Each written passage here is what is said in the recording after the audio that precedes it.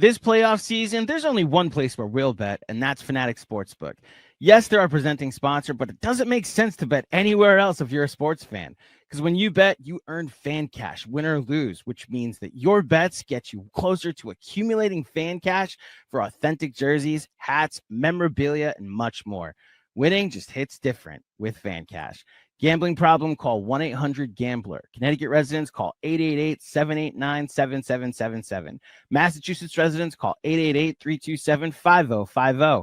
New York residents, call 877-8-HOPE-NY. Maryland residents, visit mdgamblinghelp.org.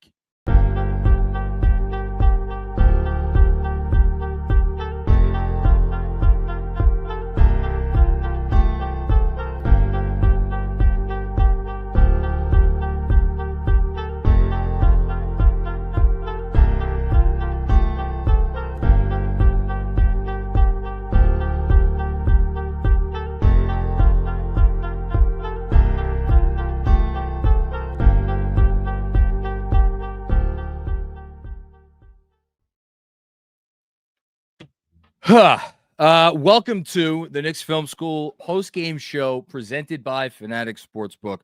I am just going to issue a statement of disclosure at the top.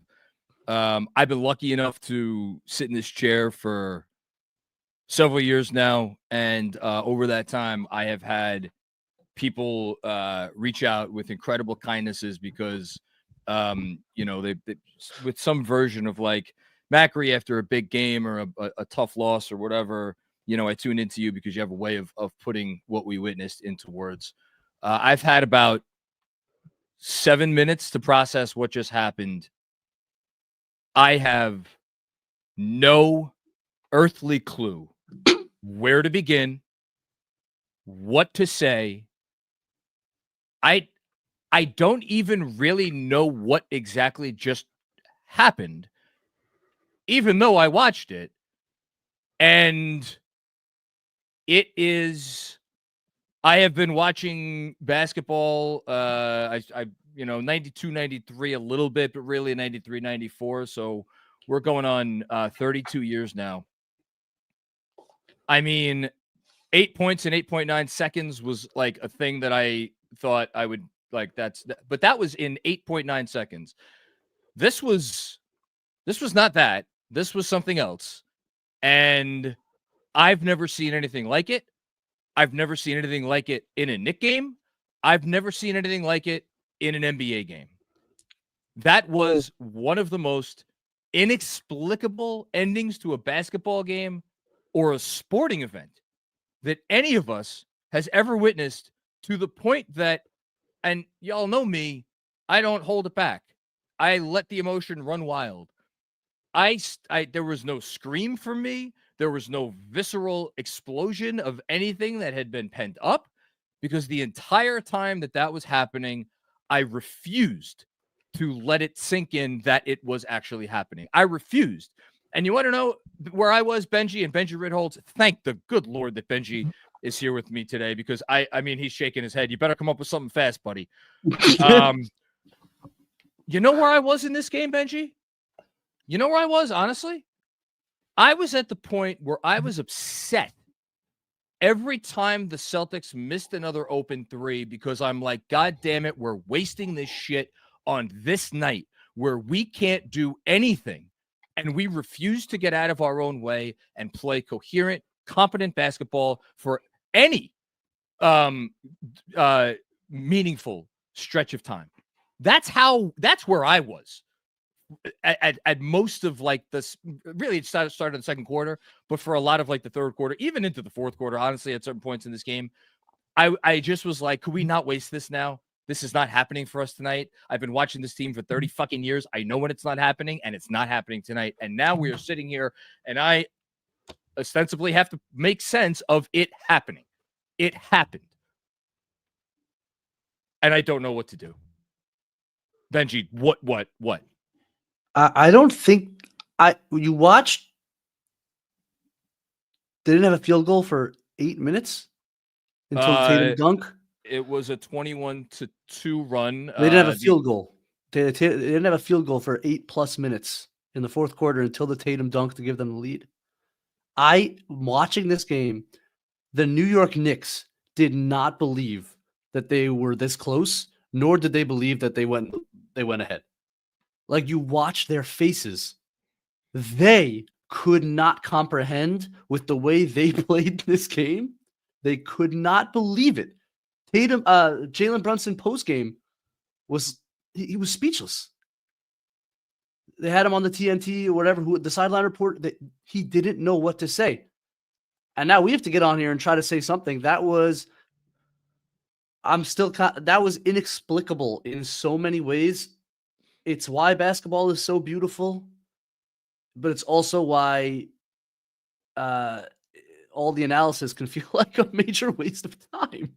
Because we throw it all out when crazy crap happens. That was one of the craziest experiences watching a game I have ever had. I stopped tweeting. I stopped talking. I was just watching this meltdown happen in real time. I don't know what to say, John. That was unbelievable in the truest, literalist sense of the word. That was unbelievable to experience. So we'll get the drinking game out of the way now. Because as usual, someone who has seen a few of these things, this was Zach Lowe's tweet. You want some basic analysis for something like that to happen. The team trailing has to play really well, and the team ahead has to disintegrate into a puddle of nothing. Label it what you want, collapse, comeback, whatever. It's a bit of all of it, and New York deserves both wins. Let's get this out of the way also. This was different than game one. Yes. Game one was there some of Boston giving it away. Was there some of Boston, not maybe going, trying to generate better offense? Was it them taking the easy fruit as opposed to working a little harder to go for, the lowest hanging fruit? I know that analogy doesn't make perfect sense, but go with it. There was some of that. This was we can't say that this was only a Boston collapse. That's why I wanted to read Lowe's tweet. You can't, if it is a 21-2 run, yes, the 2, it features prominently there, but so does the 22. And you can't magic 22 points. You can't dream it up. Those 22 points actually happened. And I think if you want to be the most optimistic you could possibly be about the Knicks tonight, I think you have to lean into this reality.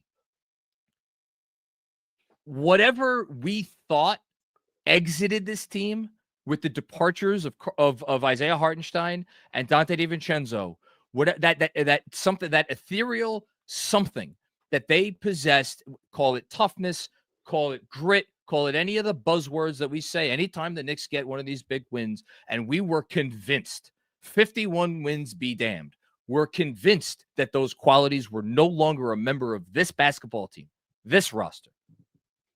I think we could safely say now that those qualities are still here to a prominent enough degree that when they were down, and I'm looking at it right now, let's put a pin in this, 84-68 when Peyton Pritchard made a 3-point shot after yet another Boston offensive rebound. I haven't even looked at the final stats on how many offensive rebounds the Knicks gave up in this game because, frankly, I don't want to. Now it was a 16-point deficit with 8 minutes and 40 seconds left to go. You were on the road. You already went in there and did your job. We would have come on here and we would have kvetched about all manner of nonsense that the Knicks did, but we would have been able to lean back on this reality, Benji. They could hit the play better button. We knew they would be able to hit the play better button going into game 3. So we would have been able to at least sleep the next few nights without feeling like, oh my God, Boston has completely figured us out. We're they would have been able to improve things. So they had every excuse to go quietly into the night. Again, down 16 with 8 minutes and change left to go in the arena of the team that hoisted the NBA title trophy 11 months ago. And they didn't quit. And I'll tell you, like the sources of that stick-to-itiveness were both your oldest and your newest Knicks. And there is something beautiful about that. Because I think if you're going to talk about anyone in this game actually having a really good performance, because I'm not sure there's anyone outside of this player for all of their minutes that you could say had a really good performance, but Mitchell Robinson was the best Knick tonight. I think by a significant margin. And Talk about it. Give me some more. Stay on this because he deserves it. He's been here for 7 years. Yeah, and when nothing else was going for this team, he was just really throughout the game rock solid, both ends, screener, rebounder, defender until that last Tatum possession, which stunk. But okay, overall, just a monster to the point that Joe Mazzulla is trying to get him out of the game because there are points where the hack a Mitch strategy is to lower the points per possession for the Knicks. But two things. Number one, the Knicks couldn't score. So to what degree are you actually lowering the points per possession for the Knicks? And number two, down the stretch, he fouls twice. That's not before they were in the bonus. That's to kick him out of the game. That's to get Mitchell Robinson out of the game because Mazzulla understood that he was their best player tonight. And that is just tremendous credit to him. 22 minutes, 22 minutes, a plus 19 in a game they won by 1. The stat line won't pop out at you. 6 points, 8 rebounds, 3 on the offensive glass, but 3 steals. 3 of the Knicks' 10 steals for Mitch. And game 1, plus 11, I believe. In a game team that high, they won. plus 13. Might have been plus 13. In a game they won by 3. So you could argue he's been their best player of the series and so that's Mitch. That's their oldest Knick. And then to see, look, Mikal Bridges was once again horrendous for 3 quarters. Not just bad. And actually, I would say worse in game 2 because his defense wasn't at the same level for 3 quarters. Where he got some one-on-one beats. Jaylen Brown went through him a couple times, got out physical, the stuff that we hated in the regular season that he's improved on in the playoffs. And Brunson and Cat go to the bench to start the 4th quarter. And they have to run stuff through Bridges. And by hook or by crook, it wasn't always pretty. He gets to a couple of mid-range jumpers and makes them. Then he makes a 3 on top of it. And all of a sudden, he comes out and has a great 4th quarter. And for a guy who's taken all the criticism he's taken and understood at that point, I'm sure, with the criticism he was about to take, should the game go how we all thought it was going to go. He was going to get all of it.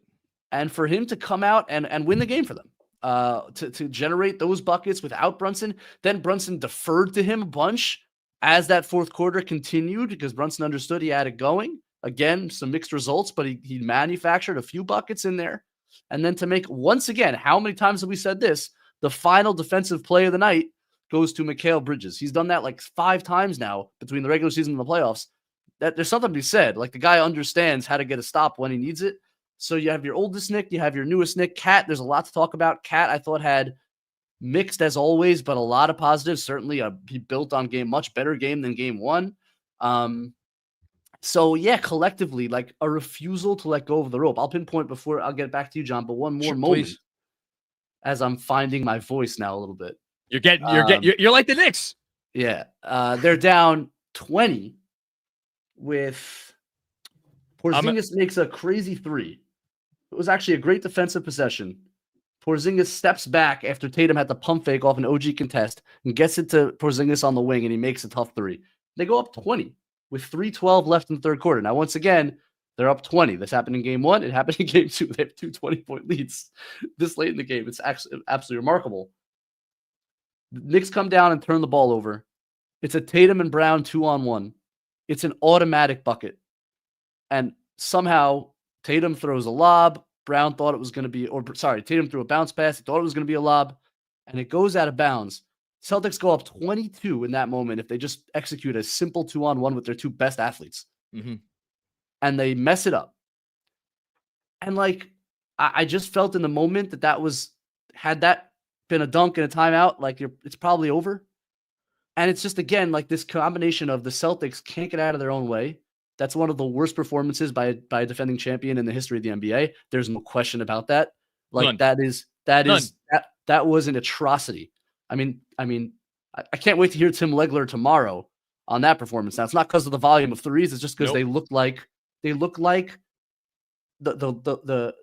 deer in the headlights on these guys. It was just like crazy. But anyway, they're about to go up 22. They don't go up 22.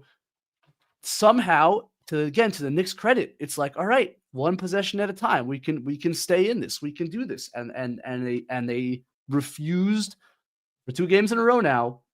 And to your point, John, when they easily could have let go, considering they won game 1, it's an easy punt, and you leave Boston with a smile on your face. Yeah, you did your job. And they refused. Unbelievable. So a couple things. I wrote the symmetry. It's not exactly the same as game 1, but the symmetry where in game 1, I believe the score was 75-55. Josh Hart hit a 3. And then I think it was White came down, hit another 3. And then we went back down the other direction. And then I think it was the OG 3 that then again cut it to 17. And then OG started to get it going. And then they started cutting to the league. So it was like, it got up to 20. A Josh Hart 3 made it under 20. The Celtics hit a 3 to respond. And then the Knicks hit a basket to start the comeback. The difference here, Benji, is after the Hart 3 and the Porzingis 3 that you mentioned, which was crazy, and the play that you mentioned, the defensive possession, after that, Brunson comes down. I forget the look that he got. I'm looking at it says it's a 28-footer. I don't remember it being a great look. And step back 3. Yeah. It was a step, and there was a lot of not great looks for Jalen Brunson tonight. We'll get into that. But then after that, I'm just gonna read the play-by-play. Derek White misses 25-foot 3-point jumper. Derek White offensive rebound. Derek White misses 25-foot 3-point jumper. I didn't repeat the same thing. That's a new line. Kristaps Porzingis offensive rebound. Kristaps Porzingis misses tip shot. Mitchell Robinson defensive rebound. Miles McBride makes dunk. And then after that dunk, we got another Hart 3 and then a Deuce 3. And all of a sudden it was 12. And I look at this comeback as a comeback in 2 stages. That stretch right there was stage 1, because if you did not pull off that bit right there, you would not have had, I don't think, going into the fourth quarter, the belief, any semblance of momentum to carry you through home, so that when it got back up to 16, there were still shreds of the momentum that you had built up still in the third quarter there. And then you started to make your push at the 8.5-minute mark, whatever it was. That's the first point that I want to make. The next point that I want to make, and we never disagree about anything. I'm going to push back on something you said, though. Good. It was a disintegration. It was a disintegration of epic proportions. And you're right. Tim Legler or anybody else isn't going to get on tomorrow and talk about shot selection down the stretch of this game as being the major culprit. That said, we must, as responsible analysts of this sport, acknowledge the fact that Boston had about as bad a shooting night as you are going to have through the first 3 quarters of basketball. And that is just a reality. And I don't know if we have time to dig into it tonight. I will say that much like game 1, a lot of those open looks did come off of offensive rebounds, which is frustrating for a different reason. I actually thought, and this is what I can't reconcile, and this is, I hope you could help me here. Through 3 quarters, I did not feel like the Knicks played bad defensively. I did not think it was a bad defensive game for them. I did not think it was a great defensive game, maybe not even a above average defensive game, but I was like, in the half court. So forget defensive rebounding is part of defense. But if we put that aside, I actually liked how they were generally going about defending Boston's actions, with the exception of Karl-Anthony Towns having some sort of brain fart in the middle in the beginning of the third quarter. Do you disagree with the statement that I just made? Let me just go there. No, I think the difference was from game 1 was individually one-on-one they got beat more until the fourth quarter. Absolutely. First 3 quarters, both Josh Hart and Mikal Bridges were the victims of just isolation, and Jalen Brunson on Holiday early in the game. It was the first play of the game. Yep. And I talked about that. Brunson needs to avoid those. Like, you need to make it a little tough on these, and like to just get backed into the rim a few times. That was the difference to me in terms of the first half defense.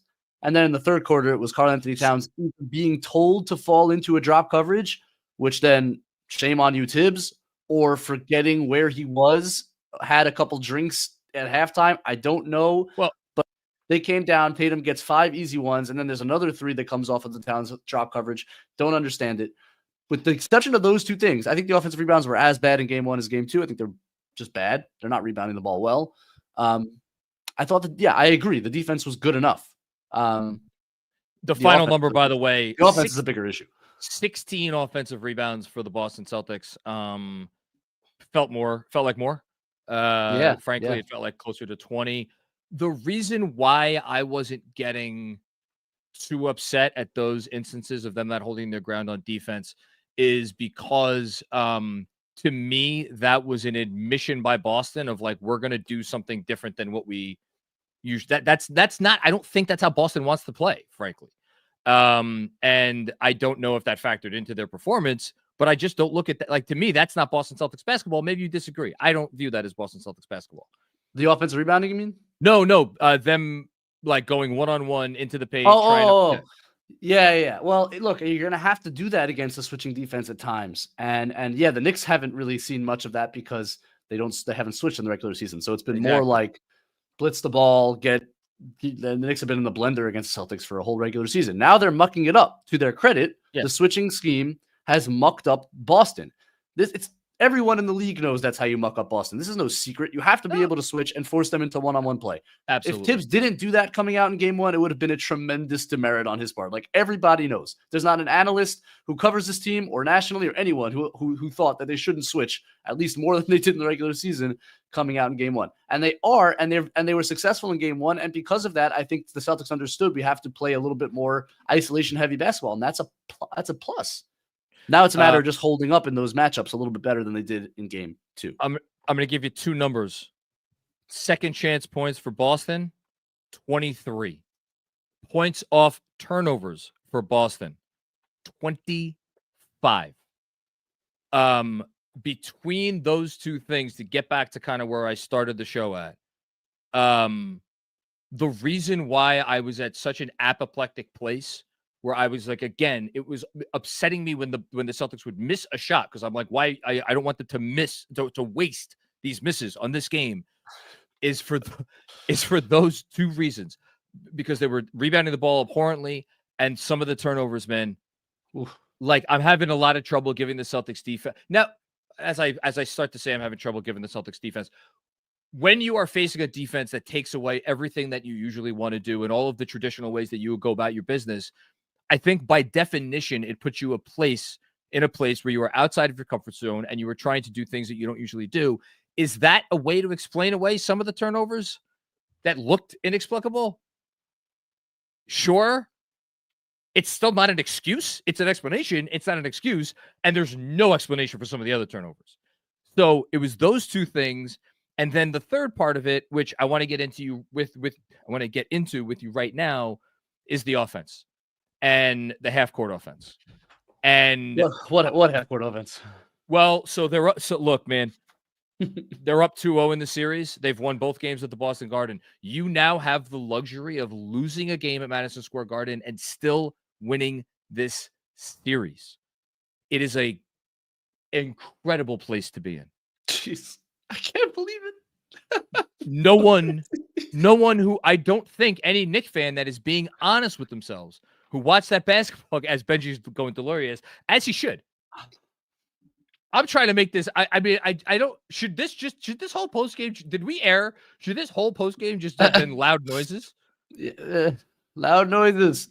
Yes. It may be, like, but I'll try. I'll try to be coherent. I'm sorry. To finish the point that I was trying to make, any Knicks fan being honest with themselves who watch those 2 games should not be going and hiring babysitters for whatever nights the Eastern Conference Finals is supposed to be just yet. Like, I saw scant little evidence tonight of a Knicks offense that could get efficient shots. against this Boston defense, but just like knew exactly what they were doing. And I'm curious, one, if you saw some signs of hope. Two, did you think it was largely unforced errors? And three, did you see anything in the fourth quarter that would lead you to believe, hey, maybe we're starting to figure some stuff out? I threw a lot at you there, so take it as you want. I think they've shrunk the floor to into a phone booth for Brunson specifically, but really for anybody. And what do you attribute that to? So that's a combination of length, which they have. Like, it's an underrated point made about the Celtics defense in general, and they deserve credit. Like, we're crediting the Knicks defense to some extent for the Celtics failures on offense. 100%. The Celtics defense is excellent and doesn't fall apart under pressure the way their offense might. I mean, their defense is legitimately excellent, and the collective length that they have, with the luxury of playing off of one, if not two guys who they're treating as non-shooters. And I say treating as non-shooters for a very specific reason, which I'll get to in a second. We'll get to in a second. Yeah. They're able to shrink this thing so that Brunson just doesn't have any room. There is nowhere to go. And then they have great individual defenders on top of that who are on Brunson. And even when Josh Hart screens, and to me, this is like the biggest difference with how they're guarding the Knicks as opposed to anyone else. So like the center's on Josh Hart. So Josh Hart screens and rolls. They are not even respecting his role. Like, they are basically shading off of his role. If he pops, they definitely don't care. If he rolls, they basically have two on Brunson, one right behind the other, so that Brunson just has no daylight at all. And he is operating in extremely tight spaces, even tighter than he's used to. And I think that is causing a lot of issues. It's not all new. The Pistons did a lot of this. I think the Celtics just have better personnel and even more focused personnel. And I think they haven't broken down on defense. In the half-court defense, they have not broken down in the series. You would say in the fourth quarter in game one, some off-ball mistakes by Jaylen Brown where he let go some threes that he shouldn't have. You highlighted one, yeah. But you talk about the fourth quarter tonight, like it was tough mid-range buckets for Mikal. Cat on the offensive glass, that remains a huge story. That, look, you're going to put a wing on Cat. The Knicks have obviously not figured out how to deal with that, especially with Hart on the floor. It's like, well, if you can't really take advantage of that in the post, he did a little bit tonight, but if you generally can't take for 48 minutes, you can't take advantage of that in the post. One way to take care of that switch is to punish it on the offensive glass. And 2 straight games where he's had major, huge buckets, just pushing Brown or Tatum under the rim and putting the ball back. And he had an and one tonight at a huge spot. And he didn't even celebrate because I'm telling you, John, he did not believe it. He couldn't believe it. Was that the tying bucket or put them down 1 maybe? I think they were down 3. The Cat put back, yeah. And 1. So the Cat put back and 1 was at 2:33 to go. It brought them within 1 point. Yeah, and he couldn't believe it. Like they were like shocked. It was just so crazy. But like schematically, that's one way they need to punish Boston for the scheme. I think they're really struggling to generate anything out of their normal actions. And look, Josh Hart starting to shoot the ball and make a bunch of threes. I don't think 3 of 6 tonight. If you don't reach 90 points, they reach 91. If you don't reach 92 points, the Celtics aren't going to change their scheme to any great extent. But we all said it. Josh Hart's going to have to take a lot of threes and make some threes to win this series. And so far, I mean, tonight he made 3, 4. What did he make? He made 3 of 6. So this leads me to there's a few things I want to get to. My biggest cognitive dissonance in this game is watching this game and feeling exactly like you do, which is that in this game tonight, the negatives of Josh Hart on the offensive end, at least, outweigh the positives. And then I look at his stat line and I see 23 points on 9 of 15 shooting. And I say, well, that doesn't make any sense with what I just said, but I know what I watched and I know how I felt watching it. Yeah. It is the dissonance. It is the Hart dissonance. It should be named after him. Because he played great. He played great. Not just well. He did what he could do. He did everything he could do. He did great. And it's just like the way it empowers the Celtics defense to make it hard on everybody else. In fact, early in the first half, Mitch is in the game with Cat, and Cat gets like 3 post-ups in a row where the Knicks score or get either they scored or he got an assist. I think he may have scored 3 times in a row. When he got going.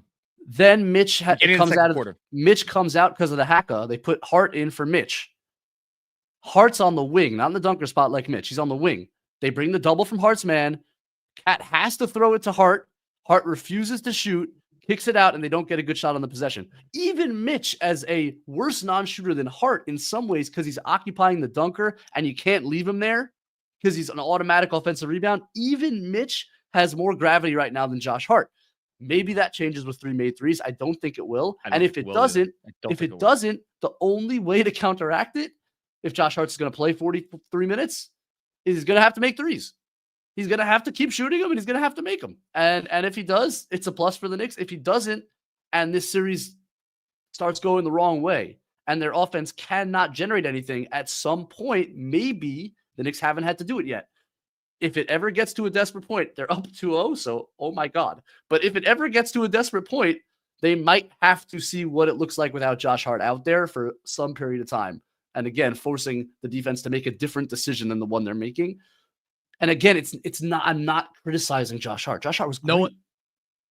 Listen, he's the best plus minus of the team in the playoffs. Yep. You can't. He's been the most consistent Knick through 8 playoff games. You can't say anything bad, but this is just the reality of the situation. I want to go back to Mikal Bridges for a second because that man scored 14 of 16 Knick points in the middle stretch of the fourth quarter. And when he scored the first of those baskets, if I lost it, of course, when he scored the first of those baskets, the Knicks were down by 15. And when he scored the last of those baskets, the Knicks were within 7.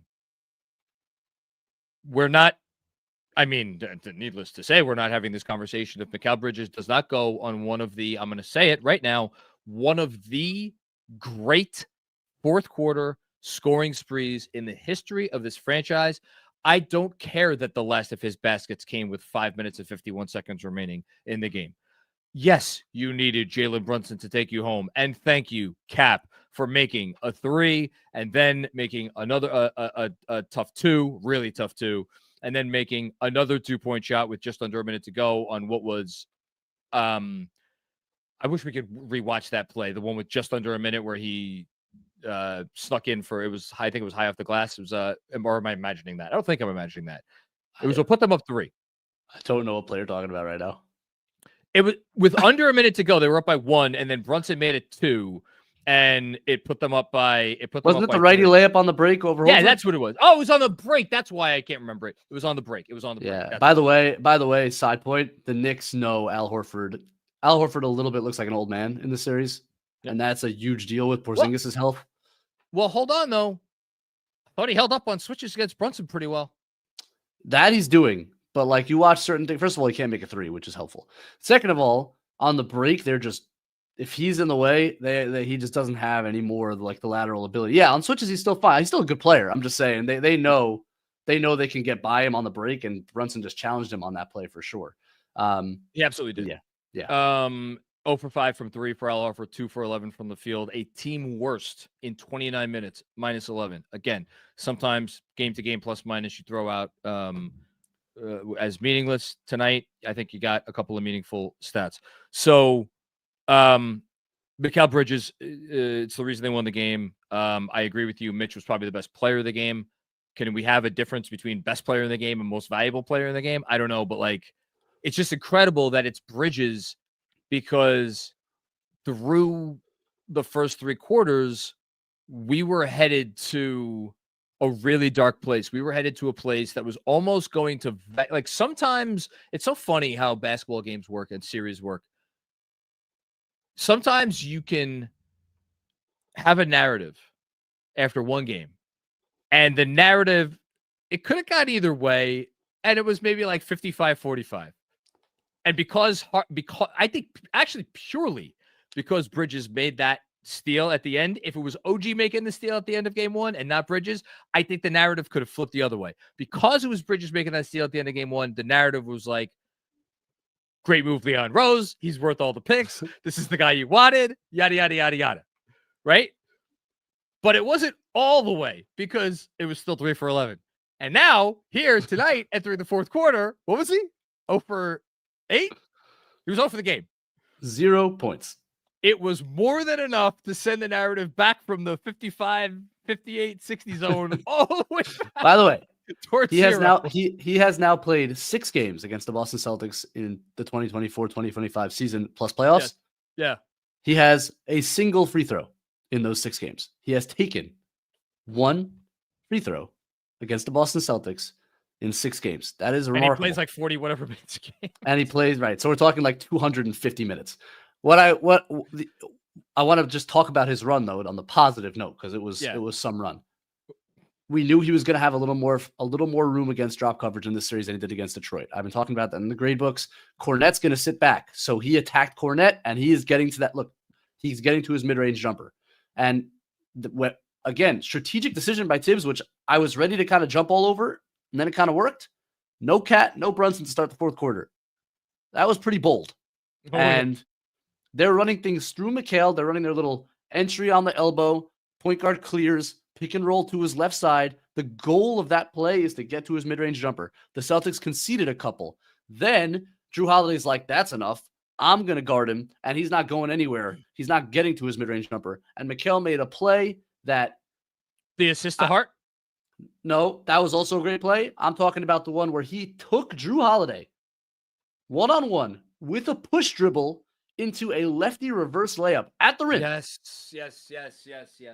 Now that is not something we've seen a lot from Mikal Bridges against a great physical defender. He struggles against physical defense. His dribble can get, and it sometimes in this game can get a little wonky against physical tough defense, but that move was legit. That move was legit. Yeah, if we could avoid the high dribbling, I mean, the high dribbling, that's how he dribbles. If we could avoid the dribbling around thickets, we want to stay away from the thickets. We want to be anti-thicket if we're Mikal Bridges, because when there's a thicket around, it usually is not ending well. But when he has a little room to work, so I know this is crazy because we've been talking for 40 minutes and it feels like probably 80% of it is us like not bashing the Knicks, but like not being as exuberant as you would think two fucking Knicks content creators would be after that win. And I apologize for that. But again, I just don't know how to go about this because, again, don't know what the hell we just saw. Let me get this a real big positive. And I think this is a big positive. With all due respect to everything you just said, which is all true, by the way, about the Knicks operating in a phone booth and the Celtics very easily having a game plan. It's not like the game plan requires them to think all that much. It's a very obvious game plan, and they're just like a bunch of talented defenders, and they're executing the game plan. Not rocket science here. For as true as all that is, Mikal Bridges, 6 of 18. OG Anunoby, 2 of 9. Jalen Brunson, 6 of 19. And then you could go Karl-Anthony Towns, 9 of 16 for 21 points. The only person on the floor who had more points than field goal attempts other than Josh Hart in the starting lineup. But, like, they also turned over Towns 4 times, including a couple key ones there in the beginning of the third quarter. So, like, on offense, I think those guys, I mean, I don't know what if this counts for analysis. I just think they could all be better. I think they could just hit some more shots. You tweeted it out. Some of OG's decision-making on the shots were ridiculous. Some of the Brunson stuff was not ridiculous, but like, it wasn't game 2 against Detroit bad, but it was like a level away from that. And Bridges just had good looks throughout the game that he missed. Of course, he then made them in the fourth quarter. Yeah. Brunson, I think he's just like trying to figure out where he can find some spots.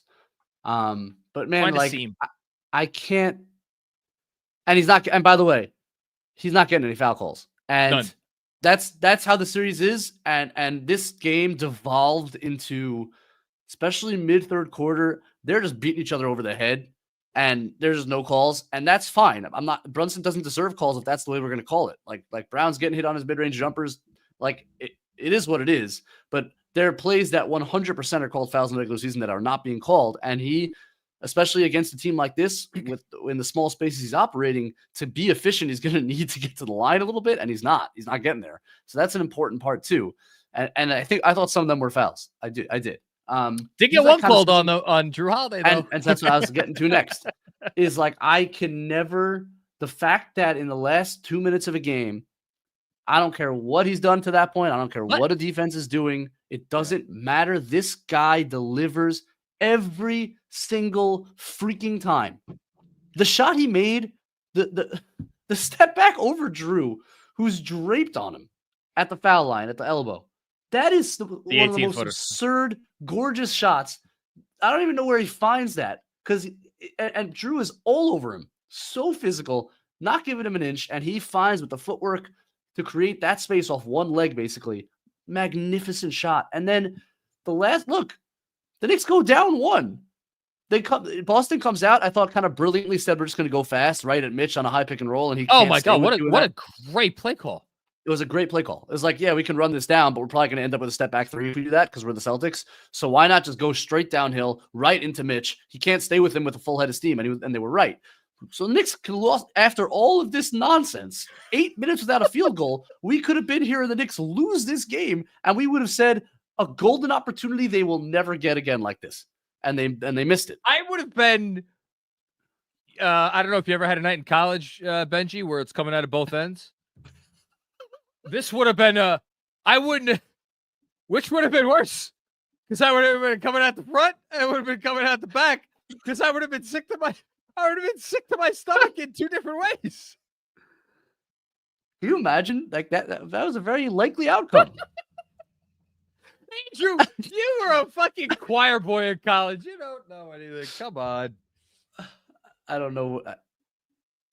And then Brunson comes down and dribbles a lot and spins and draws a foul. Yeah. And they win the game. And he makes both free throws. And he makes both free throws.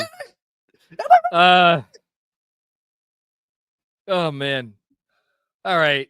I'm trying to think if there's any place else we need to go. Benji has lost it. I'm the one who took a gummy before we started. Shout out to Cornbread. And Benji's the one who's losing it. Boy, my students are lucky tomorrow. Oh boy.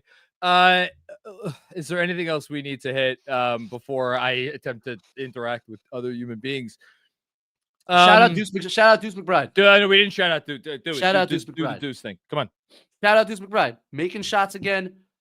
Better defensively in game 2 than game 1. Actually held up on some switches. They let him switch, which they should do. Certainly on Jaylen Brown. Maybe even on Tatum. They allowed him to switch a little bit more. He held up. That dunk was a huge play in the game. Cut it to 18 from 20. Got things going. And he's just playing good ball again. And we love Deuce McBride, and we're happy that he's back playing positive basketball. So I wanted to shout him out. And look, OG Anunoby, really poor offensive game. He was gassed. He is so tired, and rightfully so, man. He is working harder than anybody in the league right now. And we can excuse an offensive lapse. Still, his help defense, John, in this game, ambush double teams all over the place when they least expected, coming out of nowhere, getting a hand on ball. Can I say something real quick? Performance, please. OG Anunoby, 4 steals and a block, and countless other interruptions. I lumped him in with Mikal Bridges and Jalen Brunson before. I should not have done that. That's a bad job by me because, one, there are some games where you just don't hit shots, and OG Anunoby took 4 threes tonight. He made one of them. Even the plays that I obviously agree with you because I brought it up. The plays where he's forcing it, like I get where he's coming from because again, look at the Knicks offense, and for him to go out there and do what he does on the defensive end, where the Knicks would be in this series without that and without him, I don't want to know. So I that was a bad job by me grouping him in with everybody else basically because he was on a different level defensively. Sorry, the other thing I want to say, I thought it was a really nice play call. I'm pretty sure it was out of a timeout. The one where Cat got the offensive rebound or the offensive rebound of the putback. It was off a Hart miss. I thought the play, it was Brunson getting Hart, what I thought was a great look on a cut under the basket. I thought he had a really good look. I'm pretty sure that was out of a timeout. So I just wanted to give a shout out because I wrote that down on my notes as well. Yeah. No, for sure. And like OG, man, I think he's got them spooked a little bit, honestly, Boston. Like if there's like, I don't think they want to be near him. I don't think the whole offensive strategy is to know terrifying human being. The whole offensive strategy is to get OG off, and I think that slows things down for them as they try to navigate that, and they're always aware of where he is. And when they're not aware of where he is, he comes and takes the ball, so they should be aware of where he is. He's changing the whole outlook on that end of the floor. And I just like the work he's doing in help on the ball, combination of all those things. And then, the offense, I said it in the Detroit series because I felt the same way about how he was guarding Cade Cunningham. The offense is a bonus right now with the way he's playing defensively. And if he gives it to you, great. And if he doesn't, you just kind of let it go. I'm going to ask you one more question, then we're going to go big picture, and then we'll do our segment, and then I'm going to get you out of here under an hour. I promise. One tactical thing, the Knicks have thus far in 2 games generated 2 3-point attempts for Karl Anthony Towns. Oh, yes. It is like, so clearly we saw them try to do it in the third quarter, and obviously they went and tried to do it in the third quarter again tonight, trying to use Towns inside the arc because, look, they're playing up on you. Go do what you do and try to make hay of it. He did a little bit. I thought that like the sum total of that third quarter stretch, 2 for 4 from the field. Actually, it may have been 2 for 5 from the field, but because either 2 for 4 or 2 for 5 from the field. 2 turnovers, and then there was the offensive foul, so actually 3 turnovers. And then I thought his defense is it a coincidence? You always talk about this. Big Cat offensive games often lead to silly all back, overall. Was it a coincidence that the defense started to drop off as he was getting more of usage on offense? Like, I had a lot of thoughts going through my head during that stretch of the first 5-6 minutes of the third quarter when, by the way, like the lead went up to 20. Yeah. Could you, I'm thinking of green eggs and ham, not scrap your current offensive. Benjy again. It's like green eggs and ham reference. We're doing coming out both ends, and we're doing green eggs. Maybe the green eggs and ham is what is making it come out both ends. I feel like I'm gonna get another face from Andrew here.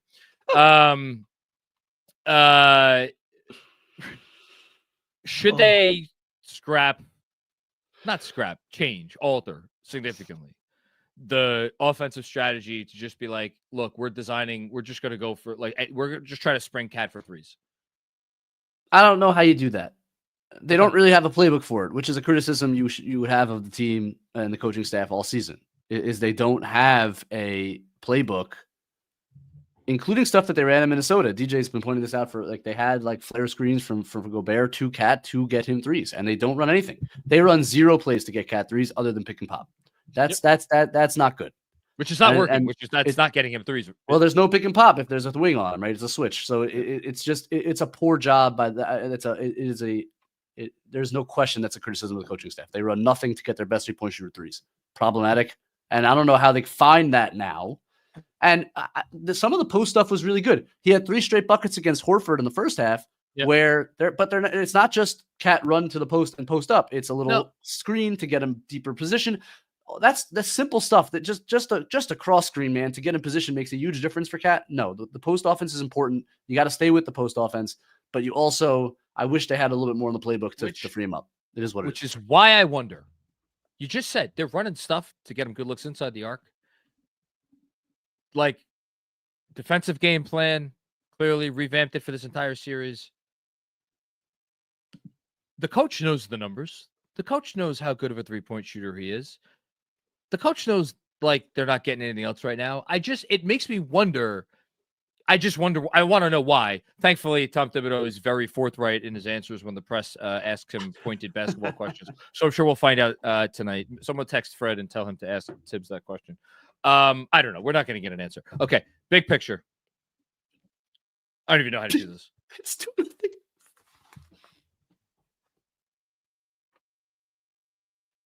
I think it just hit me. I haven't said the words out loud, have I? Which ones? They're up 2-0. They're up 2-0 in the series. They're 2 games away. They're 2 games away from the Eastern Conference Finals against I don't know who.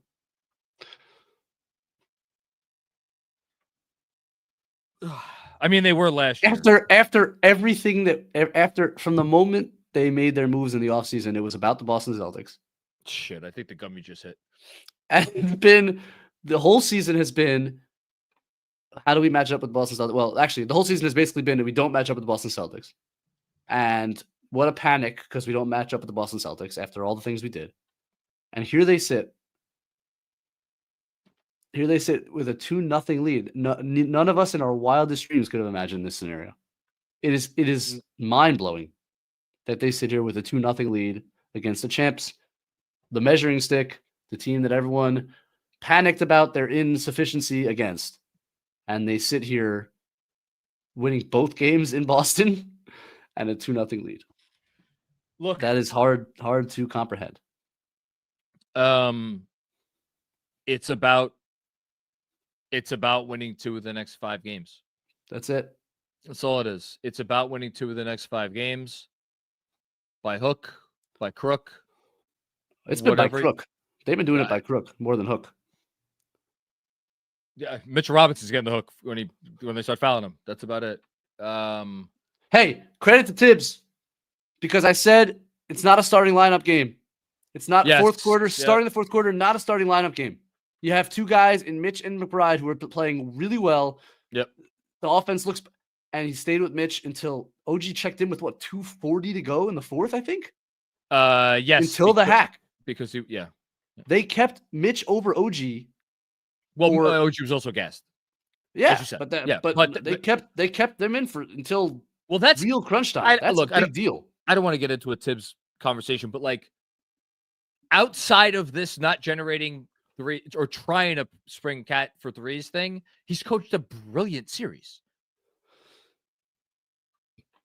It's just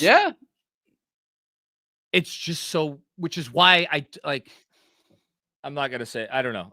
Don't say it. No, it's you got a long way to go. No, a lot of basketball to be played. Look, if you call it basketball, yeah. Look, go win 2 more. I don't care where you win them. I don't care when you win them. You lose 3 straight, wins game 6 and 7. I don't care. You got this gift now here. Go win 2 more. Go win 2 more for the fan base that is stuck with you. Go win 2 more for a president of basketball operations who took a big fucking chance. Go win 2 more for a coach that takes a lot of shit. And most of all, obviously, go win 2 more for yourselves, because you took a lot of shit this season. This roster took a lot of shit this season, despite the fact that they did win 51 fucking games. And all it was you're not last year's team. You know, go win them. Go win them. And like, I'm going to stop there. Go win them and just go do what you should do now. All right. Before we get to our segment here, anything else from you, Benji? No. I'm amazed I got as many words out as I did. Got a lot of words. Thank God. Oh, this would have been. I am flabbergasted by what we just saw. I am absolutely amazed. All right, G-Mac, come on in, buddy.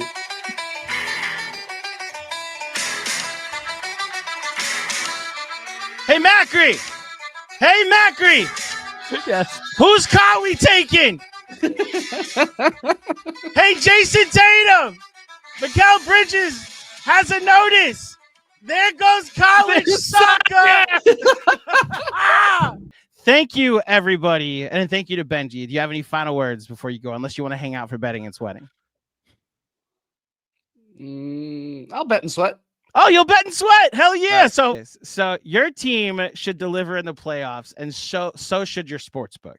If you were watching Warriors-Wolves last night, you know Steph Curry unfortunately left the game due to injury. With every other sports book, that would have cost you on your Steph Curry props and parlays.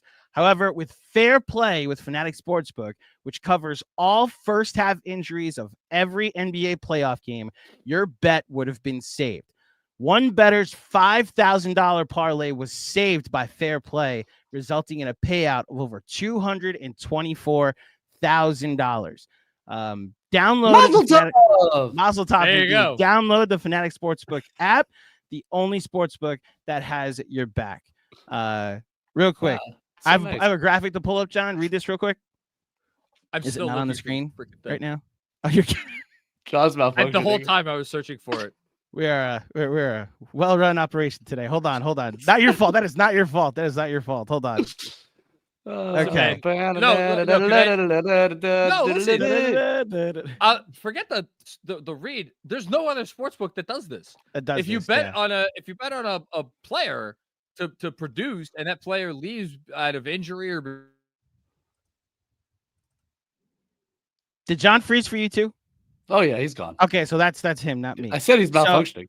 We're just gonna put this on the screen real quick. Am I back? So yes, you're back. So this is the parlay that happened last night. So look at that wager. It's a 4-leg parlay of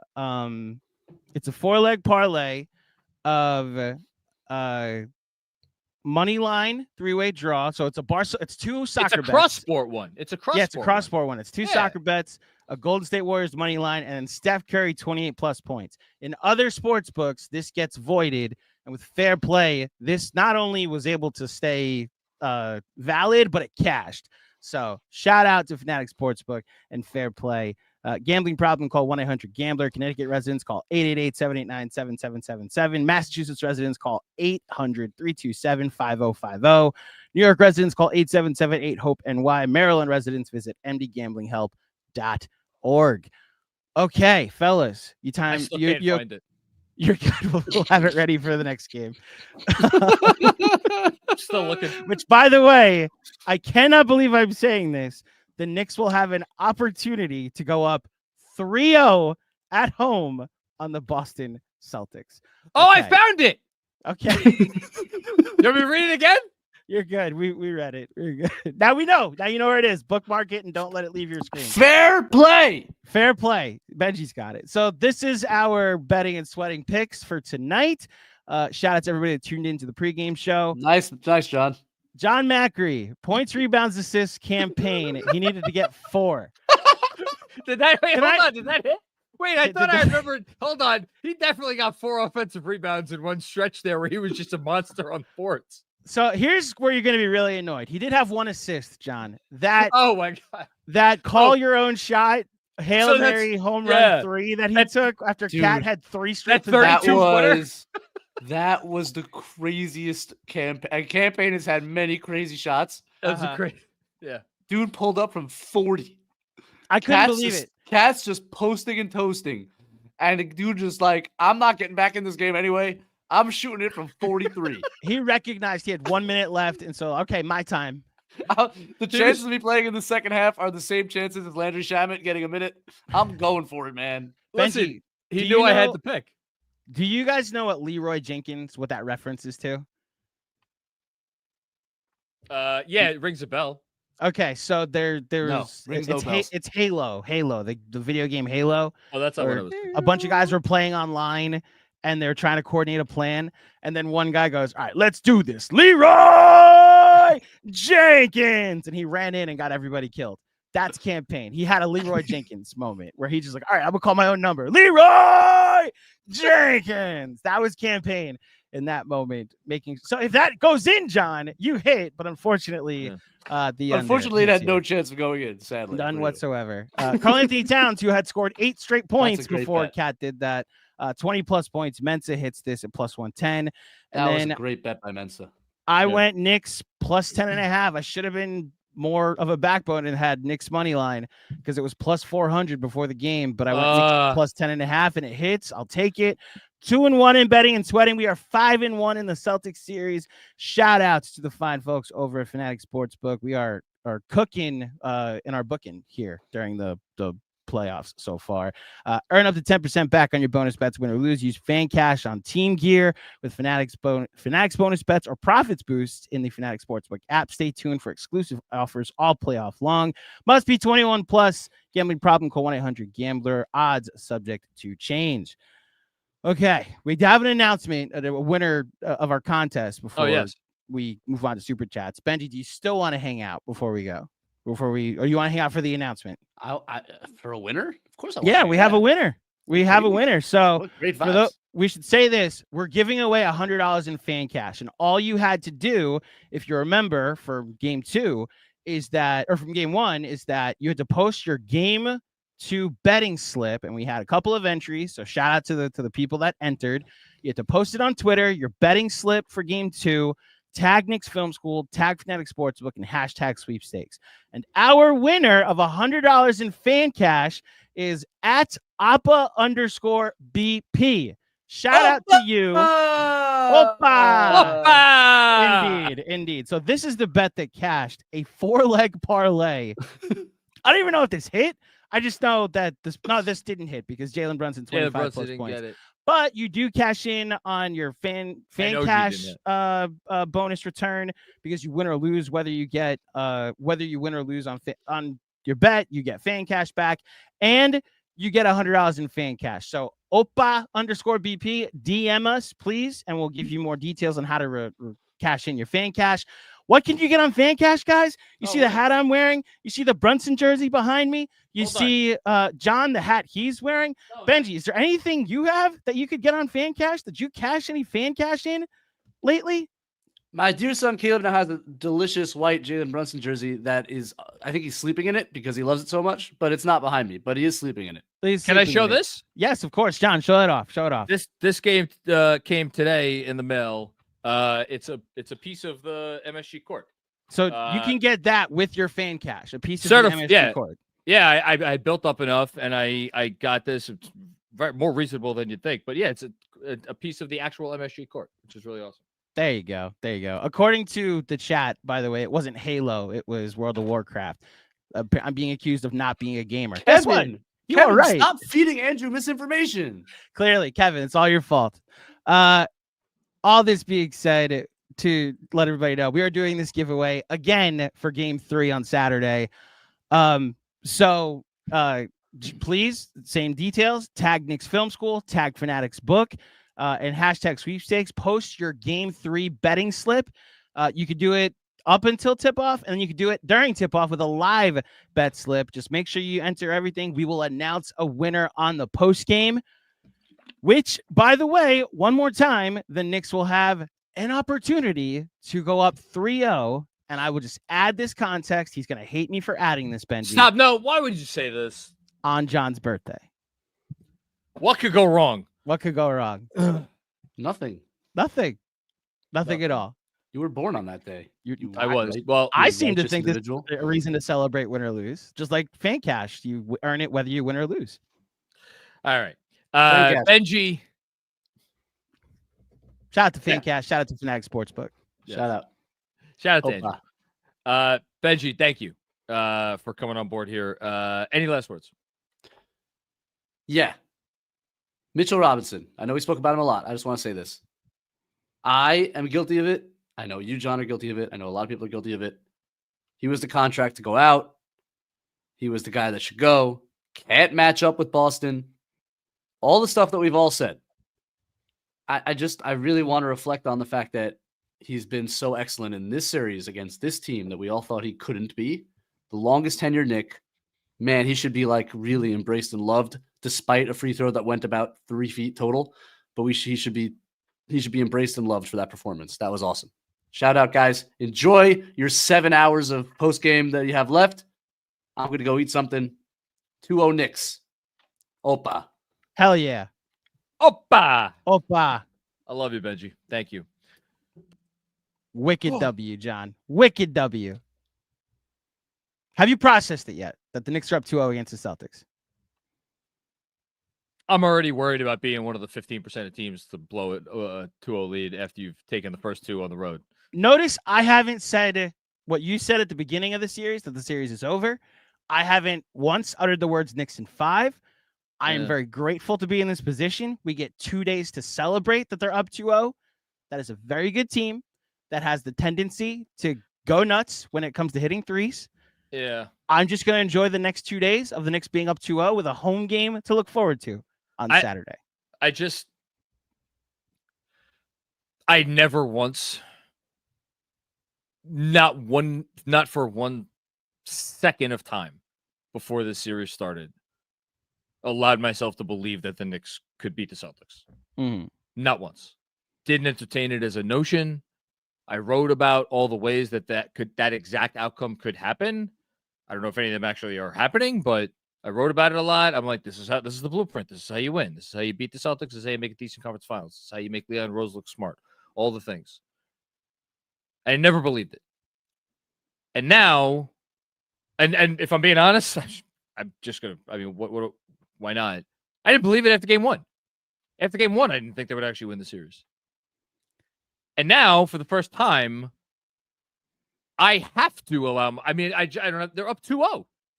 They won both games in Boston. I have to believe that they have a chance to win the series and advance to the Eastern Conference Finals. And that is a unexpected place to be. And like, I don't know what to do with that, but that's where I'm at. And let's fucking go. That's all. Let's go. I will co-sign your disbelief. In fact, I would encourage people to go on to become a Knicks Film School patron for other reasons. We have a lot of bonus content, but watch the playback, watch along with the game feed.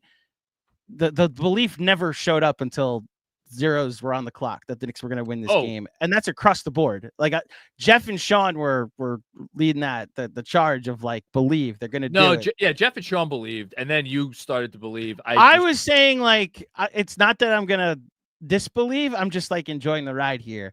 But for those wondering, this was the last second moment as time expired of the four of us. So jubilation on the bottom, disbelief on top. For those that have not watched this yet, please go to our YouTube channel and watch it after the post game. You could also watch it. I'm literally, as soon as I log off here, I'm going to go post the full feed of our watch along for our patrons. It's a mellow tier and higher. We'll all have access to this. Yeah, I'm allowing myself to realize that this may be the year. Job not finished, take it a game at a time, whatever saying you want to go to. What I was thinking was going to happen is clearly not going to happen. So I'm now just going to enjoy the unexpected because we're now in a territory that I never thought we'd be. So shout out to the Knicks for defying all those nevers and those disbelievers, the non-believers, whatever, because this is starting to feel like something, and I'm enjoying it in the meantime. John, enjoy your post game. Mark, you know what? He's always just chilling over there. Mark, what's up, Mark? I had to bring you on stage. We got to bring you up here, buddy. Wow. Nobody wants to hear me right now. I'm you're sick. Okay. Yeah. But listen, hell yeah. I got one thing to say. What's up? I want to reiterate something that Andrew said in the first post game. How you like them apples? Hell yeah! Oh, Mark, I had that ready just in case you called me up. That was beautiful. Why not us, baby? But I'll be listen, I'll be hanging out with my friends Vapor Rub and Severe Sinus Relief Mist, and I'll be toughing this pretty long night out from what I could tell it's gonna be. Just like my boy Josh Hart would. Josh Hart. There you go. Get Knicks leading scorer, Josh Hart. Excuse me, by the way. That's right. Game leading scorer, Josh Hart. Yeah. 23 points. What a drunk playoffs we're a part of. Okay. Unbelievable. People, enjoy your post game. Enjoy this victory lap that we're all going to take for the next couple of days. Hell yeah. Let's go, Knicks. Okay. I guess I got to do this now, huh? This is I just can't believe that this happened. I know it's been, what, an hour and a half now? Close to it? Unbelievable. Let's talk about it. Let's go. Let's go. Nickhead! Let's go, Knicks. I love it, baby. I think this might have been from before the game, but all the better. Thank you, Nickhead. Robert W. Cross. First time, long time. And Mark, let me know if any of these are from before the end of the game or what the whole thing is. Okay, so these are the only two.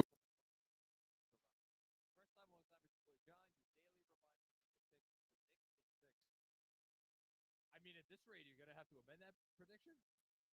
John, we lost your mic. Oh, that's because I muted myself. Sorry. The last thing you said was, okay, these are the only two. And yes, then okay. That was it. All right. So Robert Cross, first time, long time. He said your daily reminder that I picked the Knicks in 6. I was going to say, Robert, you may need to amend that prediction because, man, the way they're going. But I'll sign for it. I'll sign for it right now. Sure, why not? Knicks in 6. JD, Celtics are so mentally soft. It's hilarious. Yeah, we haven't, we've obviously approached this postgame like a Knicks postgame show and not a Celtics postgame show. I am very curious to hear what the reactions are on Boston side. And is it going to be a focus on how mentally soft they are? Or is it going to be more... Yeah, I mean, it's either that or that's got to be that. Or is it going to be more X's and O's focused, and shot selection and stuff like that? I would imagine it's going to be the mentally soft part. Thanks, JD. Mr. McBagels, what's going on, man? If we, Bridges and Cat, we Bridges and Cat wins us the series, we owe the front office an apology. It is the basketball version of Moneyball. We should write the script right now. Yeah, I mean, I was thinking about those trades because Zach and Bill did a pod or yesterday, I guess it was, talking about Cat and his career, and they talked about the Cat trade, and Simmons was like, it has to be considered a good trade. It's like about as good an outcome as you could have expected, which is an interesting thing for him to say. But I don't disagree with it. The Bridges piece of it is the more fascinating piece because the Cat piece, like, they didn't have a center. They didn't give up. Not that they didn't give up a lot, but like you got him for what you got him for. Like that part, like the Bridges part is the part that's fascinating to me. And I tried to write about this with some matter of coherence after game 1. Like it wasn't people grouped them together like, oh, the Knicks this summer, like, put together the team to beat the Boston Celtics. Like, Cat wasn't really for that. Like, I'm sure they hoped, but that wasn't the Cat. It was the Bridges trade specifically. It was the Bridges trade that got everybody being like, oh. And that's why for even the people that were like, yeah, it was an overpay, but like, they're like, oh, we get it though. We get it. Look who you got to beat. You got to beat Boston. Okay. So this is what you do. This is the trade you make to beat Boston. And that is why the Bridges piece of this and the fourth quarter that he just had, like, we're talking about 6 shots that he hit, right? Should those 6 shots, might those 6 shots be the determining the swing piece in which way this narrative goes? Oh my goodness, the front office, they gambled and they knew what they were doing the whole time, or they just pissed away, a half a decade worth of leading up to this point. It's just the whole thing is just so fascinating to me. Anyway, thanks, Mr. McBagels. Busy. In case you didn't know, defense wins championships. Look, man, you're being facetious, and I don't blame you. Knicks played some defense tonight. Even before the fourth quarter, the Knicks played some defense tonight. It wasn't perfect, but what a performance! What a gritty,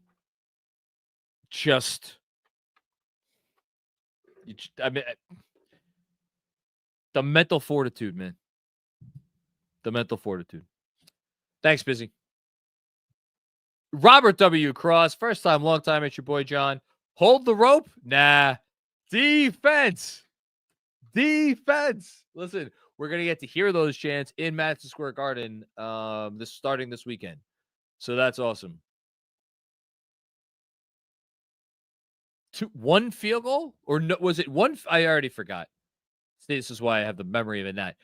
Was it 1 field goal or no field goals for 8 minutes and change? So the field goal that broke the streak was the Tatum make with 18 seconds left. And before that, you got Tatum free throws. You had White free throws. And 8 minutes and 22 seconds. 8 minutes and 22 seconds without a field goal. It's insane. Thank you, Robert. Hannibal Miles, we are the New York Knicks. It's starting to feel that way, isn't it? It's starting to feel that way. Is this team actually doing this? Talk about out of left field. Did not see this coming. Thank you, Hannibal. Manny Campos, what's going on, Manny? Missoula's a clown. Go watch The Town. F. Jaylen Brown. Knicks and 6, baby. Presented with that comment. Thank you, Manny. Betty Bills, 26. Let's fucking go. Job isn't done. Nets should have asked for more. Boy, oh boy, am I happy that I wrote a scathing takedown of Mikal Bridges comparing the man to Evan Fournier. I did this like 2 weeks ago. It was after game 2 of the Detroit series, where if he makes even one of those threes down the stretch of the game, I ain't writing that because they probably win. And it was just a season's worth of frustration based on stuff we've seen, based on assumptions that I made, about how, man, we had a culture here and this guy came in and he's just not it. Well, guess what, man? He is it. He is it. We're seeing it. And I know he went 0 for 8. He was 0 for the first 3 quarters. I get it. He doesn't give up. He doesn't give in.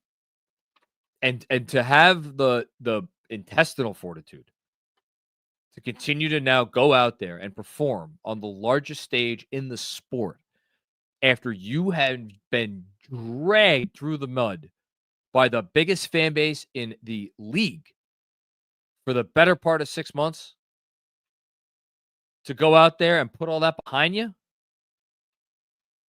and go and to be able to put the first 3 quarters tonight behind you and go out and do it. Like, man,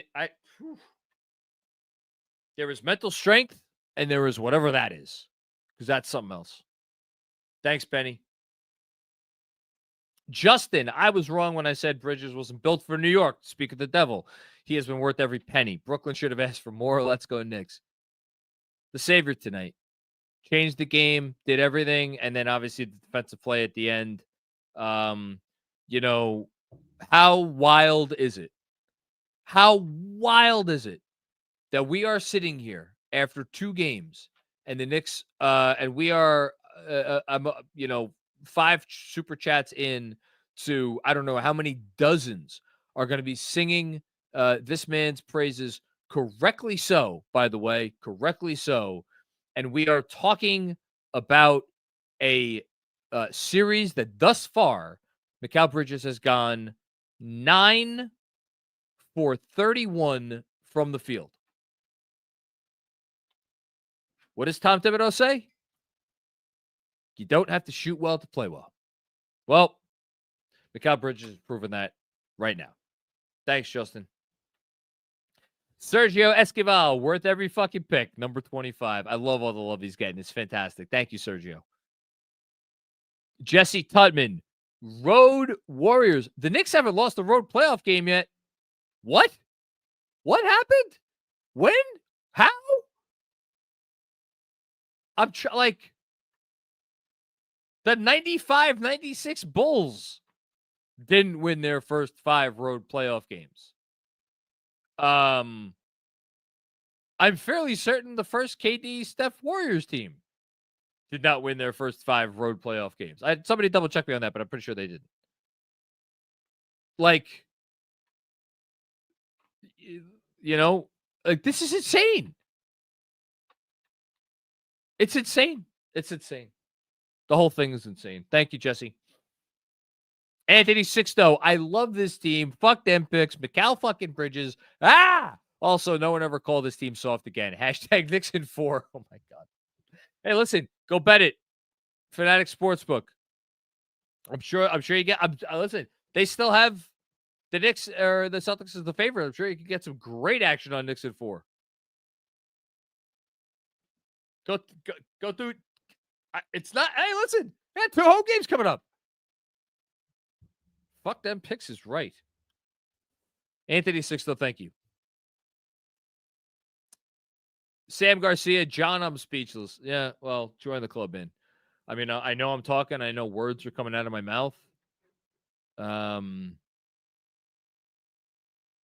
Still, I still don't believe it. Thank you, Sam. Kanye and Pepper, what's going on? How? Oh my fucking God. Thanks, Macri. How?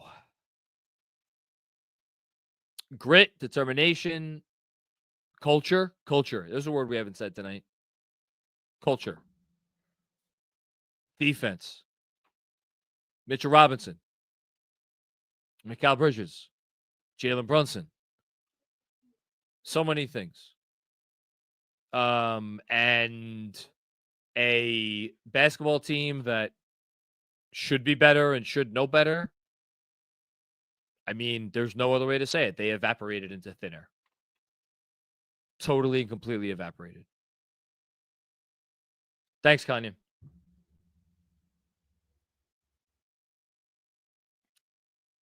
Another one from Robert W. Cross. I thought. Now I don't see anything. There it is. First time, long time. It's your boy John. Going to say that some of us were too hard on Tibbs. What? No. Wait. That was the thing? Listen, when you win games, coach tend to look smarter. The Knicks have been down 20 points in both game 1 and game 2. In neither of those instances was I personally putting much, if any, blame on Tibbs. It's literally the only thing I can think of right now. I know there's been some quibbling about Mitchell Robinson's minutes when Tibbs is putting him in the game. As far as could you try to take a little bit more advantage of the Celtics strategy to try to put him on the line if you put him in, beginning of the second quarter, beginning of the fourth quarter. I think tonight he did that actually. He put him in at the beginning of the fourth quarter, and I'm fairly certain he was in at the start of the second quarter, although I'll double check that. Yeah, he was in the game. So that's an adjustment. It's literally just like you're not making more of an effort to get threes for Towns, and yet that isn't something they've done all year. And it's like I don't know. It's the only thing that I could think of, but it's a big thing potentially. And I don't know. I'd love to know what's really going on there, because I don't know if it's as simple as like they're like, yeah, this isn't something a strategy we want to use. I don't know. Seems odd. Thanks, Robert. Andy Sawicki, it's time to start talking about these layup lines. 3-0 since they've started the Mikal takeover in the fourth. Let's go next. Yeah, it is all about the layup lines. Keep going now, man. Don't stop. Keep going until you lose, at least. Thanks, Andy. Hush Zoo, I've fired Tibbs 4 different times this game. Traded 4 players this game. There's something special going on. This is insane. I don't know how to feel. Be happy they're up 2-0, man. Be happy they're up 2-0. Yeah, I don't, the only big picture thing, again, I didn't really see anything much with the coaching before the comeback, but like, I was really asking myself some Towns questions in the third quarter, like after he left, or as that was happening. I'm like, man, what's, and again, Simmons was and Lowe mostly were talking about it on that pod today about like the theoretically perfect version of a basketball team that Karl-Anthony Towns like fully actualizes himself on both ends on the team. And, Lowe made the point, like that team just might not exist. Or if it does, it's like so specific. It's like, what are the odds? But yet he helped win the game. He helped win the game. Thanks, Hush. Drew P. All-time great offense, my ass. Can't score when Mitch is on the court. Locked up Tatum, Brunson closed. Tibbs coaching down the stretch was great. Yeah, no, it's all of it's true. They've done a phenomenal job of Jason Tatum tonight. I mean, one thing we haven't done is we haven't gone through the Celtics shooting stats. I mean, I'll do it quickly right now. Tatum, 5 of 19 from the field, 1 of 5 from deep. Al Horford, 2 of 11 from the field, 0 of 5 from deep. Drew Holiday only took 6 shots, 4 of 6, but only took 6 shots, missed both of his threes. Derek White, 3 of 11 from 3. I felt like he had the most open looks that just missed. 6 of 17 overall. And then Jaylen Brown, 8 of 23, 2 of 7 from deep, which for him actually is not atrocious. The numbers in there that interest me the most are probably because like Brown 8 for 23 with 2 of 7 from deep. That's 6 of 16 from 2. It's not. There are a couple there. We could talk about that a little bit. We could definitely talk about some White missed open threes. Like he very easily could have gone 5 for 11 instead of 3 for 11 in this game. The one that interests me the most easily, I didn't even read Porzingis because Porzingis is just not right. Pritchard, Pritchard 3 of 9 from deep. All 9 of his shots were from deep. He only went 3 of 9. He missed some open ones too. Him and White, both of them missed some open ones. Tatum going 5 for 19 and 4 of 14 from 2. Like that's of everything that we could like. There's a dozen different things in this series so far. You could ask, is it what New York is doing, or is it what Boston isn't doing? Of all of those things, the one that interests me the most is Tatum. How much of this is just on him, and how much of this is on what the Knicks are doing? And even that question, it's not even that interesting because here's the thing. There's zero doubt in my mind. Zero. That regardless of anything the Knicks do or don't do, Jason Tatum could come out in game 3 and have 45 points on 24 shots and absolutely look like not only the best player in the game, but the best player in the sport. He's that good. We've seen him do it too many times in tough situations again and again and again. So I don't doubt that at all. I am still curious about the performance thus far. And I really want to give the Knicks credit like you're doing here.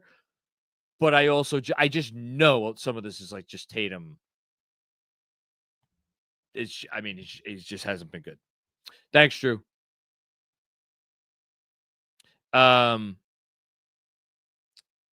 Cab Ian. What's going on, Cab Ian? What an incredible team to root for. Let's fucking go. Yeah, fun group. Pretty fun group. Thanks, Cab. And it's fun because you never know what to expect. Luyan, what's going on, Luyan? Thank you for the generous super chat.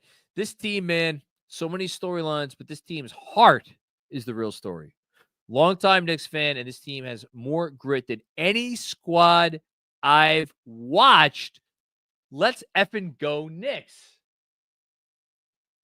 You know what, Luyan? I don't, you say you're a longtime Knicks fan. I remember I was here for half the 90s. I'm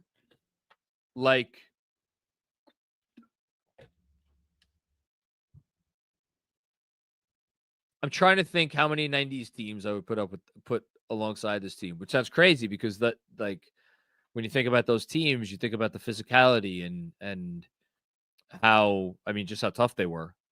Physicality, toughness, the whole thing. But when you're talking, man, their heart, their grit, that's such a specific thing. Like, dead to rights in game 1 versus Detroit. Dead to rights in game 4 versus Detroit. Dead to rights in game 6 versus Detroit.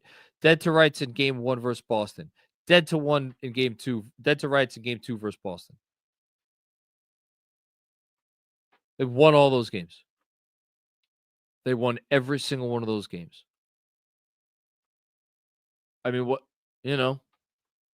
It's this year's team and last year's team. For me.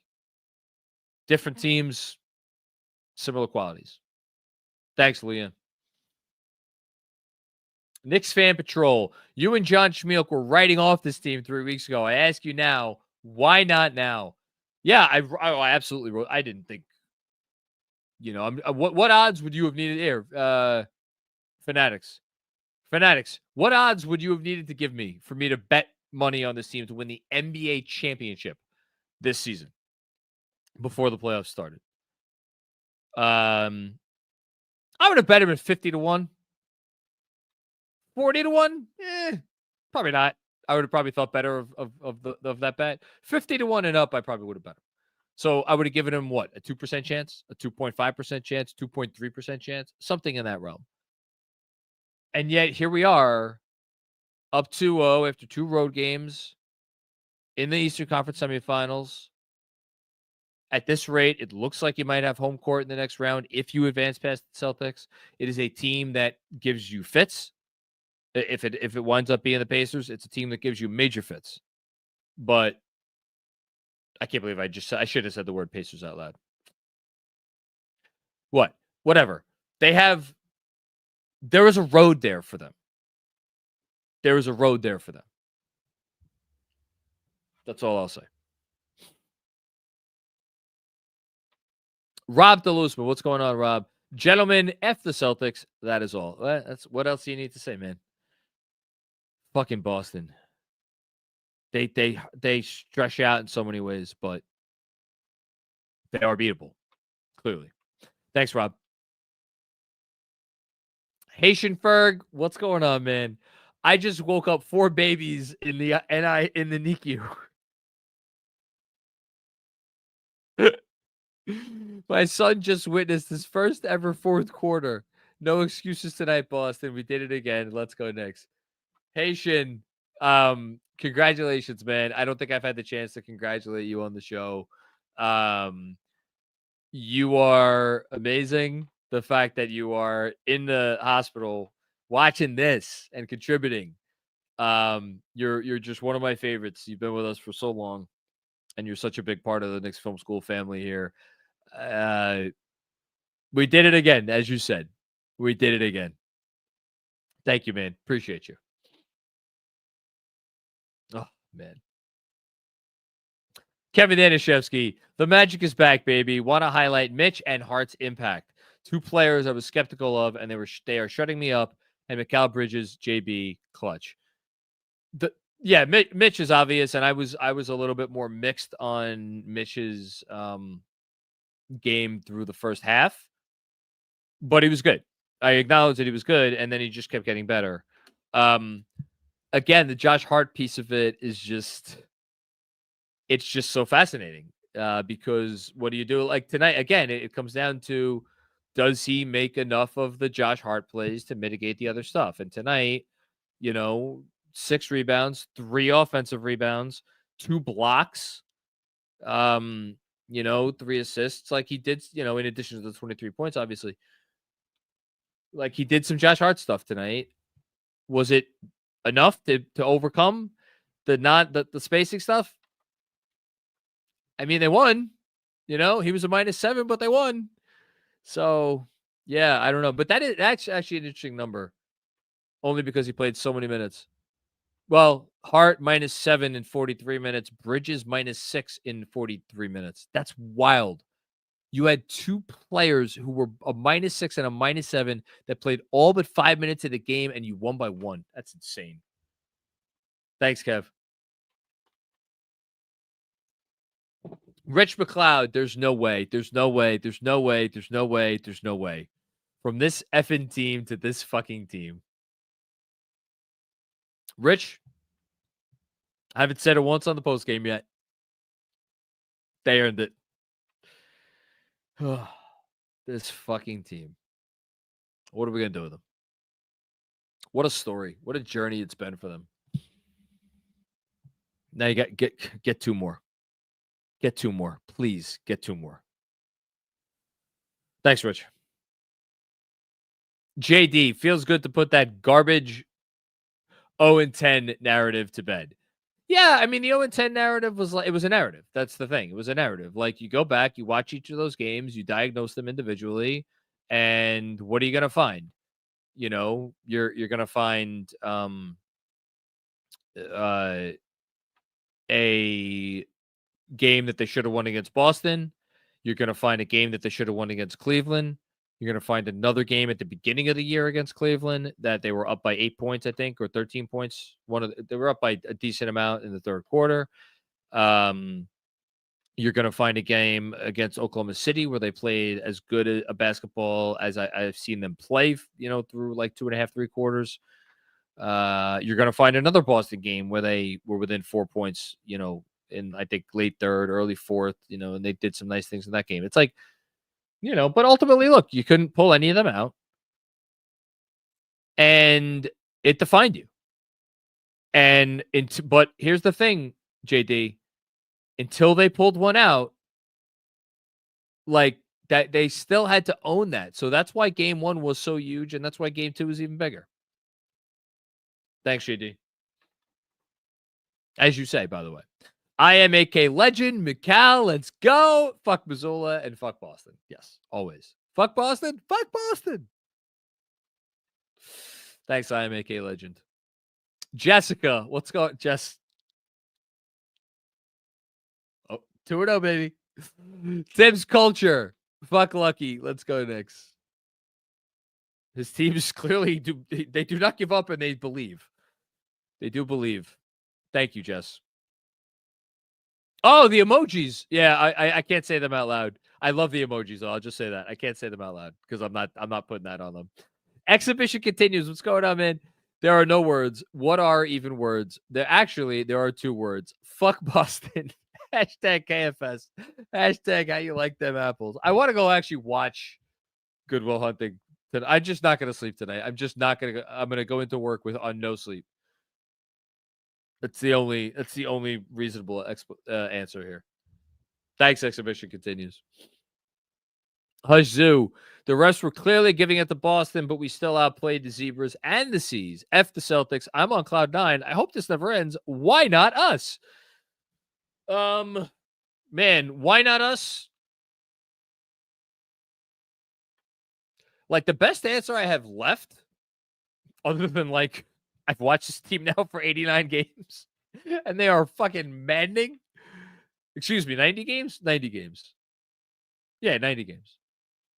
And they just, like, they can't take good fortune, and they can't, like, just play a serious game for 48 minutes. Other than that, why not us? OKC is up by 8,000 points on Denver, so they're going to go back to being definitive favorites in that series. That's still the best team on paper. Like, I picked Boston, I think, before the postseason to win it all. But, like, the Thunder have, like, the most answers. They have the most things they could throw at you. Like, they're still out there. So, but hey, like, the fact that I'm talking about a Western Conference team and answering this question is ridiculous. It's absurd. Also, I agree with you. The refs didn't, like, bother me because I thought it was just a poorly reffed game overall. But yeah, the refs were favorable to Boston, if anything. Thanks, Ush. John Sands. What's going on, John Sands? These late game offensive defensive subs make us a super team at crunch time. Boston was too scared of Deuce to call that last time out. Whoops. Didn't matter. Yeah, no, they have that nice luxury. Like, do the Knicks have enough two-way players? True two-way players? They're probably short one, depending on what you think about the construction of the team. But they have guys that could do one or the other really well, and they definitely have some defenders. So, yeah, credit, obviously, Tibbs for doing that, but to the Leon Rose for building the roster and the players for doing what they're doing. Thank you, John. Sam Garcia's dad. What's up, Ray? Unfriggin' believable. That might have to be tomorrow's newsletter title. Unfriggin' believable. I'm going to footnote that. Thank you, Ray. Joanon, the Knicks were plus 2,800 to win the NBA title before tonight. I hope I'm not the only one who took that action on the on the Fanatic Sportsbook app, of course. This team is on a mission. Hashtag fire tips. They do seem to be on a bit of a mission. And they're playing now with a level of belief where, or at least if they didn't, if they weren't fully in on that belief already, I think tonight, like, I'm just imagining all of them going back to the locker room or like having a moment before they board like the team bus or whatever it is, where they like look around at each other. This is what is my imagination. This is what happens. Like they look around at each other and be like, guys, like, we could do this. Like, let's fucking go do this. For real. I don't know. All I know is thank you to PJ Tucker for improving their communication ability. Thanks, Juanon. Brunson Burner 321 or 32. Excuse me. Exclamation point look like 1. I guess lightning does strike twice after all. LOL. Let's go, Knicks. That's what it feels like. Thanks, Brunson Burner. Fausto Lazzuto. What's going on, Fausto? Macri, first time, long time. Welcome aboard. How the F did that just happen? This effing team. Oh, my God. I mean, I can't wait to go back and rewatch the fourth quarter. I know it happened because they played defense. I know it happened because Mikal Bridges was awesome. I know it happened because the roster has an unwavering self-belief. I know it happened because Jalen Brunson has the biggest stones of anyone in the league.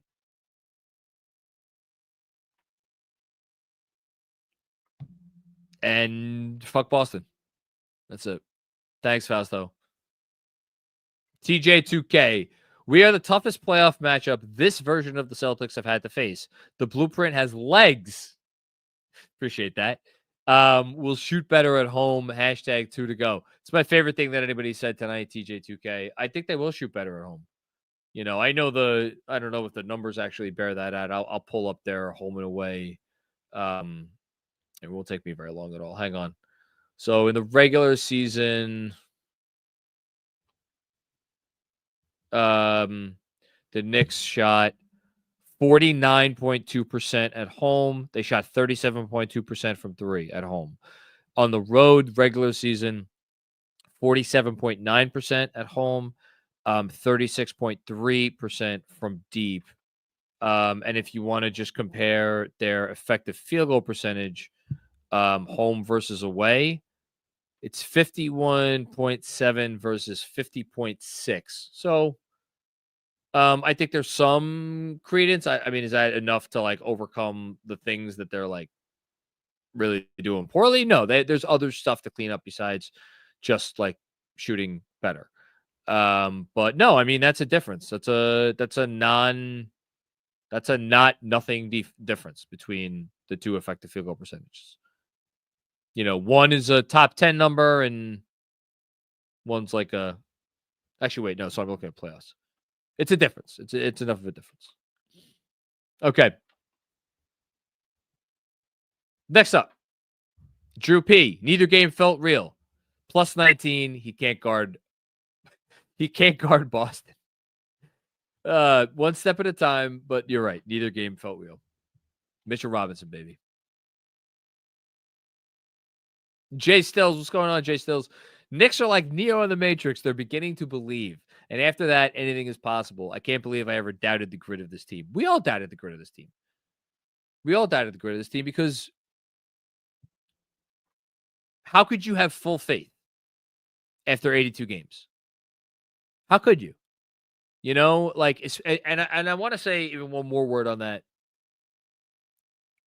It's like, I think it was still a question mark because what they did with Brunson out when Brunson was injured, I think was honestly the grittiest part of their season. And it showed me a lot about the team. And I was like ready to proclaim them like, okay, this is a serious basketball team now. Let's go into the playoffs. Let's see what we could do.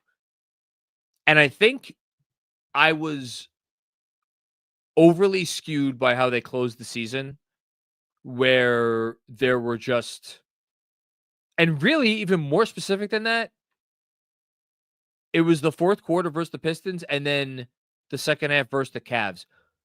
Because I wrote off that Pistons fourth quarter when it happened. I'm like, this was not a serious thing. They were playing PJ Tucker, Precious Chua.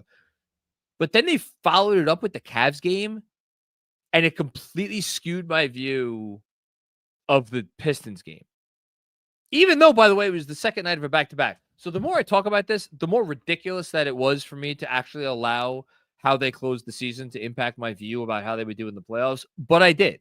Now, we also had a Detroit series that like had a lot of, moments where we were like, what the hell? But anything going on with the Detroit series, that like their grit was great in the Detroit series. That wasn't the problem in the Detroit series. The Detroit series was just like, again, the unserious basketball at times.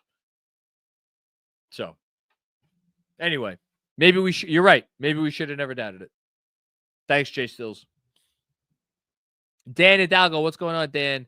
There's just no way. I'm stunned. I've been talking for an hour and 51 minutes. I'm still shocked. I don't know how I'm going to I'm thinking about like waking up tomorrow and being like, what fuck happened? I have to write a newsletter tonight. Jesus. Thanks, Dan. Sergio Escoval. I know Macau's getting all the praise, but it was OG that broke that play and forced Jason Tatum onto Macau Bridges. OG. Yeah, I kind of want to watch here. I'm going to do it very quickly because I record the whole game, so it's easy for me to go. So rewatching the last play. So you have Tatum coming down. So Horford is screening. So Horford's screening, and he's trying to screen OG off of Tatum. Mitch does a great job playing like just high enough. So he's on Horford's back, and Tatum is obviously facing away from Mitch. So Tatum picks up. So he crosses Mitch over. Does a great job crossing Mitch over, by the way. And then at that point, Mitch goes with the crossover. Tatum crosses back over the other direction and is now starting to go middle. And then there's a moment here where Tatum loses his dribble. So after he crosses Mitch over, so the second crossover, it's not even with the crossover. It's like after it seemed like he executed the crossover properly, then he loses the dribble, which gave Mitch time to recover. And then there's OG right there, again, between Horford and Tatum. It looks like Tatum has an opportunity to go up and off like the direct route to the rim, but OG, great contest, forces essentially a tough fadeaway jumper. And then as Tatum turns to pass the ball to Brown for what would have been a game-winning attempt, Mikal Bridges is right there, which is why we should absolutely give all the credit in the world to Mikal Bridges. It's not the steal itself isn't it. It's the anticipation. It's the being so locked in that moment to know that, well, the only two things that could beat me, Tatum could go over OG on top, or he could pass to Brown for the open shot. He positioned himself in such a way where he eliminated both of those possibilities because he was aiding the contest on Tatum, and he was doing so in a way that put him in a position to also guard against the pass to Brown. To your point, though, Sergio, none of that fucking matters if it wasn't for some good defense by OG Anunoby, and none of it fucking matters if it wasn't for some outstanding defense by Mitchell Robinson. 3 players contributed to that last play. Thank you, Sergio. Hush Zoo. Can't wait for the Boston beat themselves again. Missing X amount of shots narratives. New York versus everyone. We hear. Let's go Knicks. The grit is back. Let's go Knicks. Boston, again, if we're just grading the fourth quarter, it's no worse than 60-40 one way or the other as far as the Knicks won this game, the Celtics lost this game. So it's somewhere in that range. It's somewhere where wherever you fall on the low side of it, even the low end gets 40%.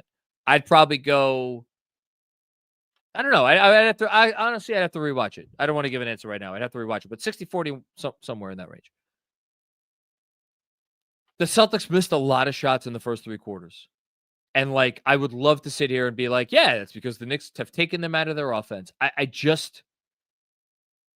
I didn't believe that to be the case as I was watching it unfold. So I'm not going to sit here now and be like, well, that's the case. Maybe it is. I don't know.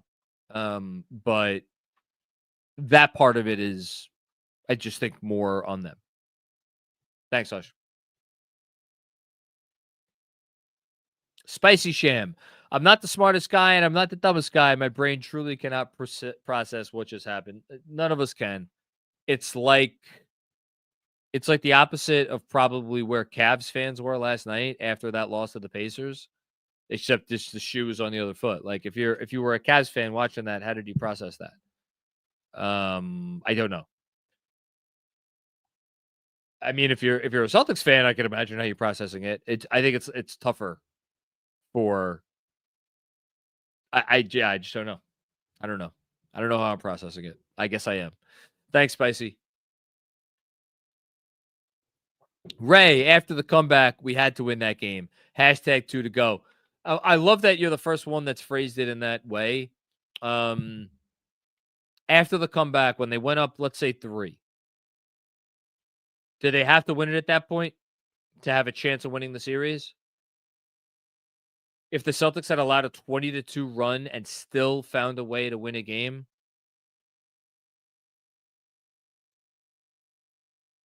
I mean, this flies in the face of everything that we have said about not questioning this team's grit. But I think had they won it, I would probably, I don't want to say that I wouldn't have given the Knicks a chance in the series, but I would have like decidedly been like, oh, that was their chance and they blew it and the Knicks are not going to win the series. But they won it.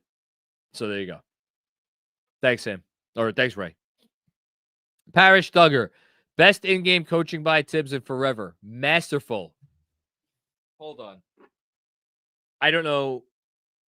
Wait, can I take a screenshot? I don't know how to take a screenshot. So I'm just going to take a picture with my phone. There we go. Okay. We own you now. It's a recent reference, but if you know, you know. Parrish Duggar, thank you. Mecky, what's going on, Mecky? Straight on the road. 5 straight on the road. Franchise record undefeated. Clutch jeans.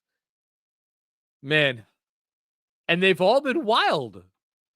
They've all been wild. It really has. Like, they were all been these single digit results.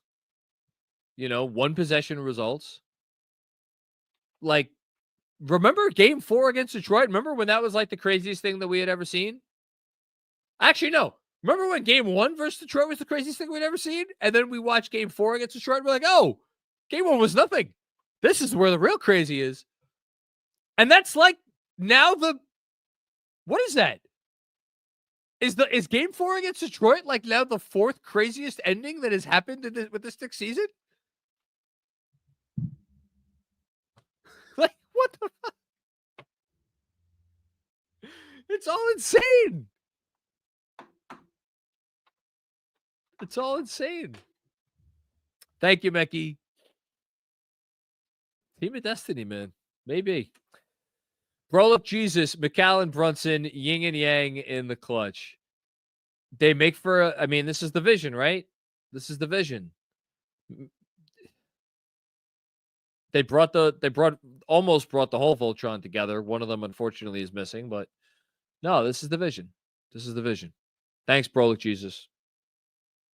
It's nice to bring guys together who won championships in college, I guess. Michael Aaron, what's going on, Michael? How you doing? Let's all imagine Indiana beats Cleveland. We beat Boston. Knicks Pacers revenge series for last season. I believe.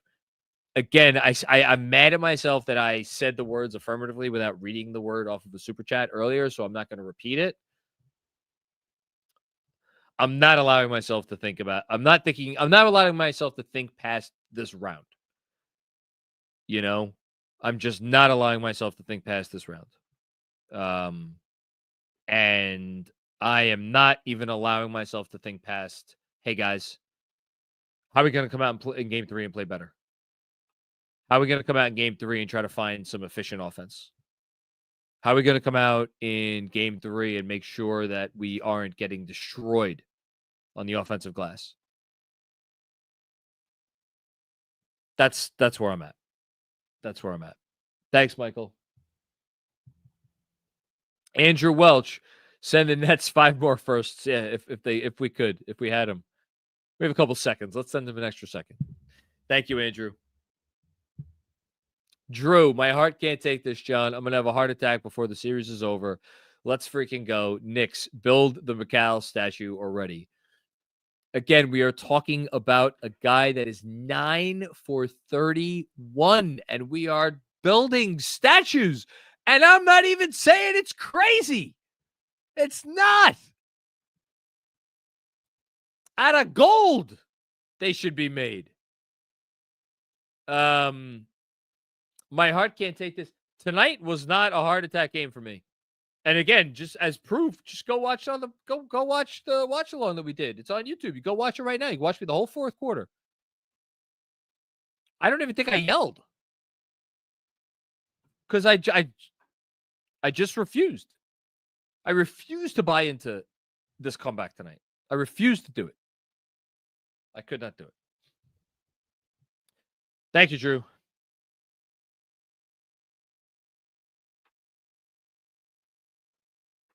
Oh, wait. Hey, Do we have a... Really quickly, I don't like coming up, so I would only do it if it was something special. I don't know if this is a record for KFS, but I know personally this is for sure a record as far as the amount of eyes that are watching currently, like live, for me.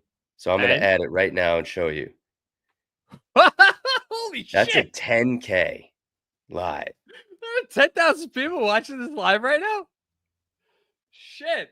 So I just want to say thank you to everybody who's watching currently. I'm going to remove myself as fast as possible because we have a long night still to go. But John, congratulations, man, on that. If it is a record for you guys, because, you came from humble beginnings with all of this, and this is really an incredible run that you deserve. And let's keep it rolling. All right. I remember the first time I ever did a Periscope live after a game. I remember there were people watching it. And I remember like, holy shit. There are people who are actually watching this right now. Watching me talk about Tim Hardaway Jr. and Frank Ntilikina and Emmanuel Mudiay. And who else? Oh my God, who else was on those teams? That's awesome. No, man. No, I mean, those aren't even look. Yeah, I know. That's not the worst. That's not the worst. We love those guys. Once a Nick, always a Nick. But of course, yes. No, going and analyzing a team that went 5-24 down the stretch of the 2017-18 season. That's the first year that I started doing these little post-game videos. And 10,000 people. Shit, man. I gotta and counting, man. I'll be honest, and counting. We're at 10,150 at this point. Well, you know what? Let's make sure they don't. I don't want to belabor it. Going. Congrats.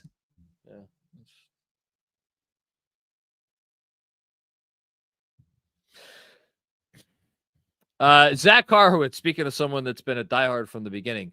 Here's a funny story. So Zach, I hope he doesn't mind me saying this, lives in Alaska, or lived in Alaska. I think he still lives in Alaska. And when I was writing briefly for Sports Illustrated, I was like, I'm going to do a fun piece, something that's maybe outside the box. And I wrote about Knicks fans all over the world. And I remember I interviewed you, Zach, and we talked, and it was such a great feature. And just shout out, because again, 10,000 people watching live and the whole thing. We are worldwide. And I don't say that as it came off like me boasting about Knicks Film School. That's not the case. There are Knicks fans in every corner of the globe. And some of them are from New York. Some of them have never stepped foot in New York. And it doesn't matter. And everybody, every single one of them bleeds blue and orange all the same. And I don't know of another fan base like this in sports, a fan base that has either come aboard recently or stuck through tough times when there was no reason at all for hope. And we just keep on going, and we keep on believing, and we keep on thinking, hey, you know what? Maybe something good's going to happen. Maybe we're going to get a guy, or maybe we're going to land a good pick, or whatever it is. Maybe we're going to hire the right coach or hire the right GM. Whatever we thought over the years to keep us going. But we kept going. And we kept going for moments like this. The thought that maybe someday you put yourself in a position to even have a moment like this. And here we are.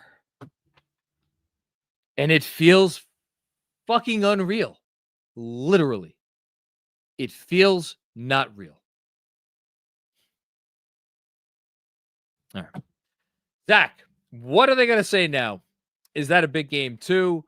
What was Boston's 3-point percentage? Not good.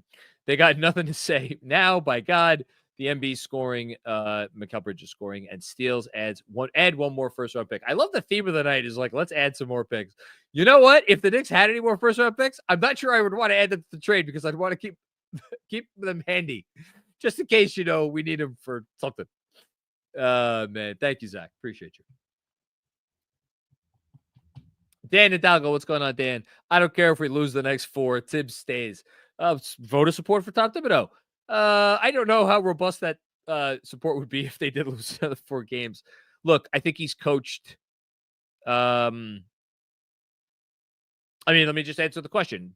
Through 8 playoff games, has he coached well enough to keep his job? I have to think about it, but I would say yes. Again, this is me taking the second to think about it. And it's not because I'm trying to win anybody over here. I swear to you, I don't have the mental wherewithal to do that right now.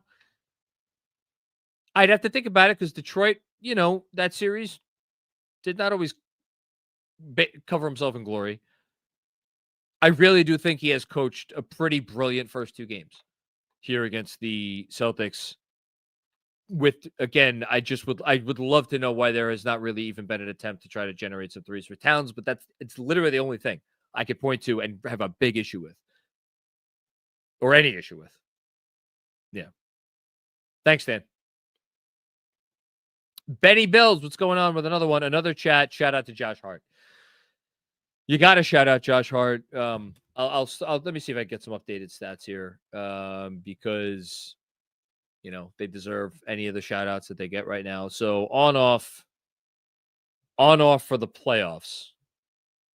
Are we updated here? Yeah, we're updated. On off for the playoffs. The Knicks, the top Knick now is actually Mitchell Robinson, plus 8.1 in 142 minutes. Then's Deuce at plus 5.9. No shocker there. And then Josh Hart, plus 4.5 in 311 playoff minutes. Then you got Cat plus 2.8, Brunson plus 1.9. And then it goes down from there. When Mitchell Robinson is not on the court in the postseason so far, minus 3.7. That said, and this is why Josh Hart, to your point, gets the biggest shout out. When Josh Hart has not been on the court in his playoffs, the Knicks are getting outscored currently by 14.5 points per 100 possessions. That is a difference of 19 between when he's on the court and off the court. It's a big freaking difference. Thanks, Benny. And tonight wasn't even his best. Parrish Duggar, absolutely. 100 score for Tibbs tonight. What a job. I someone check if Parrish didn't have I don't know. Took some Molly, got some nose candy, maybe took here we go. Where is it? Oh, I lost it. Shout out to Cornbread, the whole thing. Whatever it is, Parrish, keep it up. John Henson. Shout out to my buddy John. John, I think as I was trying to mentally prepare myself for this. Dave, Funny, shout out to you. Shout out to Rich. I don't know if you're still watching. But yes. I'm giving the old heart emoji right now, John. Thank you, brother. And not only thank you for this, but thank you for all your support along the way. I'll just leave it at that. I very much appreciate it. John is 101, a great Knick fan, And I only know that because I spent a lot of time on the phone talking to him about this basketball team over the years, and texting and whatever. So appreciate you, John. Thank you. Hutch Zoo with another one. Defensive clutch player of the year incoming from Macau. Mitch being a playoff riser. He's so good, man. Affects everything. JB clutch once again. Tears. You want to have a Mitchell Robinson conversation? And Benji said it. And I'm not at the top of the mountain because I love Mitch. The skepticism has always been there. I've never tried to hide the skepticism about the ceiling of a basketball team where Mitchell Robinson is a prominent piece, because I see the offensive limitations, and immediately everybody has different lizard brains when it comes to, how they interpret basketball. For me, seeing the level of skill that the sport is being played at currently, I have a lot of time. I have just a difficult time imagining a world where that sort of player is a prominent piece on a title team. Now, in fairness, Mitchell Robinson is not playing a ton of minutes. So how prominent a piece is he is a unique and interesting question. And we could get into how would the Knicks look if they were playing him 25 or 30 minutes a night? My point is this, and I have belabored it for long enough. Mitchell Robinson won them a basketball series 2 years ago. Then he got exposed a little bit the next round, but I'm not going to begrudge him because the whole team got kind of exposed, and he wasn't like the biggest part of the problem in that series. He just wasn't as good a matchup. Then fast forward last year, gets deprived of the chance to finish that playoff run healthy, and boy did they miss him. But in the Philly series, helped them win basketball games. Was a vitally important piece to winning that series. Fast forward to Detroit. Was it the perfect series for Mitchell Robinson? No, it was not. But helped them win some games there. And now, as Benjy Ritholtz told you to start the show, maybe the best Knick over the first two games. Put it all together, that's quite a little playoff resume for Mitchell Robinson. So, yeah, I'd say playoff riser is an appropriate term. Thanks, Hush. Drew T. Thank you for the contribution, Drew. Appreciate you so much. Man, if it's the Drew T I'm thinking of, by the way, really, thank you, man. And I'll be in touch soon. Thomas Bosco, what's going on, Thomas? Where does the Bridges performance rank in all-time Knicks fourth quarter playoff performances? Fuck them picks. Oh, my goodness, you're putting me on the spot. And because I am a freaking glutton for punishment, I'm going to actually try to answer that question. Hold on. All-time fourth quarter. I mean, just in these playoffs alone, the fourth quarter that Jalen Brunson gave you might supersede this, because there were a couple, like Brunson was 7 of 11, and some of those were pretty late. So I don't even know. Although that was the first round against Detroit. This was the conference semifinals against Boston. So that one is in the conversation, that fourth quarter from Brunson in game 4 against the Pistons. There is probably a Brunson fourth quarter against the Sixers that I am forgetting. I'm certain there is a Brunson fourth quarter against the Sixers that I'm forgetting. I know he had at least one big one there. Going back to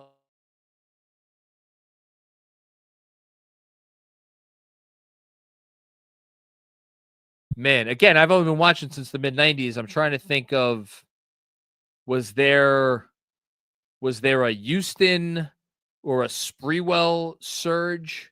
Maybe a Ewing one that I'm sure. I mean, Patrick Ewing. I'm sure he had them, and I'm just struggling to remember a specific one right now. So, yeah, man. It's is it top 5? I don't know. It's you know, again, I can't speak to King because I wasn't around for those. Top 5, maybe, I don't know. Top 5, top 10 for sure. Easily top 10, maybe top 5. Thanks, Thomas. Jessica with another one. JB starring in Good Ball Hunting. That's good. Fuck Matt. No, I love Matt Damon, but sure, fuck Matt Damon. The entire Wahlberg family, Clovers in general, Leprechauns, the creatures, and the films. Let's fucking go next. Yes. That's great. Fuck the Verdict. Terrible movie. Actually, no, it was filmed in New York, so don't fuck the Verdict. Thanks, Jess. Jibo, say it with me. Macau, fuck their picks. Bridges. Where's my little Macau statue? I think I put it away somewhere. Thanks, Jibo. Taxi Dave. Oh, is this the Taxi Dave? Shout out to you, man. Great to see you. Thank you. You got to add a comment next time. Jason M. Jason, my man. I'm speechless. I can't explain what we just watched. Yeah, I mean, I'm 2.5 hours into it, and I still can't explain it. So join the club. Thanks, Jason. Twin Orange, 40. You. 48 is a keeper, Orange and Blue Skies. I take full credit. Again, I take full credit. He's played wonderful basketball since then. Clearly, that was my doing. Shout out to everybody who subscribes to the Knicks Film School newsletter. I appreciate you guys. And even when I write something that pisses, actually, especially because when I write something that maybe isn't on point and you give me shit for it, that's why I love being part of that community. Thanks, Twin Orange. Hush Zoo, send them our 2030s picks too, 2040s, 2050s. He was 6 of 18. Now we're talking about this. He didn't make a field goal for the first time. Never in my life. How many of these have I done? We could probably do the math. Have I done 350 of these? Have I done 400 of these? 500? I don't know. Again, it all runs together at some point. In all of them, never has the narrative on a player, not just on a player's game. No. Not on a player's game. The narrative on a player changed more than from the end of a third quarter until the beginning of or the end of a game. Never. Insane. Thank you, Hush. Dan Hidalgo, what's going on, Dan? I was saying out loud, relax, they can't win. Relax. I did. Yeah, Dan, if you were watching along on the YouTube, and again, shout out to everybody who was watching along, both on playback and on YouTube. I refused. I just refused. I was just saying, I'm not buying it. Not buying it. Thanks, Dan. Drew P. Who fucking wanted Valanciunas? Favorite Nick moment. Oh, man. I don't know who wanted Valanciunas. Did I want Valanciunas? I don't think I ever wanted Valanciunas, so I'm not owning that one. Thanks, Drew. Christian Finnegan. What's going on, Christian? Your faces at the beginning of the live stream, team. You guys look like one of those red winning reaction videos. You know, I've never been one to watch reaction videos of like big TV moments or big movie moments or anything. Obviously, I watched all of, well, I shouldn't say obviously. I did watch all of Game of Thrones, and I remember the red wedding well, although I've never rewatched the episode. Maybe I should go watch some of those. Especially since now I know what I could compare it to. If I'm not going to sleep tonight, Christian, maybe that's the first thing I do. Thank you. CKF, what's going on, CKF? Brunson didn't even have his best game, but as per usual, scoring the last 4 points to win in crunch time. Captain Clutch does it again. Hashtag go New York, go. Yeah, it was more than that. It was, if I could freaking find it. So fourth quarter, Brunson made the 3 to make it. So this is all in the last 5 minutes. Made the 3 to make it 86-80. Made the tough long 2 to make it 87-86, give them the lead. Made the transition layup to make it 89-86, and then made the 2 close free throws with 12 seconds left. So I count 9 fourth quarter points all in the last 5 minutes. And was it perfect? No, it wasn't perfect. In those last 5 minutes, he also missed a pull-up jumper, two pull-up three-pointers that he missed, including one with 26 seconds left. That was, I think, if they had lost this game, I think we would have looked back on the decision to take that shot instead of maybe pass it off the Hart. I think that would have been maybe the play that got the most attention. But overall, again, 4 for 6 in the last 5 minutes. It's pretty good. Thanks, CKF. Stevens B. Guillaume. What's going on, Stevens? How the fuck did we win this game, John? I'm still shaking. I've been talking for 2 hours and 21 minutes, and if you're still shaking now, I wouldn't be shocked. My wife texted me. She probably thought I died because she didn't hear anything. My wife texted me, apparently either someone in our building or like neighbors nearby woke up Isabel, our youngest daughter. Madness. Thanks, Stevens. Thank you for the generous contribution. Thank you to everybody who's contributing tonight. Thank you for everybody who's watching tonight. If you're watching for the first time, subscribe to the channel. Like, this is we have so much great stuff. Not just me, trying to piece together words of the English language as we get through this game. Okay. Thanks, Stevens. Man, John, what the hell, brother? John Schmeelk, voice of the New York Giants, pre and post game, and talks about him all week long, pretty much all year long. There's no one that covers the team better than John. So anybody who doesn't, for some reason, know about his coverage of the Giants, go familiarize yourself if you're a Giant fan. No deep analysis here, John. All that talk about this team missing something deep inside, that's over. This team is far from perfect, but they have whatever it is in their fucking soul. Up 2-0 and haven't played close to a complete game. Go New York, go New York, go. John, I love that you ended it there about not having played close to a complete game. They have not played close to a complete game. I wonder, yes, obviously the Knicks feel better about where they are in the series than the Celtics do. And because they are up, and this may sound like a ridiculous question, but I'm going to ask it anyway, and maybe I'm way off base to ask it. I wonder which team has more confidence in itself. Not like outward confidence, like deep down in the depths of your soul confidence, collective confidence. I wonder which team has more. And I'm going to answer my own question because I think the Knicks are full of smart ball players and they know how tough Boston has been for them to face. And they know that like a lot of the stuff that's aggravating us, me, turnovers, giving up offensive rebounds, all that stuff. They know it's not like that stuff could go away. It's not like there's a switch they could flip to make that stuff go away. It's like Boston's putting it to them. Where on the other side, the Celtics could look at this thing and go, we haven't hit the far side of a barn over 2 games, and we have given into our worst tendencies at the worst possible time.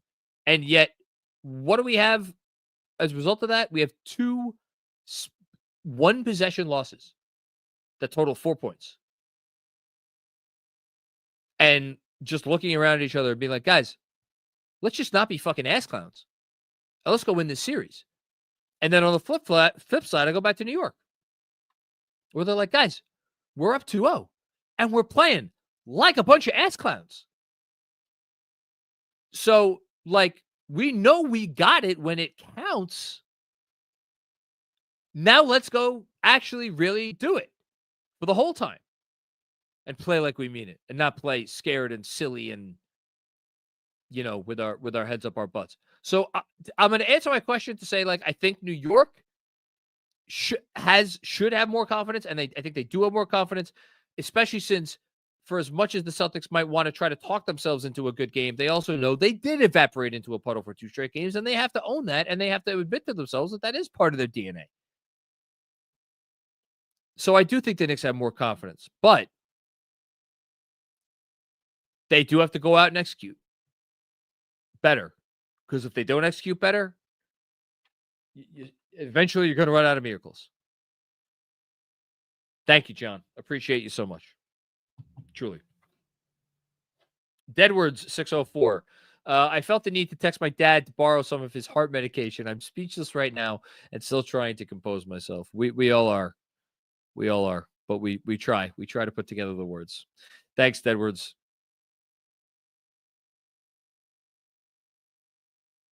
And I hope the heart medication, I hope your dad didn't really need it. Next up, Hayden Freed. What's going on, Hayden? I hope every single one of those 5th graders sleeps well tonight. They're not all in 5th grade. There's like a 5th grader, a 7th grader, a 9th grader, and actually, no, what is it?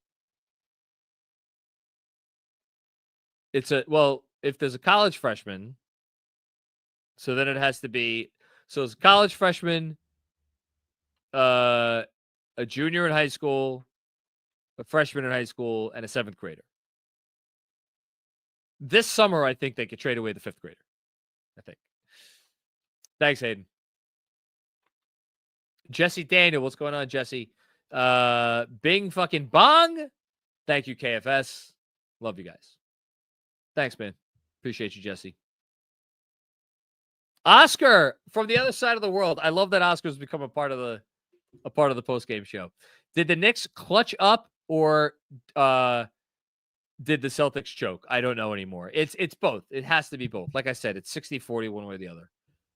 You know, I'm gonna rewatch. I may actually rewatch tomorrow with like a tally, with like a balance sheet of like putting a notch every time I see the Knicks make a positive play and putting a notch every time I see the Celtics make a negative play and see what wins out. I kind of want to do that. I'll let you know what I find out. Thanks, Oscar. Zip Davis, what's going on, Zip? Another win means nothing. Or, sorry, another win means another big. Ooh-wee! From Macri. Thank you. I didn't even wake the dog up. I love how my wife just now puts the dog in my office at a certain point. Passed out. Oh, she pissed somewhere. Jay Vertical, what's going on, Jay Vertical? The difference, I think, is you know what you're going to get from a Tibbs-led team despite his flaws. Respect to Missoula, but he's a wild card. When deep in the fourth, the difference is in process between Tatum and Brunson is glaring. One guy's a point guard and one isn't. And that was always my main reason for doubting whether or not the Celtics team could win a championship. They obviously overcame that doubt last year. I did not pick them to win. I picked Denver to win. They overcame it because Tatum made the right plays. Tatum grew up before our eyes. He became a guy that you could rely on to have the ball in his hands repeatedly in the last 5 minutes of a game. Maybe I don't know. Maybe he's regressing a little bit. Maybe he's just had a bad couple games and we're going to look back at these words and laugh after the next 4 or 5 games. I don't know. As far as Missoula, you know, oh man, I just want to shout out whoever the reporter was that asked Missoula the question about the Knicks hitting a bunch of shots in the second half. And it was a very, very, like, it was not it was not rude. It was not like, there was no implication. It was just like, hey, like the Knicks made a lot of shots in the second half. Like, what can you do to counter that? And Missoula bit this, like Missoula responded as if this person had asked a clown question, bro. And what a small moment. What a small moment from a grown man and a head coach. And look, we all do it. God knows I've done it many times on here. we have small moments. But what a small moment for him to try to make that reporter look silly by making it about like laughing at the question and immediately turning to like, well, we didn't hit shots. That's why I think it's so funny. It's so funny that you're asking about the Knicks hitting a bunch of shots because we didn't hit any shots and we'll hit more shots. Like, that wasn't what the fucking question was about, you asshole. It was just merely asking about your defense. Could you have maybe done something different? And he's so small and insignificant and caught up in his own shit. And by the way, probably pissed off with what his team did, that he responded that way and he made that person look like, I'm sure, feel very small about themselves after they asked that question. And that's a shame. And I don't know who that reporter is, but I just want to give them a shout out because that was ridiculous in the moment. Thanks, Jay Vertical. Neil Asher, what's going on, Neil? Holy shit! And it's my birthday. Happy birthday, Neil. We're I guess fellow Tauri, which means we're thick-headed, or maybe that's just me. Either that, it's either because I'm a Taurus, it's because I'm me, or because I'm from Calabria. One of those three things. Thanks, Neil. Hutch Zoo, Colin Coward, Bill Simmons. Hold that. Come outside. I mean, if I'm being honest, I thought Simmons' assessment of the first game was pretty fair.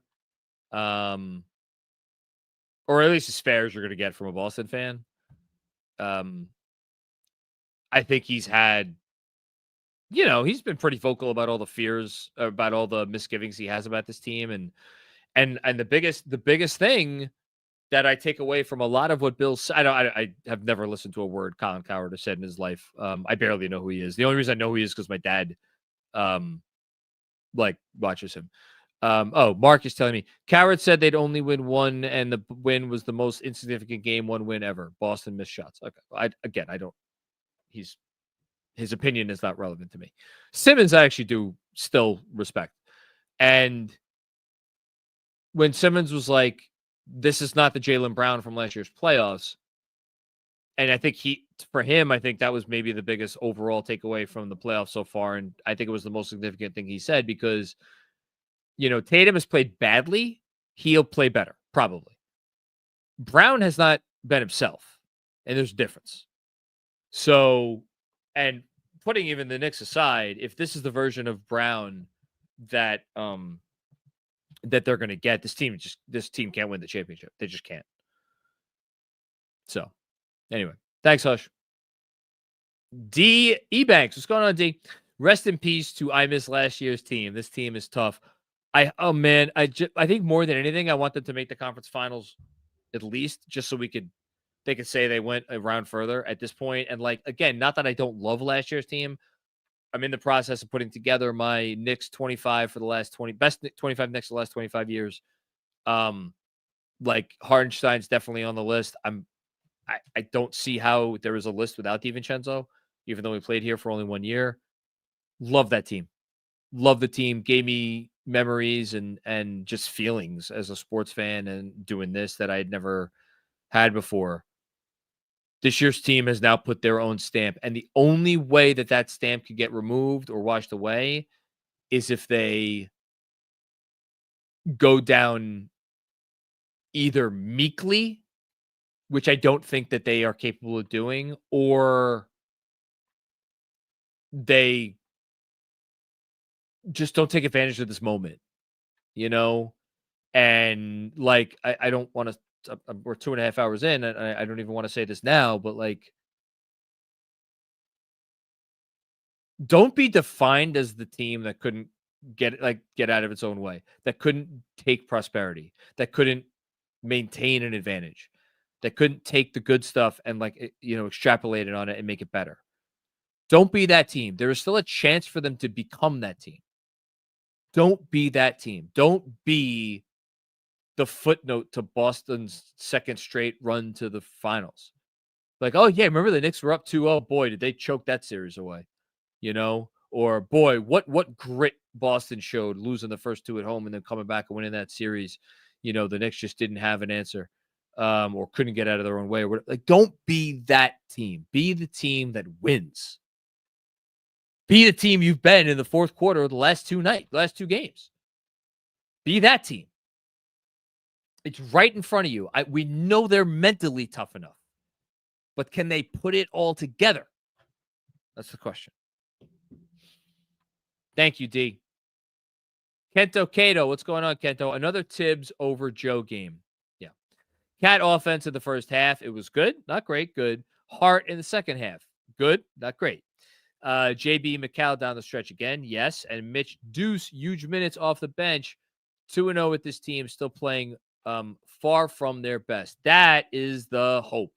That is the thing you latch onto as a Knicks fan, and you say, how are they not going to be the team that gets referenced in the way that nobody wants to be referenced, blowing the 0-2 lead or 2-0 lead after they won 2 road games? Play better. That's my advice. Just play better. You can do it. You can do it. They are playing far from their best. The Celtics aren't the only one pissing away stuff. The Knicks are doing their own fair share of pissing away opportunities and chances to take advantage, to get leads. You know, frittering away this possession after that possession. Play better. Thank you, Kento. Parrish with another one. Whoop that trick. Whoop that trick. And F the 5 picks. That was the whitest super chat read in the history of super chat reads. I do know the reference, Mark. I do know the reference. David Crockett, what's going on, David? Let's call this Do Ex Machina game.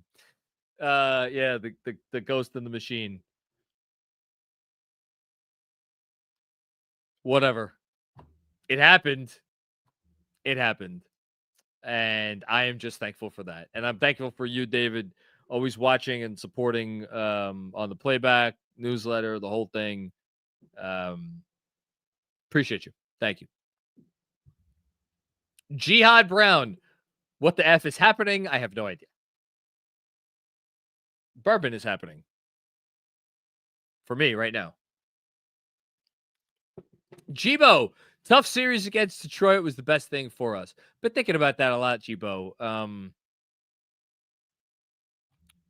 I don't see how you could draw any other conclusion. You know, they were down and they found a way.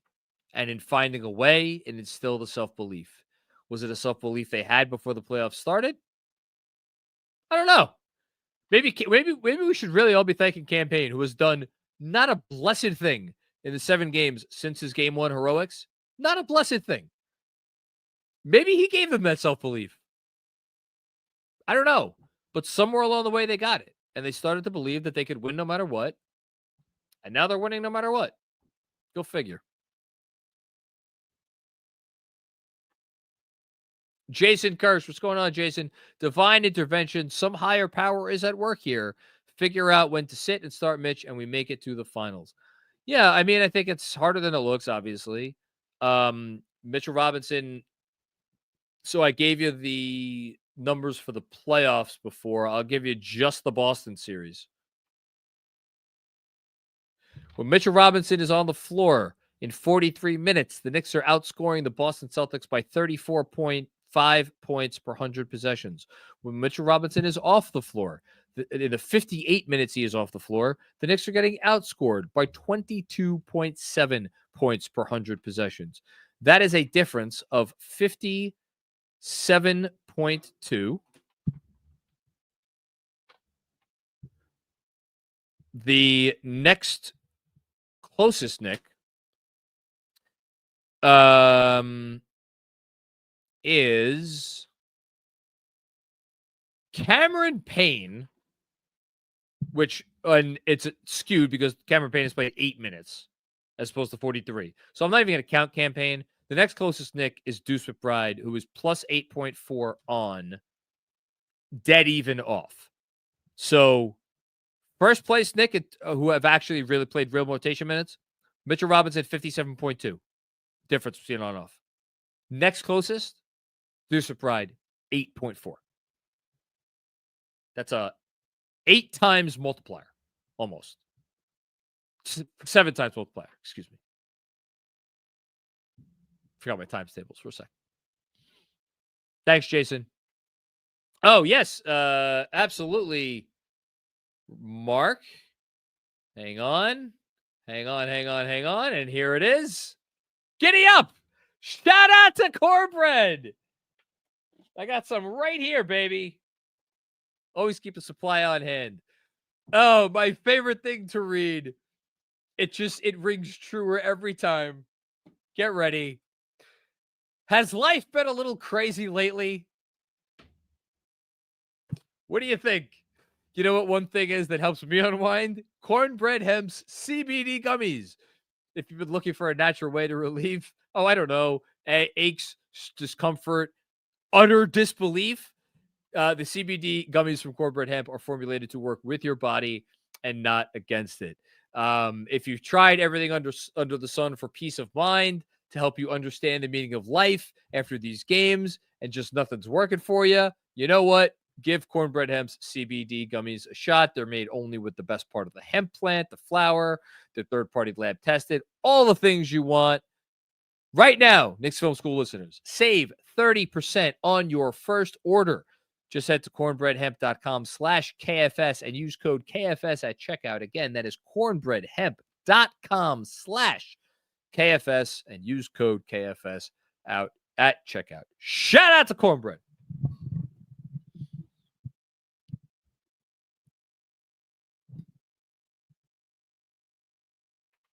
Scott D, getting us started after the Cornbread read. Oh, man. Thank you, Scott. What are we doing here tonight? I take in all your content, usually the next day, but I never super chat. Ooh, thank you for what you do. It makes times like this all the more special. The gift was absent. The grit was absent for 82 games, but it was there all along. The Celtics wish they had our grit. Man, Scott, hey, man. One, thank you. This is absurd. Really just incredibly generous. Number two, the grit was absent for 82 games. We certainly thought it was, right? And I guess my biggest question now, and I thank you for all the kind words. I just don't know what to say about them other than thank you. And I'm just really thankful that you consume any of our content, whether it's me or anybody else here at the Knicks Film School team. The biggest question that I have, and we don't yet have sufficient evidence for me to answer this question, and I hope I answer it in the way that I want to answer it, as the weeks go by, hopefully. What got them to this point? And that may seem, I don't know, it may seem silly to ask. Does it matter? I don't know. But 82 games is a long freaking time. And as those 82 games went along, there were ups and there were downs.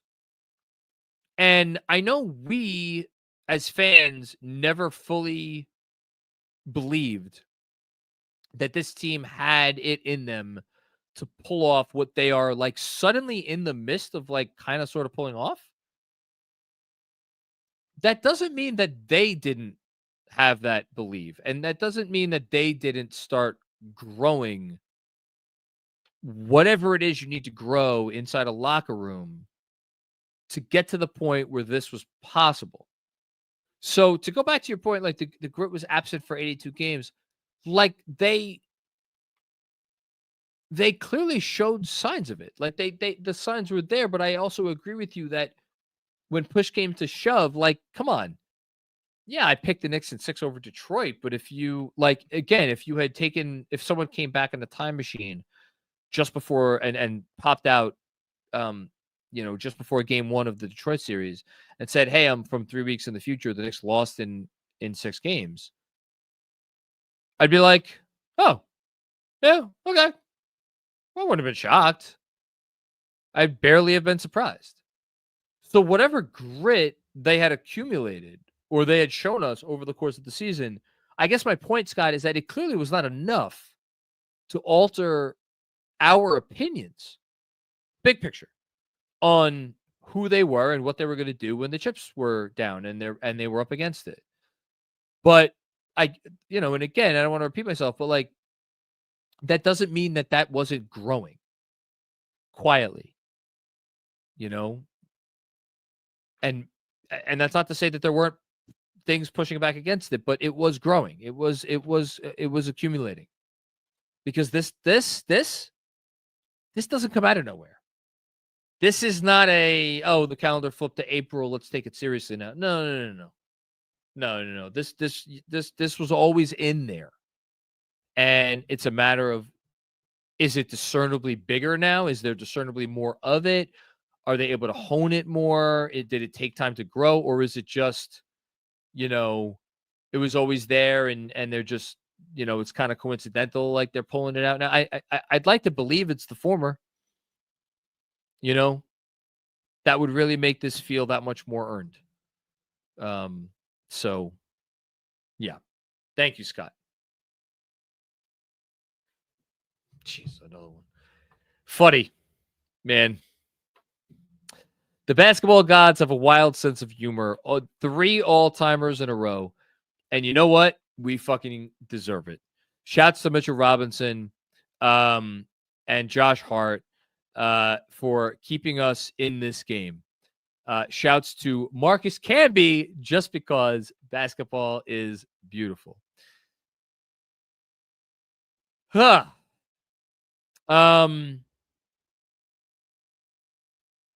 We deserve it. I mean, like, I don't want to do this yet. Like, they're 10 wins from an NBA championship, and there's still 2 more wins from even winning this round. They're halfway to making the finals, so I don't want to do the thing yet. But, like, I'll go back to something I've mentioned a few times. I wrote it to somebody in a response today, but it's the thing that I always go back to.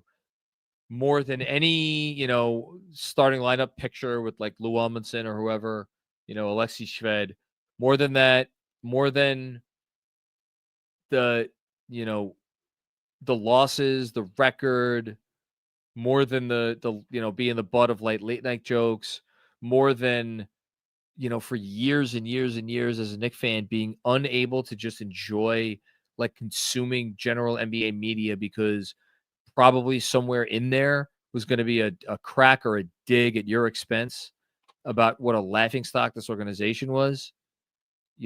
More than all of that, it was the belief,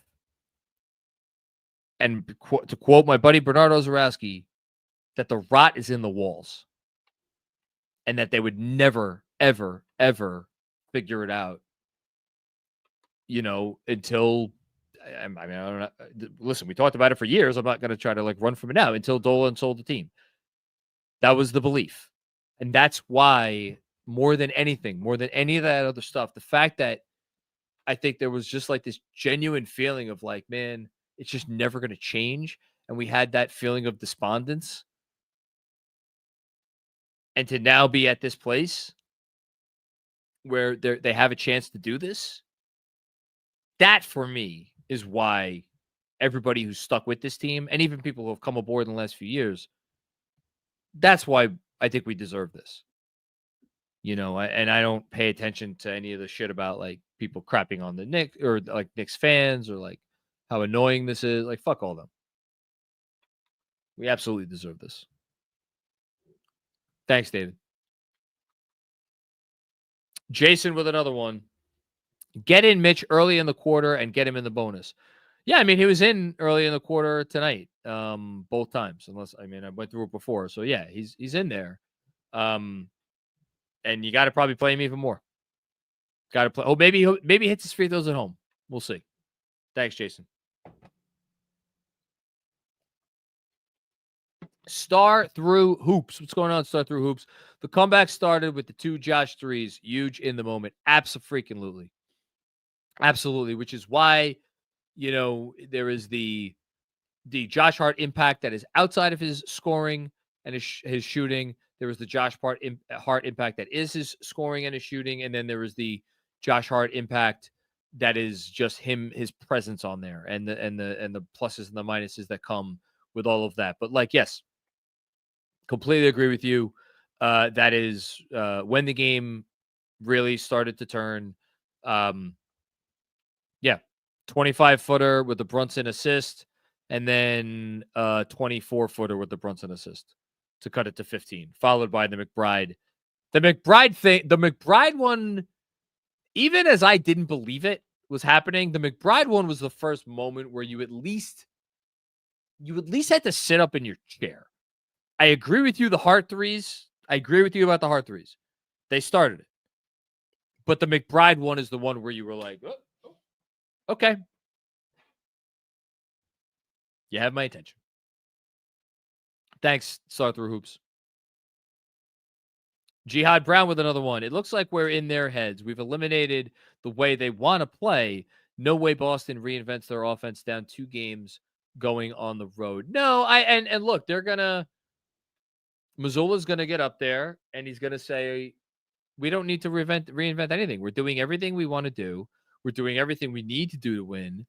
We're just not executing. We're just not making shots. And it has, prevented us from winning 2 straight basketball games in addition to us acting, just uncharacteristic at the end of games. That's what he's going to say.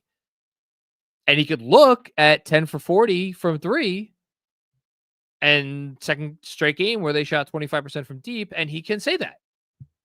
He can absolutely say that with a straight face. If the Celtics, make 15 of 40 from 3 and shoot 37%, their average 3-4 percentage for this year, this isn't a game. All that said, I do think they're in their heads. But being in their heads to some degree is not enough. It's not enough. They have to play better. They have to clean up the stuff they have to clean up. And that is really all there is to it. Thanks, Jihad Brown. Christian Finnegan with another one. Your faces at the top of the live stream. You look. Oh, wait, we got this already. Oh, this is without the typos. You look like one of those Red Wedding reaction videos. Thank you, Christian. That was completely unnecessary, but thank you. Luyen, 91-90, a 1990 throwback. Can we talk about the defense? Yes, we can. Mikal, OG doing what we brought them here to do. Mitch was incredible. Tatum stifled. Total team effort. Yes, all of the above, yes. And actually, the one thing I didn't check before as I was reading the on-offs, you want to talk about some numbers? Here's a number for you. When Mitchell Robinson is on the floor in the NBA playoffs, in 142 minutes, the Knicks are allowing 94.3 points per 100 possessions. 94.3 points per 100 possessions. When Mitchell Robinson is off the floor, which has been, at this point, a total of 247 minutes, so he has played about 100 more minutes, he has sat for about 100 more minutes than he has played. The Knicks are giving up 110.8 points per 100 possessions. That is the biggest discrepancy on the team outside of Cameron Payne. And again, it's skewed with Payne because he's played only 62 minutes in the entire postseason. Deuce is among real rotation players. He's a close second, or not that close of a second. It's not that close, actually, because McBride is 99.6 on, 107.4 off. So the Robinson difference is actually about twice as much as the Deuce difference. Again, that is the level of impact that we are talking about here.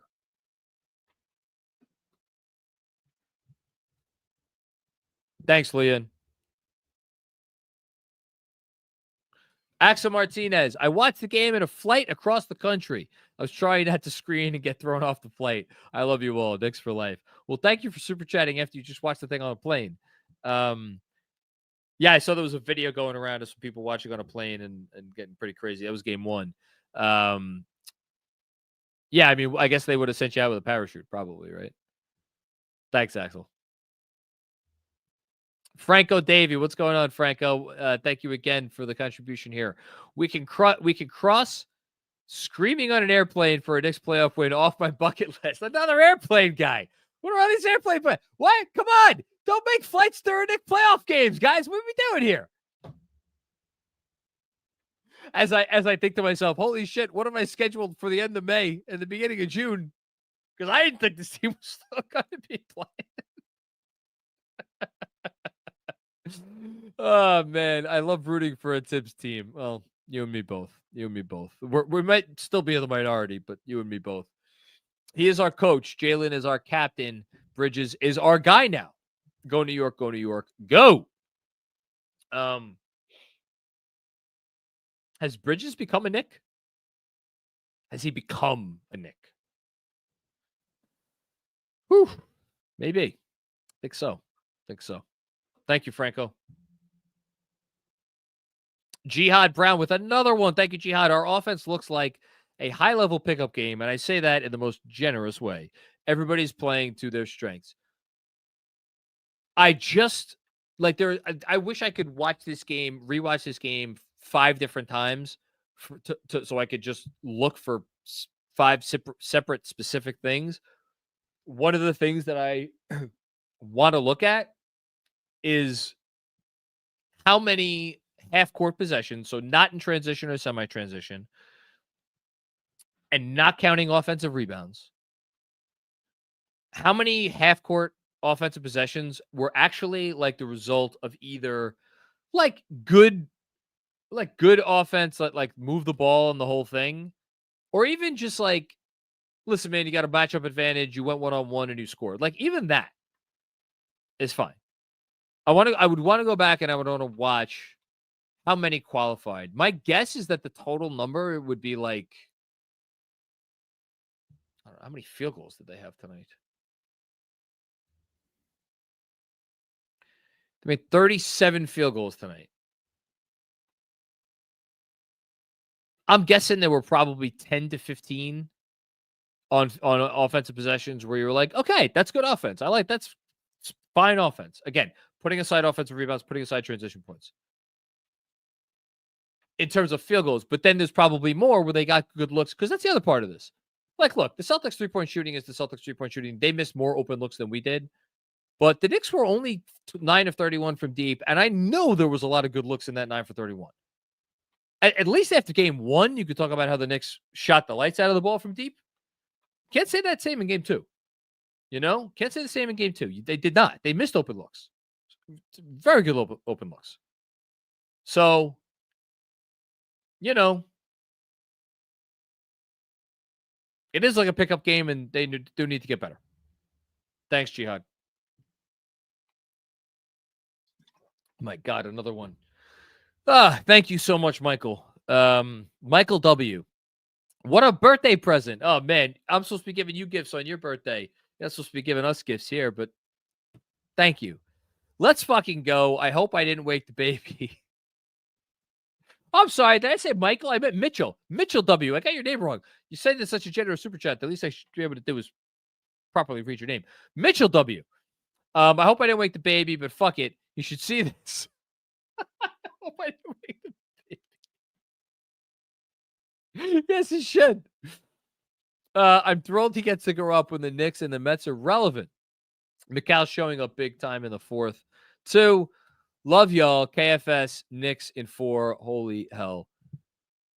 Oh, my God. Be proud to be a Knicks fan. Be proud to be a Knicks fan. Everybody should always be proud to be a Knicks fan, even when things were terrible. All the more reason to be proud to be a Knicks fan. Because if you were a Knicks fan when the shit was going on, you know, hold your head up even higher. We did, somehow. And now we're here.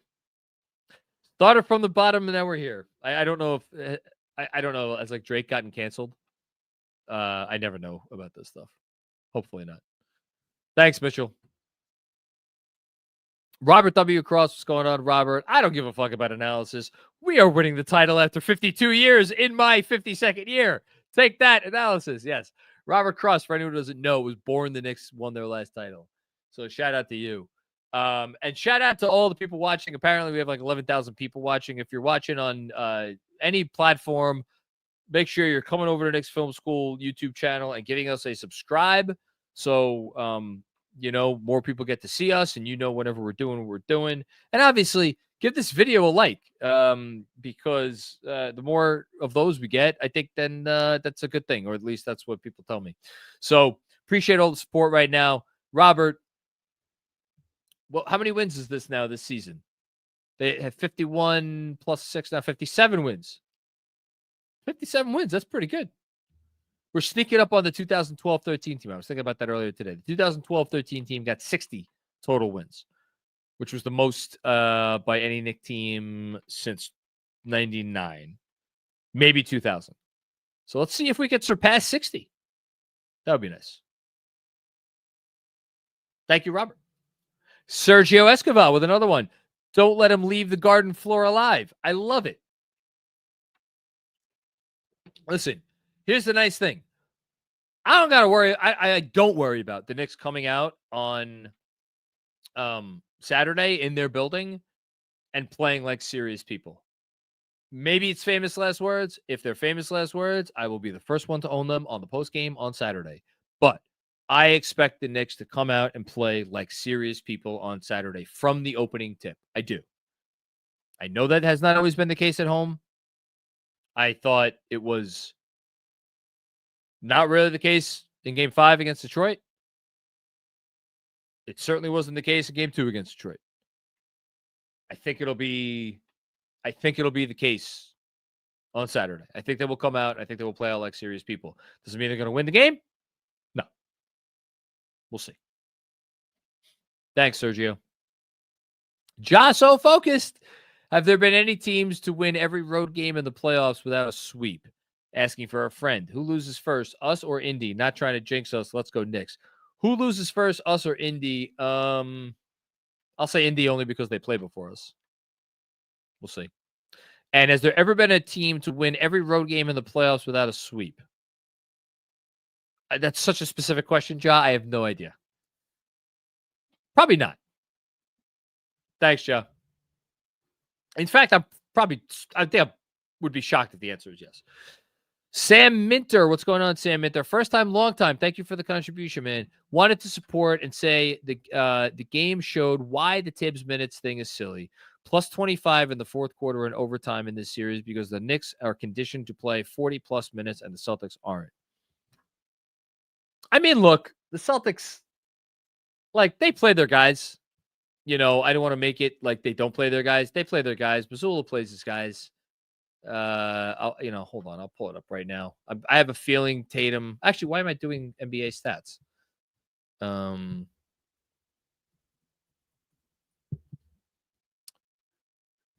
Celtics this year. I got it right here. Tatum, 36.4 minutes. Brown, 34.3 minutes.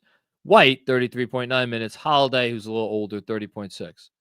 The one that I'm really looking at is Tatum. He's the only pushback that I have. I look, you're giving me a fucking layup to praise Tibbs, and I'm fighting you on it. That talk about crazy town.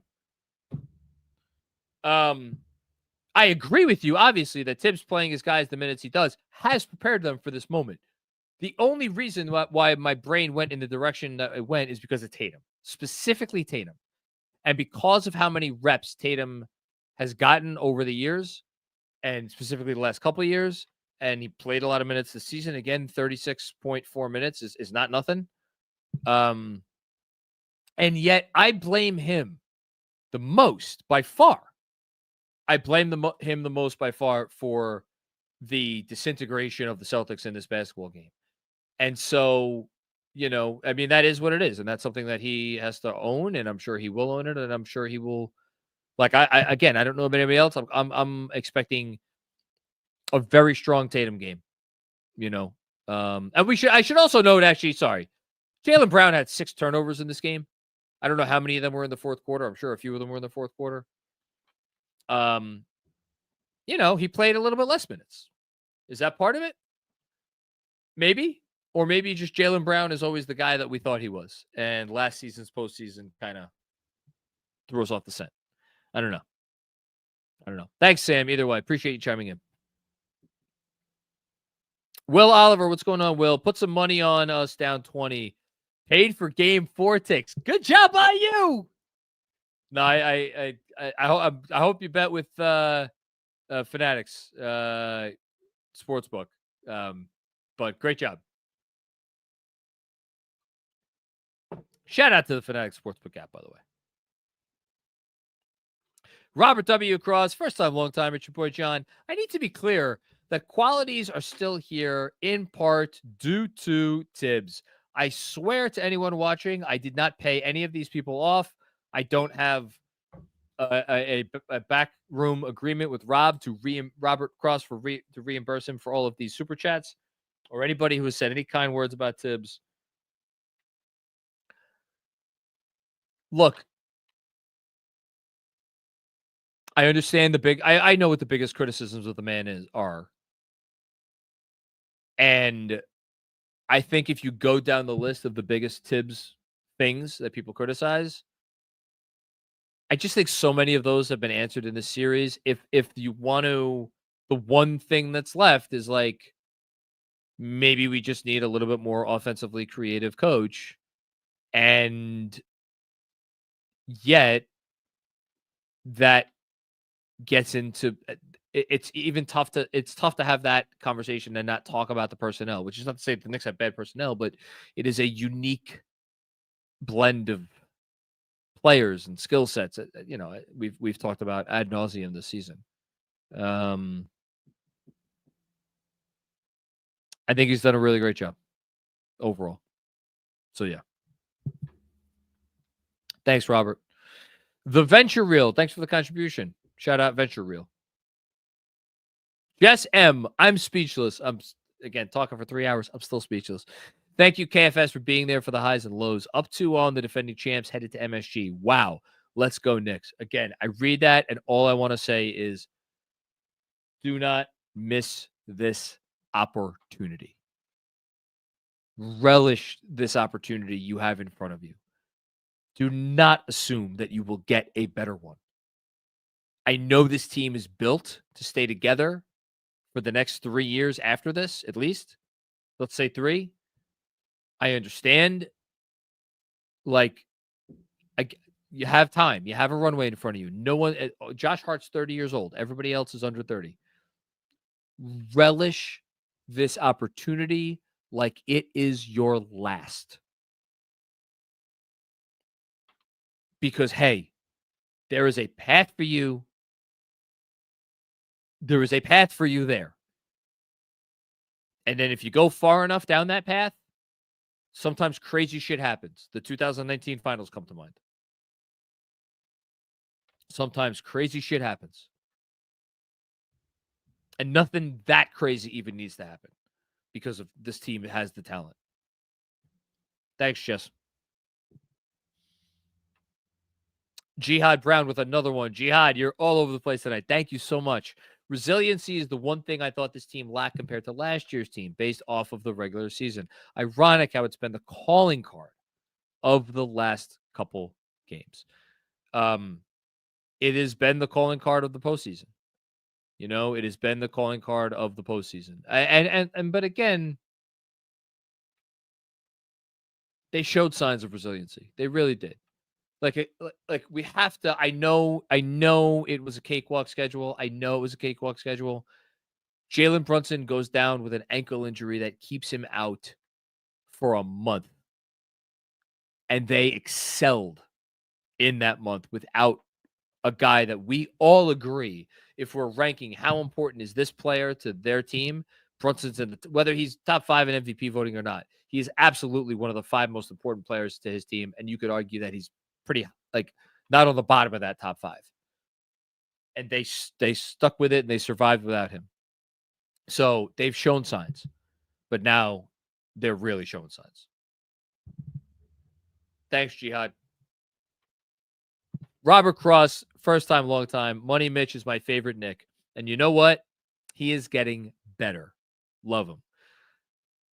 Where's my list that I, you know what? I think I saved it on my phone. Did I save it on my phone? I did this before, not even before this season. I did this before last season. So I did this list like 2 years ago. Yeah, that's it. Longest tenured players with their current teams who had never made an all-star team. So Mitch is only behind 3 players. He's behind Miles Turner and Kevon Looney, who have both been with their teams for 10 seasons and have never made an all-star team. And then he's behind Jamal Murray, who has been with his team for 9 seasons, but has never made an all-star team, although Jamal Murray is an all-star level player. That's it. Those are the only people in the NBA who have been with their teams for a longer time that have never made an all-star team. Mitchell Robinson is tied with Duncan Robinson and Anthony Simons in terms of service time. So, yeah. Pretty cool. Precious Salmon. What's going on, Precious Salmon? You're making me hungry. Mitch, OG, Hart, Bridges, Deuce. Everyone played a part. Need to see that defensive focus in the fourth quarter for 48 minutes. Holy shitballs. I mean, yes, you know why? Because the defensive focus will make it easier to score on offense. Because the best offense that they've gotten is in transition or semi-transition. Early offense. Again, you could do this shit off of makes if you push the pace enough. It's easier to do off of misses. You could do it off of makes. You know, although credit to the Celtics for getting back and setting up and the whole thing. Everyone did play a part. The defense does need to get better in the first 3 quarters. I think they're defending at an adequate level over the first 2 games. They have to figure out how to score efficiently and get efficient shots. They just have to, and not turn the ball over and just get good looks and make some of them. Thanks, Precious. Precocious, excuse me.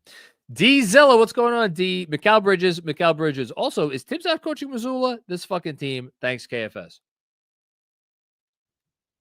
I mean, yes, Tibbs is out coaching Missoula. I don't think that's a controversial statement. I'm also not surprised. And I don't know why anybody would be surprised. Missoula, like, people want to say Tibbs is stubborn. If Tibbs might be the second most stubborn coach in the NBA, I don't know. Maybe. There's no question Missoula is the first. No question.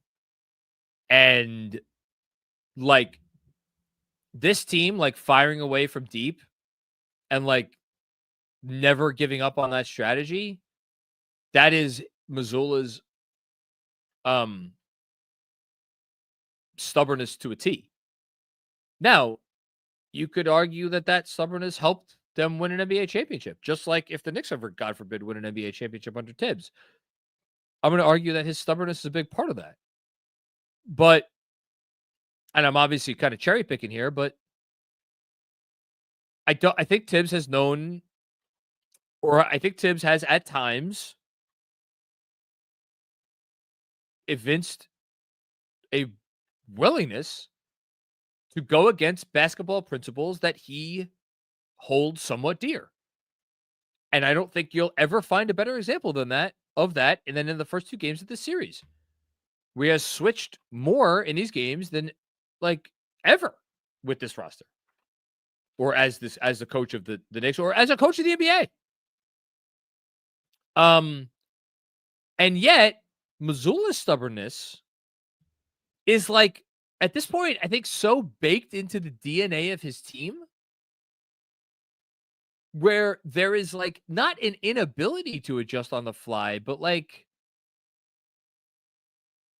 we see, like the Knicks, like they have a lot of grit and everything. They also kind of know where the game's going, and they do a brilliant job of like reading the game and trying to take advantage of it and still play their game and still do what they want to do. The Celtics don't do any of that. And I really do think that is in large part due to their coach. But who knows? Thanks, Dizilla. JH, as big of a Tibbs fan as you, I hope he gets respect.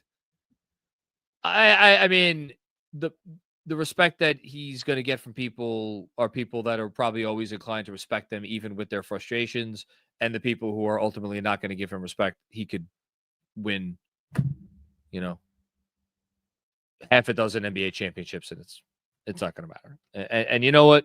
You know why? One of the many reasons I appreciate the man. He does not care.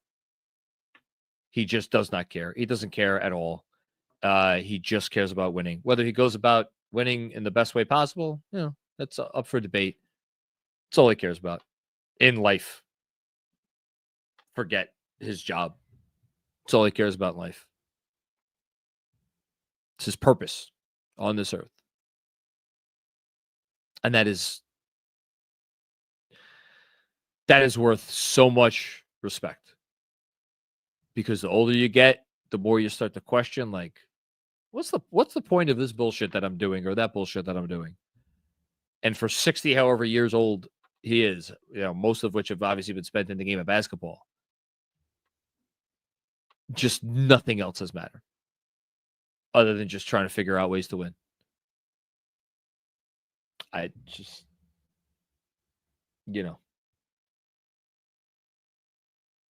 So, yeah, I think he deserves respect. And I think at the very least, if you're going to be critical of him, which people are going to be critical, and that's fine. It is. I mean it. It's totally fine. It's encouraged. We need to be critical of the decision makers in our world. At least, you got to have the respect to be like, okay, I may not agree with this, but don't let me come off like, oh, this person doesn't have a clue. He knows what he's doing. He's always known what he's doing. He may make decisions that you disagree with. And again, it's very valid to point that out and to get very frustrated by it. But he knows the decision tree. He's memorized the decision tree. And he sees branches that I guarantee you haven't thought of, even if you disagree with where he ends up going down those branches and where he lands. Thanks, JH. Bill Peterfriend, what's going on, Bill? How are you? The Knicks are undefeated against the top teams in the postseason.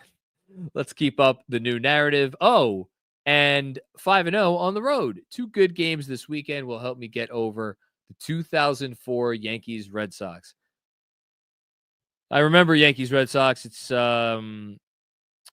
either that or 2001 is the most devastated I've ever been as a sports fan over the age of beyond teenage years. Although I guess I was a teenager for 2001, right? Because I was born in 1983, so I was 18, 19, whatever, above a certain age. Yeah, it'd be great to get one over on the Celtics, man, and the city of Boston. Be great. I mean, you did get 2 Super Bowls, so there's that. If you're a Giant fan, thanks, Bill. Jake Nicholson, shout out Leon, not trading Mitch midseason. Let's freaking go. They've always felt this. I mean, they felt I may have advocated for trading Mitch. The reporting has been very clear, and I think Ian Begley has been the most out front and center with this. They believed that Mitchell Robinson would be their midseason acquisition. So there you go. Thanks, Jake. The Venture Real with another one. Thank you, Venture Real. Brunson is here. Mashaik?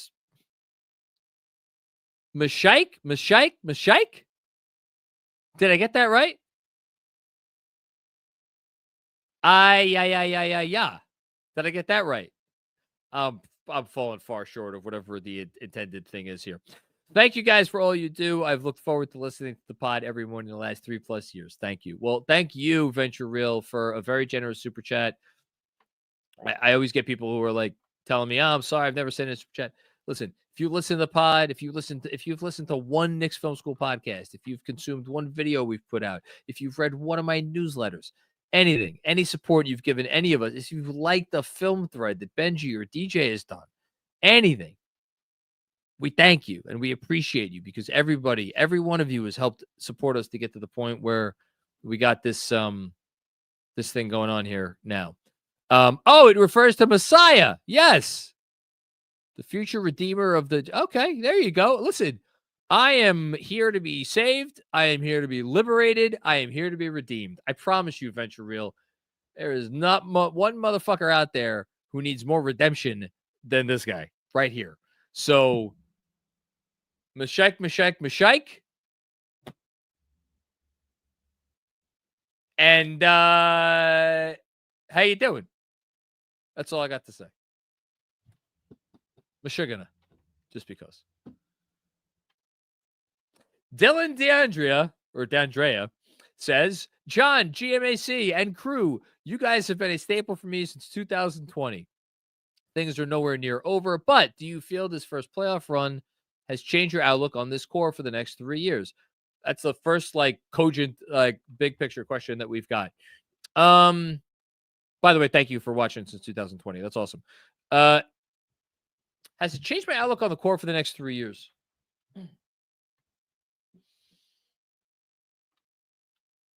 I'm in on Macau. I'm in on Wingstop. I'm in on Brunson being the centerpiece of a team that could win a title.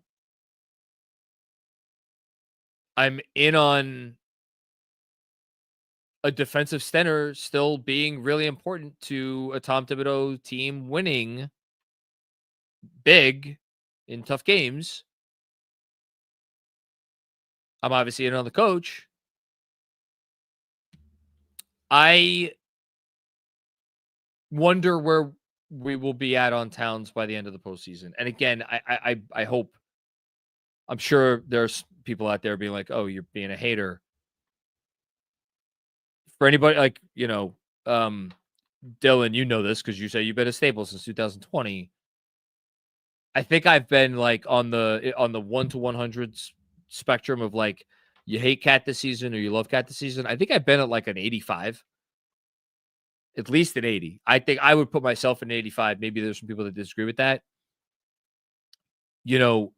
This time of year has defined Cat's career thus far. And it has been an imperfect postseason. Not a bad postseason, notably. Game 1 wasn't all bad. Game 2 tonight was not all bad for Cat. In fact, Cat did a lot of things that were really good in this game. And yet, if you're asking me, has it changed my outlook for the core for the next 3 years? I think I still have that part of me that wonders about the Cat part of it. And either him as a piece, period, or him as the starting center of the team. That's it. Thanks, Dylan. Theronaz, what's going on, Theronaz? Woke up my whole apartment block screaming. It's 5 a.m. here in Greece. They need to get up anyway. Probs will get evicted tomorrow, but who the fuck cares? Let's effing go, Knicks. Again, go watch it. I didn't make a peep. Did not make a peep. I actually do want to go back and see how I reacted to the specific shots. Like when they went, I know how I reacted to a couple of them, but the shots in the last minute, I know I did not react to the Brunson free throws at all. I'm trying to think, what was the bucket before the Brunson free throws?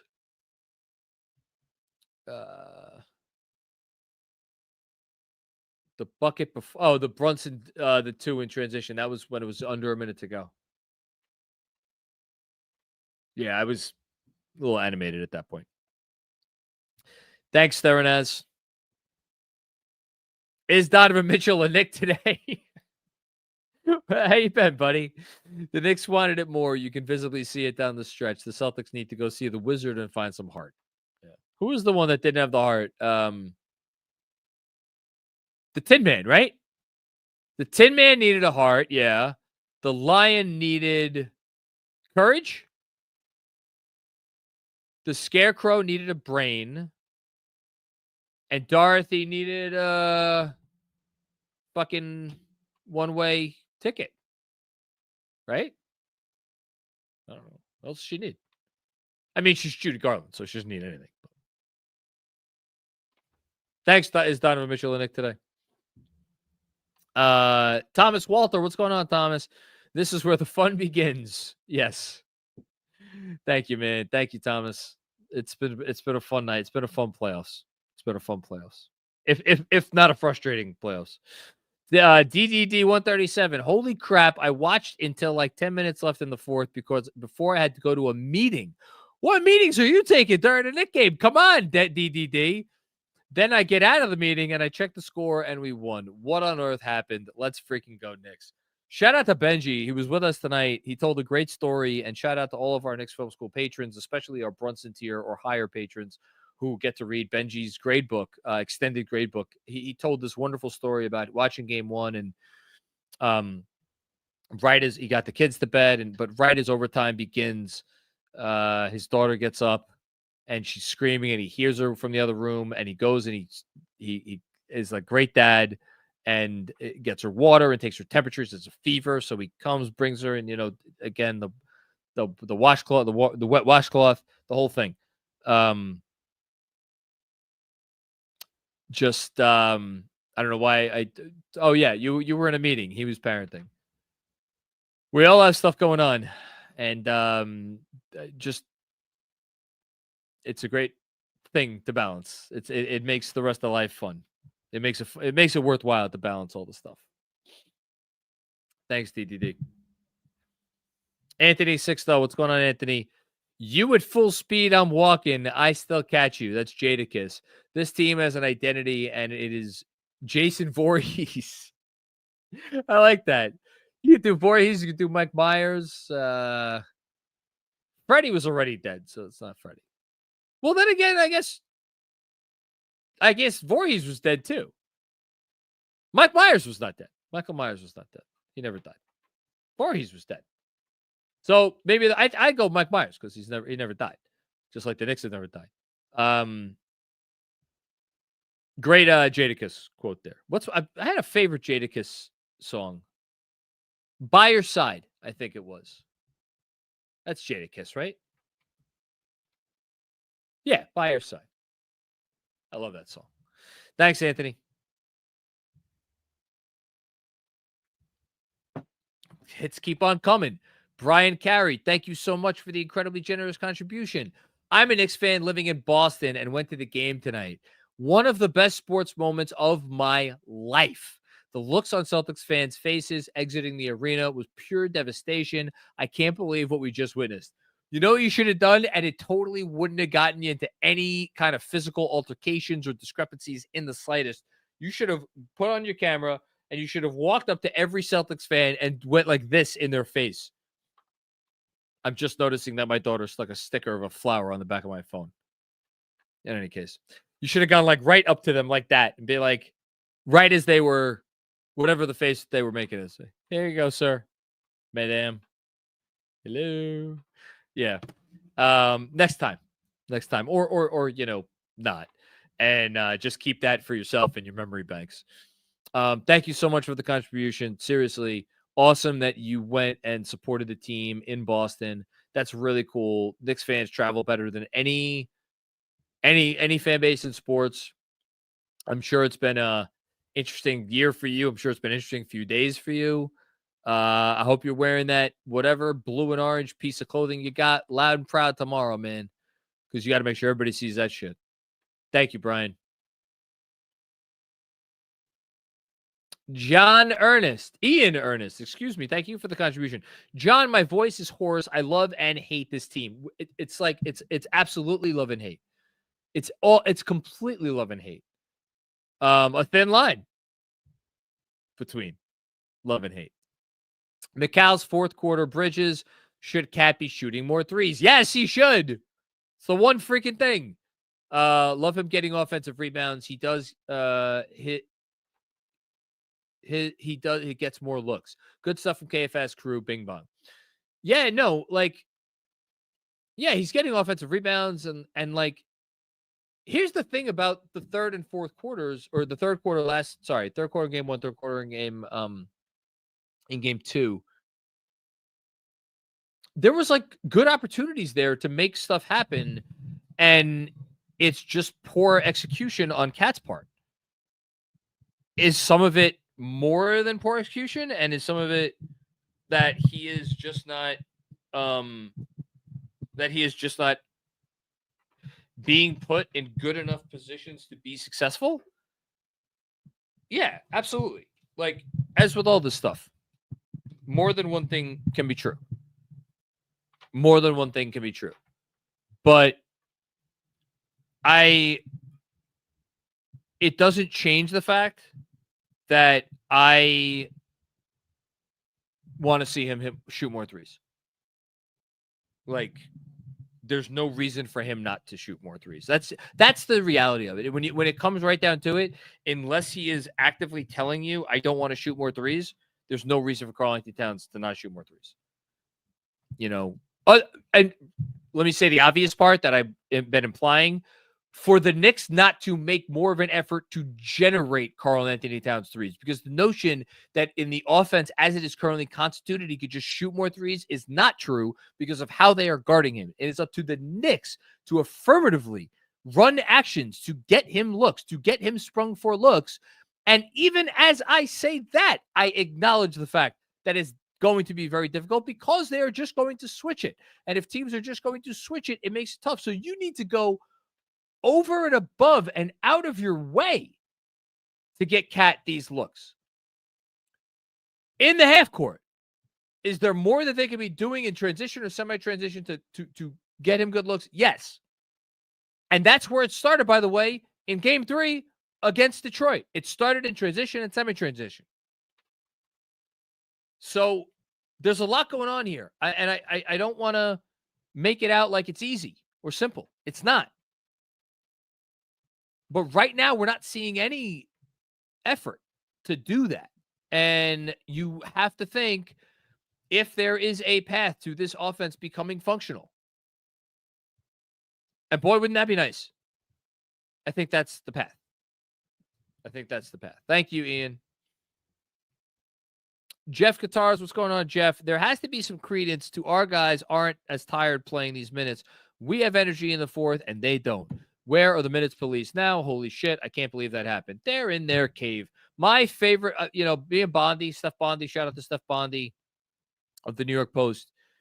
Way back in the day, like, we butted heads at times. And then, I had a chance to talk to him, and we had like one of the most meaningful conversations ever. And then I started covering the team in person for a brief period of time. And there's no one that was kinder and more outgoing in terms of like just making that transition easier for me and like asking me anything I wanted, needed, questions, like the whole thing. My favorite thing that Bondi has ever done, ever, is referring to the minutes police as the minutes Karens. That is absolute gold. And I love him for it. And it is so appropriate. Because that's the vibe for me, And again, this is not to say that Tom Thibodeau has never played someone too many minutes in a game where he did not need to play them as many minutes as he did. He has. We could point to them. We all know the ones, the games where they're up by 20 and there's 4 minutes left and you're not pulling all your guys like right away. But, built for this, #built for this. For a while here, I kind of treat it as a punchline because of what it was in reference to. It ain't a fucking punchline anymore because they are built for this. They have built themselves up to this standard. A great book I have behind me. Where is it? Where the hell is that book? John Feinstein football book. Now I can't. Oh, here it is. Next Man Up by John Feinstein. It's about the Ravens, but I'm going to go from what my football team's coach has said for over 15 years. Mike Tomlin got a lot of Tom Thibodeau in him. The standard is the standard. The standard is the standard. When you are a Tom Thibodeau player and you're out on the floor, the standard is the standard. And that's all there is to it. So kudos to them, kudos to him, kudos to the culture.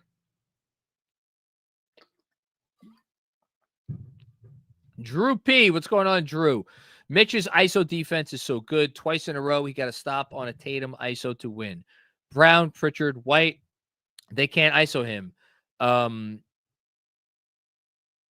DETR 73 tonight, 80 and 2. I don't know what that means or is referring to. Mark, if I'm having a brain fart, I apologize. Sorry, Drew. But in terms of the ISO defense, I agree it's very good. I agree their players are having trouble isolating on him. And I agree he's been, again, as Benji said, arguably the best player so far in the series. It's a matter of how do you keep him on the floor.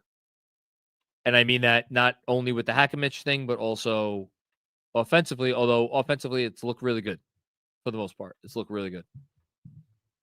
Thanks, Drew. Jessica Elsner with another one. Rope-a-dope ain't pretty, but Ali, JB, we got the W. Let's go, Knicks. So that's a newsletter shout out. I wrote about how game 1 today in the Boston series was like Muhammad Ali's rope-a-dope. Shout out to my dad, by the way, who first taught me about the rope-a-dope and the rumble in the jungle. So, yeah, shout out to all the Substack peeps out there. Thanks, Jessica. Nick Petroselli, what's going on, Nick? Had my phone in my pocket while pitching in my softball game tonight. I couldn't believe it when I heard we took the lead in the 4th. Shout out Mitch tonight. Proud of his hard work and composure. Great chat, Nick. And yeah, wild night. Hope you won your softball game. And you have to be proud of Mitchell Robinson. If you're a Knicks fan, again, I read it before. There are 3 players in the league who have never made an all-star team and who have been with their current franchises for longer than Mitchell Robinson. And at this point, honestly, 7 years in, even if you include players that have made an all-star team, it's not a terribly long list of players who have been with their teams for longer than Mitchell Robinson. That is anomalous in the NBA today. And speaking for myself, I've been talking about trades to ship Mitch out of town since, I don't know, year 2, year 3, year 4.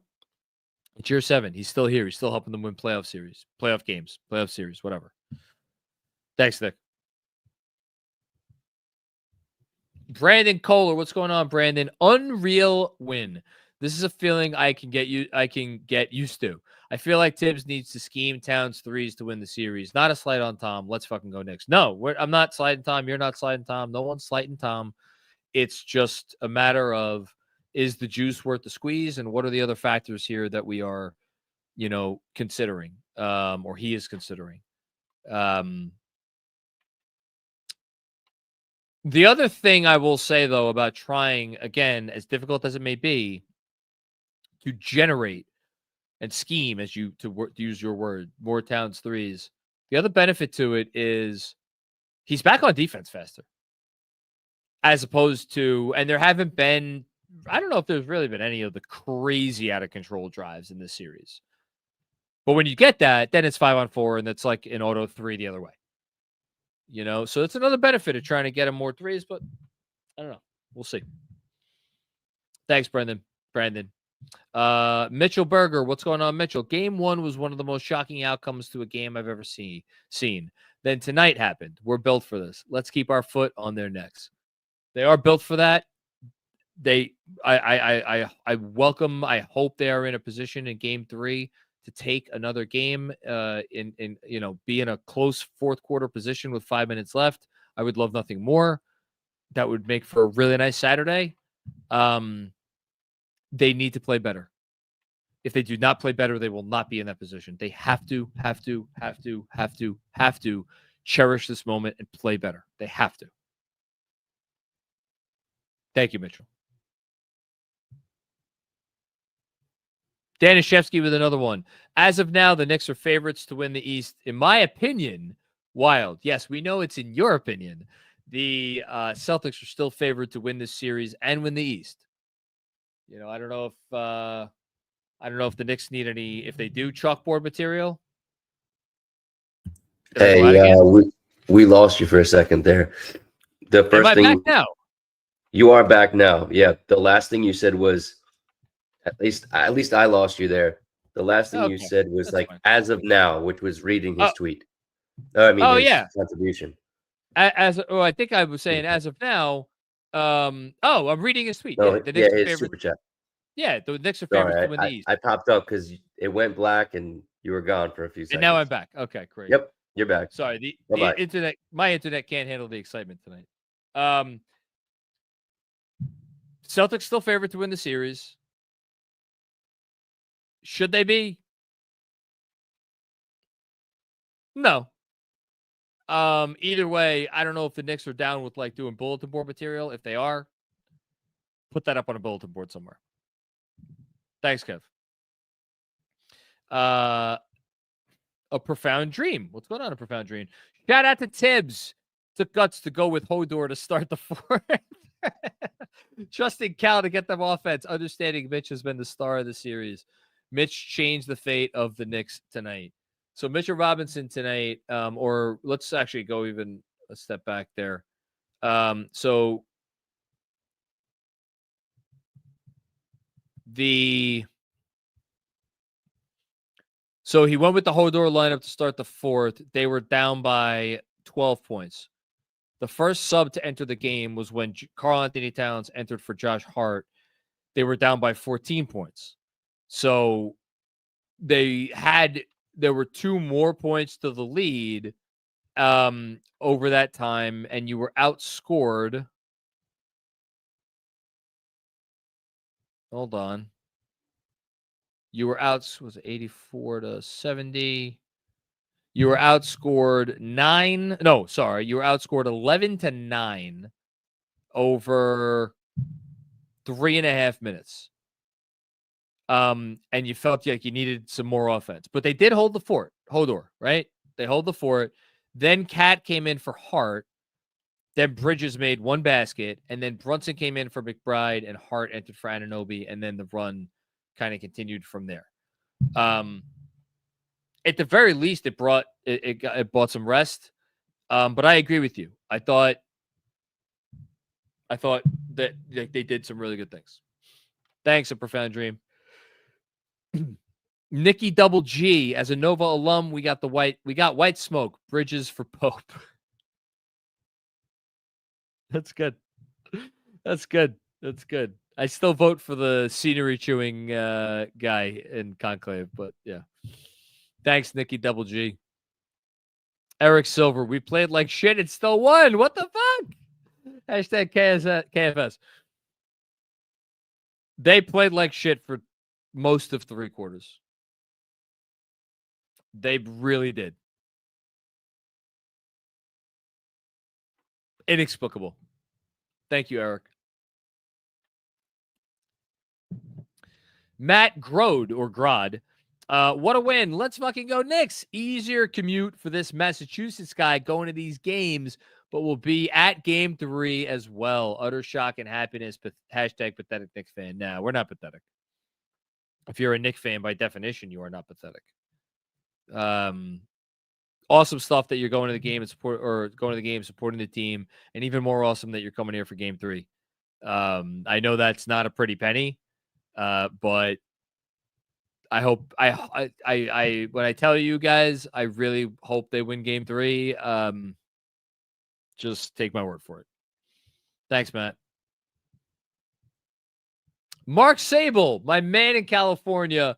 I meant to tell you, Mark, my daughter, after the Spider-Man one that she drew, I showed it recently. She's like, "Can you show this to your friend?" That was the first thing she said when she finished the picture. She's like, "Can you show this to your friend in California?" I'm like, "Yeah, I'll show him." And I actually have it. I'll show you now. Here. I showed this previously, but here you go. So I'm showing you, Mark. There you go. My daughter's Spider-Man. So now I can tell her I showed it to you. Great to see Macau, or to quote Mensa, F them picks. Great to see Macau, Cat, Hart, and Mitch step up. Leon's blueprint working, and the whole team is coming together at just the right time. Let's freaking go. Yeah, I mean, I'm not sure if he envisioned it happening quite like this, but it's happening, and that's all that matters, right? Thanks, Mark. Huzzoo, I don't think last year's team could pull this off. You know, who the hell knows? I mean, I'm trying to think of the best comeback last year's team had. I mean, they were down in the Phillies series. Obviously, the DiVincenzo game 2, but that was a like late comeback. I don't know. I mean, but you know what? We've been saying all year, stop comparing this year's team to last year's team. There's no need to compare. Last year's team was very special. It was very special. And the day Isaiah Hartenstein did what any human being would do, that went away. And that team, it was done. So it was about forging a new identity. And I like the one that this group of guys has forged so far. Thanks, Hush. Brutal. Quote, Becky Hammond says height is key, insisting Jalen Brunson not a 1A tier player. Yeah, I remember that. That was silly when it happened. Looks even sillier now, especially since they've been able to hold up on defense, even with Brunson on the court. Like, I know they've had some defensive issues. It hasn't been because, I mean, Brunson has had his issues, but like if your argument was like he's too small, like, and he doesn't do it, like, no. That's another one to the question earlier about belief in the core of this team. I believe Jalen Brunson could be on the core of a championship winning team and be on the floor for 35, 40 minutes a night, even with his size and stature and defense and the whole thing. I absolutely like. This playoffs has gone a long way for me in making me believe that. Yeah, that's there you go, Mark. It's her saying they don't have a dude. Good job, Becky. Jessica with another one. Tatum barely knew him. Potato Head Jason Tater. Let's go Knicks. Listen, Tatum, Jessica, I love you. Thank you.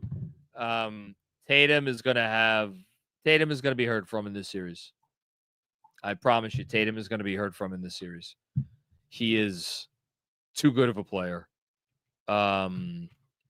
He is not going down like this. I promise you, he's not going down like this. But for right now, you're damn right. Potato Head. I love it. Thanks, Jess. Deadwards with another one. Kobe texting back Tatum. Lose my number. Oh, my God. That is... Rest in peace, Kobe Bryant. We miss you dearly. And game in the world is not the same without you. I'll just say that. Thanks, Edwards. The main connect. Trading those 7 picks don't look so bad right now. 6 picks. 5 picks in a swap. First round picks. Did they trade a second too? I don't remember.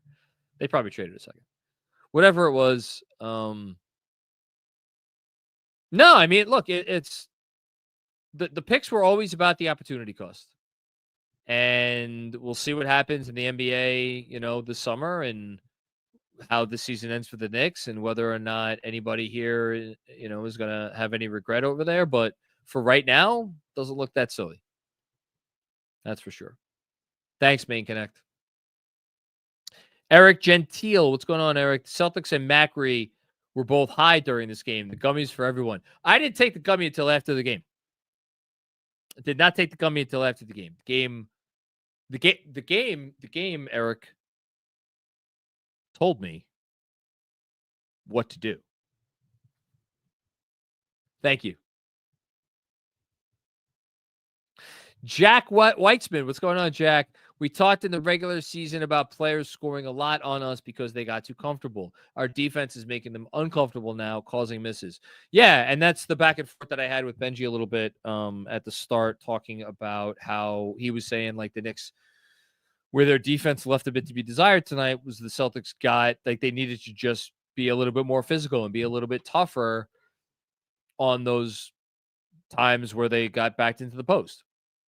And I think that is fair. The Knicks could be a little bit better on those for sure. But also trying to get them out of their offense. And then ultimately down the stretch of the game, again, I can't wait to go back and watch all of the Celtics offensive possessions to see exactly what the Knicks did. They were uncomfortable. Like, there's no way you could watch that and say that they weren't uncomfortable. And yeah, the Knicks need credit for making them uncomfortable. Absolutely, Jack. Thank you. Josh so focused, last one. JB for 3, Josh Hart with the re, OG with the D. Knicks in 5, not a prediction, just being funny basketball gods. Please let us have this. Knicks in 5 would be hysterical because they would lose a home game and then win another game at Boston. Here's a question for everybody. Would you sign for a split over the next 2 games? My guess is that like 65% of the fan base would sign for a split.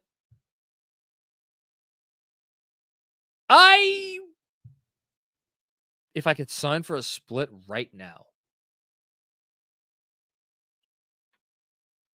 Mark says, of course. Yeah, I mean, right? Yeah. Right? Yeah, of course, right? You signed for a split. Yeah, I know. You're right. Up 3-1. I get it.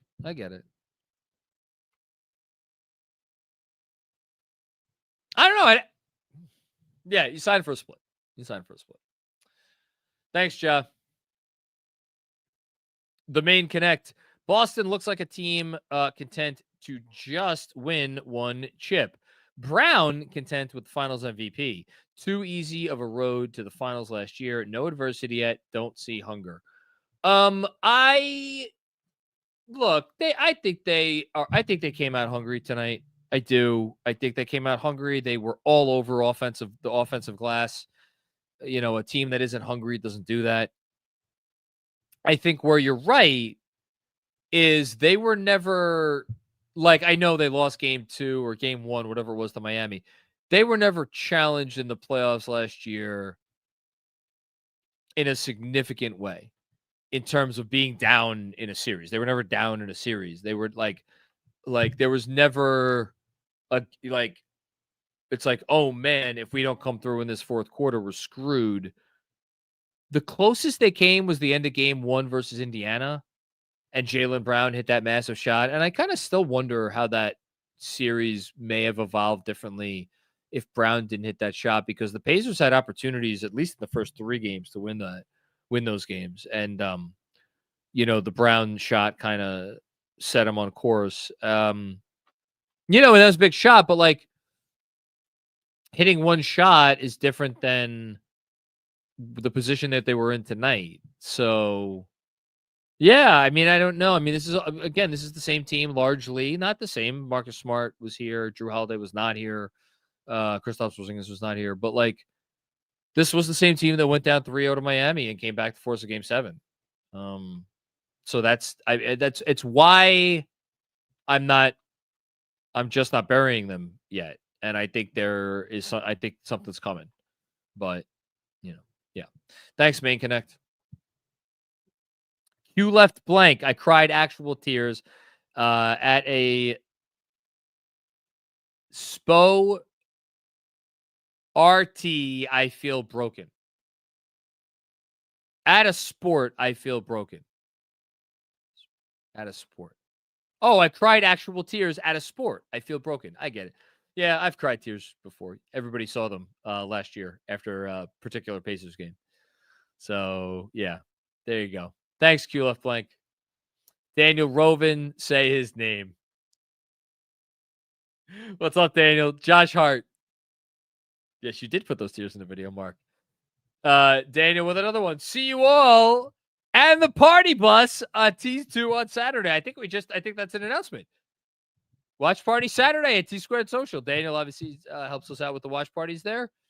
Shout out to T Squared, continuing to do the watch parties with us throughout this whole postseason. Saturday, be there or be T Squared, 42nd Street, right down the block from Grand Central. And yeah, let's get the party bus warmed up, Robert. Bradford Taylor, all year we said this team had no identity. It turns out it was clutchness. No team handles pressure moments better. Close games built them for this. Yeah, no, that's what Dexter Henry was saying to me when I saw him we were talking on a video before the playoffs started. And he was saying that's their identity. Them coming up big in close games. That's their identity. It's as close as anything. Self-belief, right? That's it. Thanks, Bradford. Dom Cappuccini. Thank you, Dom. I have a funny feeling you'd show up before all was said and done. There it is. That's what I've been waiting for. Not so much to win, but just to compete. And good God, we've done so much more than that. Maybe we needed Detroit after all. So proud of our guys. We back. We are so fucking back. Tom, that's great, man. I have nothing to add. That's great. They competed. They competed for both of these games. They never let go of the rope, and they deserve credit for not letting go of the rope. It would have been very easy to let go of the rope. Very easy. And they never did. They never did. Credit to them. Thank you, Dom.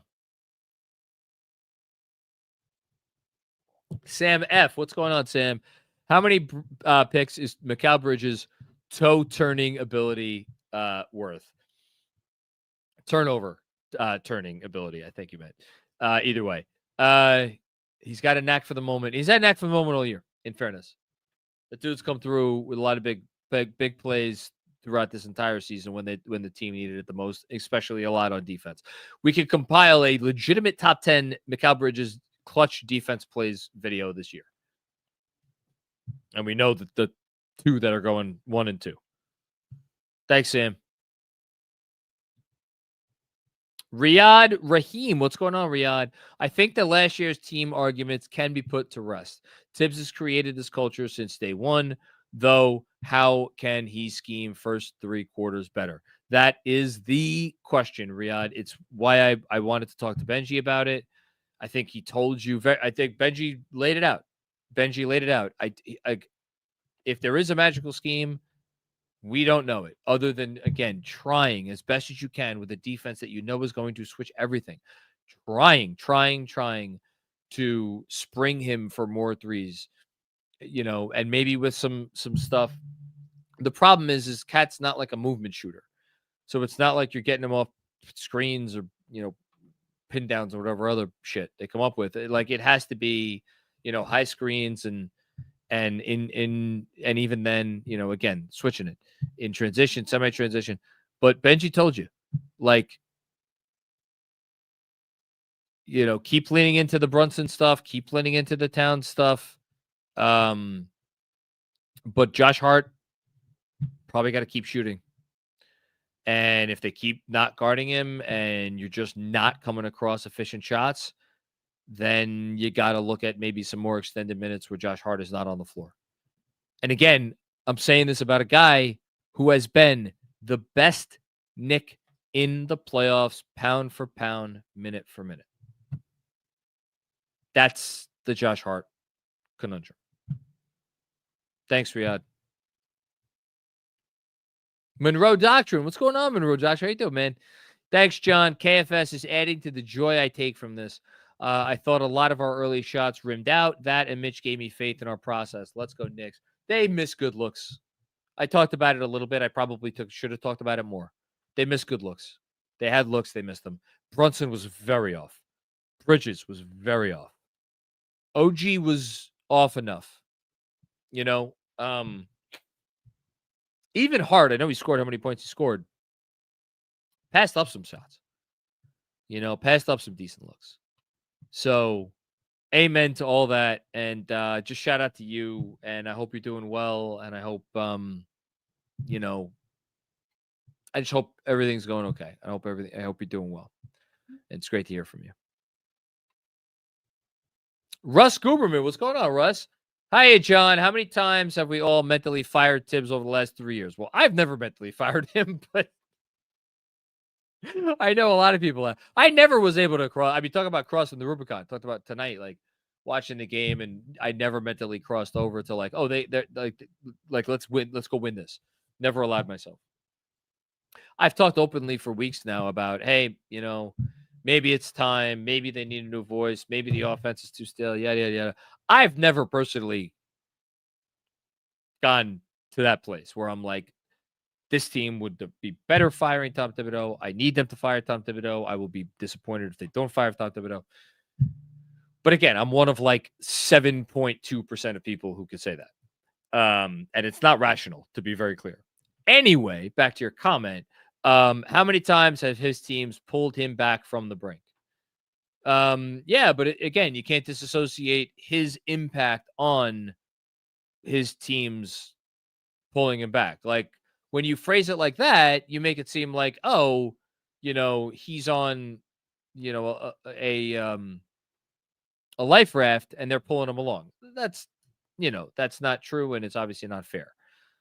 He's been a big part in getting them to this place, not only to this place as an organization and as a culture, but just getting them to the place where they're up 2-0 in the Eastern Conference semifinals.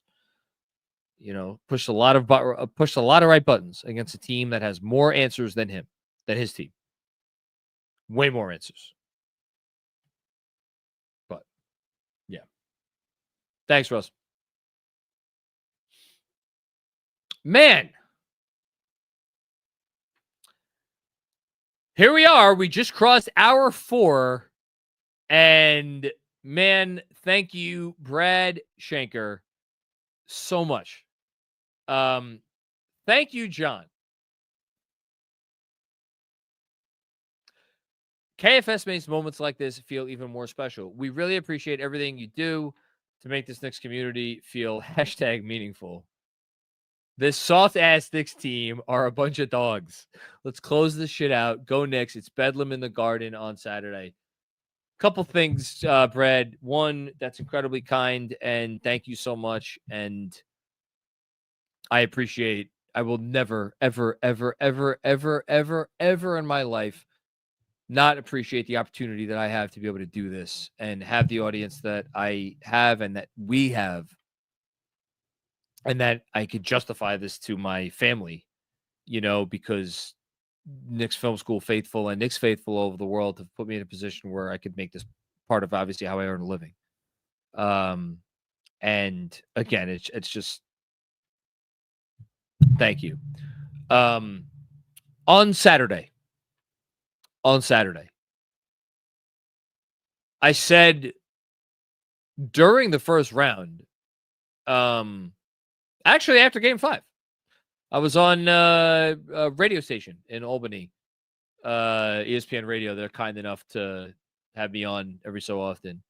And I said before Game 6, I'm like, I know they have Game 7 at home, but this fan base is in like a weird place with this team right now. And if they lose Game 6 and they have to go home for Game 7 and they give up a little run and Detroit maybe takes a double-digit lead for whatever reason, I think the Knicks are going to feel the collective doubt and maybe even something more than doubt, maybe even like anger of the fan base in that building if they're put in that spot. And thankfully, they never got in that spot. So we didn't have to find out. After these 2 games, I don't care how it came about. I don't care how badly you may have played throughout portions of these games, how many offensive rebounds you gave up, how many turnovers you committed, how much silliness you allowed and committed yourself. That building on Saturday afternoon better be fucking electric. That's all I got to say about that. Thank you, Brad. Appreciate that. And electric for the whole 48 minutes. Adam Raya, thank you for the contribution, Adam. Appreciate you. The Venture Reel, thank you for the contribution.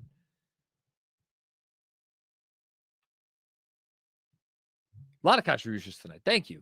Thank you. All right. Another one from Venture Reel. Let's credit Leon where it's due. Gets no Executive of the Year votes. Oh, I'm back? Okay, I'm back now. There we go. Sorry about the Wi-Fi, everybody. Yeah, I think he got a second, third place, and a third place vote. Second place vote and a third place vote for Executive of the Year. No first place votes. Yet the plan of getting OG and Bridges to stop Tatum and Brown has been looking great. Yeah, it's been looking great because of the switching scheme. It's been looking great because I think, by and large, the Knicks across the board have held up. Brunson especially, and Towns here and there. Well, Towns had better moments in this game than game one. I'll say that. But yeah, no, OG and Bridges, they're demons. To use the overused term, they're demons. Thank you, Venture Real. Rich McLeod, shout out to the Detroit Pistons for beating the grit back into this Knicks team. Yes, we will always remember that Detroit series. For better or worse. Hopefully for better. Thank you, Rich. Ray is back with another one. I just watched the last 8+ minutes of the game. It still does not compute. Hashtag F Boston. This whole thing doesn't compute. Ray. The whole thing doesn't compute. Thank you. The Venture Reel with another one. The Knicks, Tibbs, said, I'd rather Tatum score and go up 1 with 18 seconds left than rather give up a 3. Go down 2 with 3 seconds left. Genius.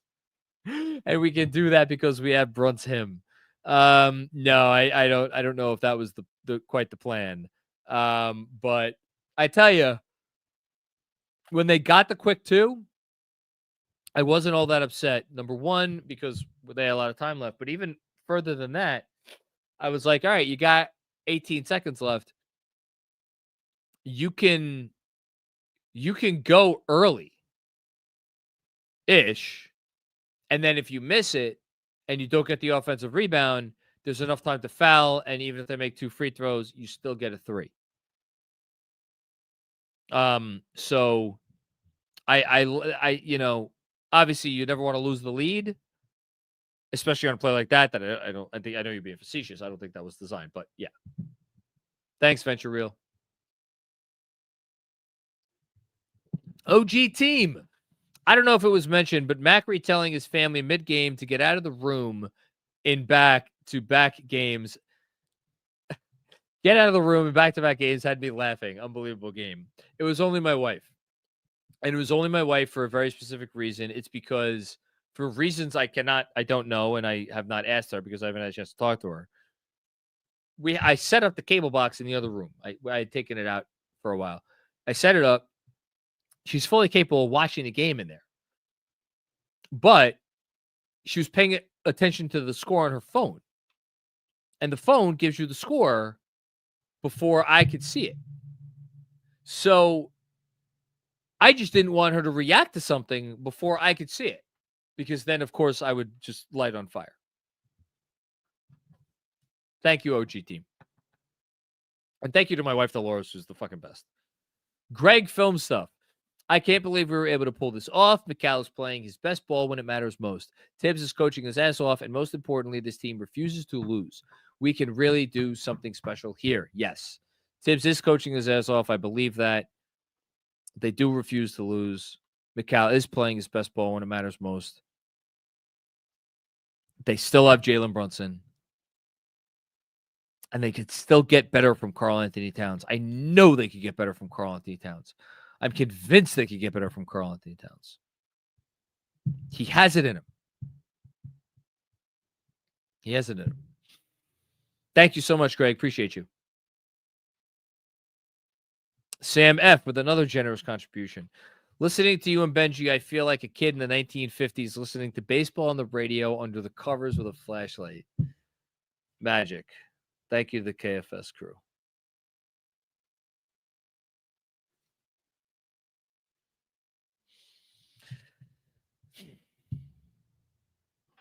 Sam, it's all we ever wanted to be. Hey, did we lose? I think we lost you again. Are you kidding me? Yeah. No. Am I back? I wasn't kidding you. Yeah, you're back now. It's funny. As soon as I bring myself up, it seems like you're popping back on now. So maybe just stay for the rest. No. You don't have to say anything. Okay. Sure. What I said, well, I just paused. I didn't say anything for a moment, and I just was taken aback by Sam's comment. I will say this was a beautifully written, short, to the point, but like that is one of the most poetic super chats I think we've ever gotten. It's got me. It got me. But what I don't know if really you heard. I don't know if anybody heard me say it, but like this is all I ever, for me, speaking for myself, is all I ever wanted is to be the voice that people would want to hear. So Well- I'm just gonna say, I think Mark saw you freeze and stare and ponder what the chat said, and read it as a frozen inner. He was fine on my end, Mark. Just my 2 cents. Like I know it's Odar. now you're definitely. here. Now you Okay. gotta stay on. Yeah. Why doesn't he stay on? Wait, No one's what staying. happened? No one's staying. No You one got wants this. We're here. We here, John. We Don't here? worry. We here. Home stretch, boys. home stretch. Here we go. Thank you, Sam. That meant a lot. You ready? By the way, get ready for this one. This is pretty cool too. Yes. Lisa M, aka Sam Garcia's mom, working cardiac transplant tonight. Started celebrating when Sam texted. Somehow we are up 2-0. Knicks are going on a run. Let's go. Lisa, shout out to you. Shout out to your son. Shout out to your husband. Your husband in particular, just one of the nicest people I've ever met. And I know you've been a super chatter on the show before.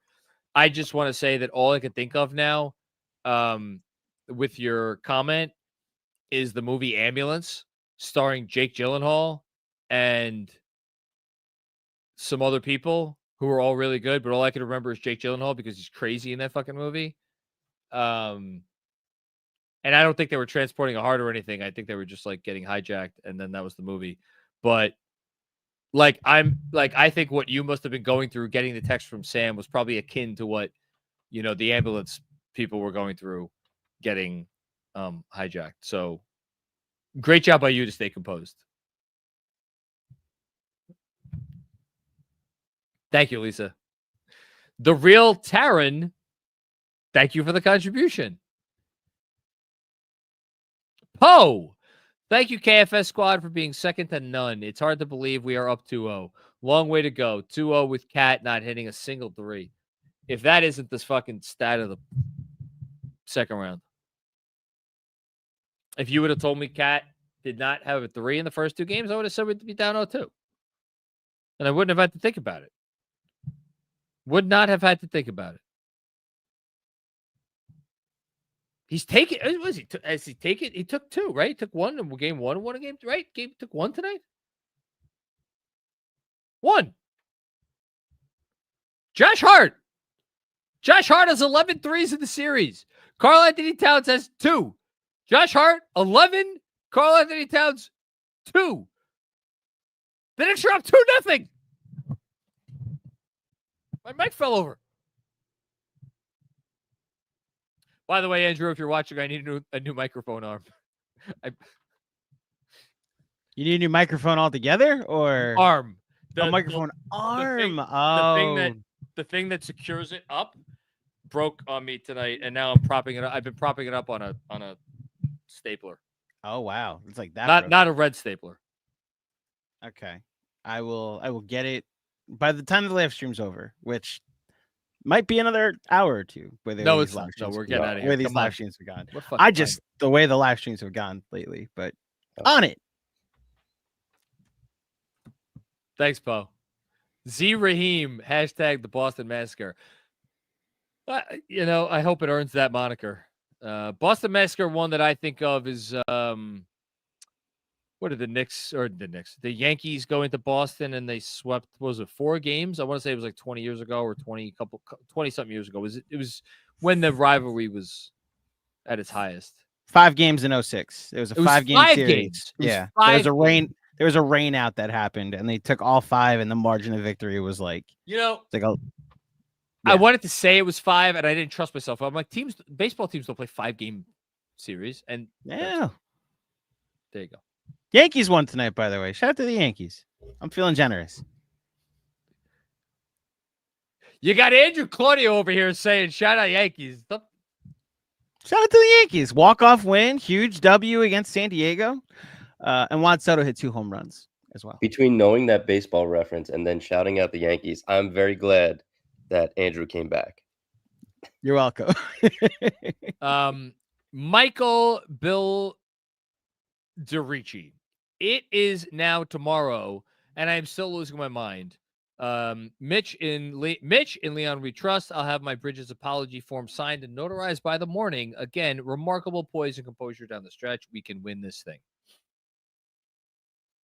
They can absolutely win the series. And if they win the series, they could absolutely make it to the finals. And that's all that matters right now. You could win the series and you could win the next series. But you're obviously not thinking about the next series. I know they're not thinking about the next series.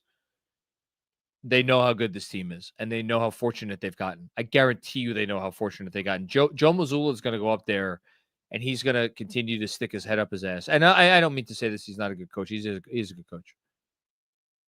He's going to continue to go up there and, put on this front, because once the veneer comes down, then what's left? I guarantee you the Knicks are and this is credit to Tom Thibodeau. The Knicks are going to go back. Well, I don't know when they're what's tomorrow's agenda, but at some point they're going to look around at each other and be like, guys, seriously, 2-0 after how we've played? Come on. So let's hope they take advantage of that. Thanks, Michael. Danishevsky with another one. In my opinion, Tibbs is officially safe. Great game coached. I don't know. Not yet. Not yet. They got to get through this series. Get through the series, and you go from there. Thanks, Kev. I mean, maybe he is. I don't know. I have no idea. But Johnny Chiba, Bridges X Factor factors into wins. Facts. #D. Yes. He is not as much of an X factor for me as Towns, but he is definitely an X factor. Clearly, it was in the fourth quarter. Thanks, Johnny. Jeff! What are you just still doing up, Jeff? It's past your bedtime. Josh Hart and Mikal Bridges, 37. Outscored Tatum and Brunson, 33.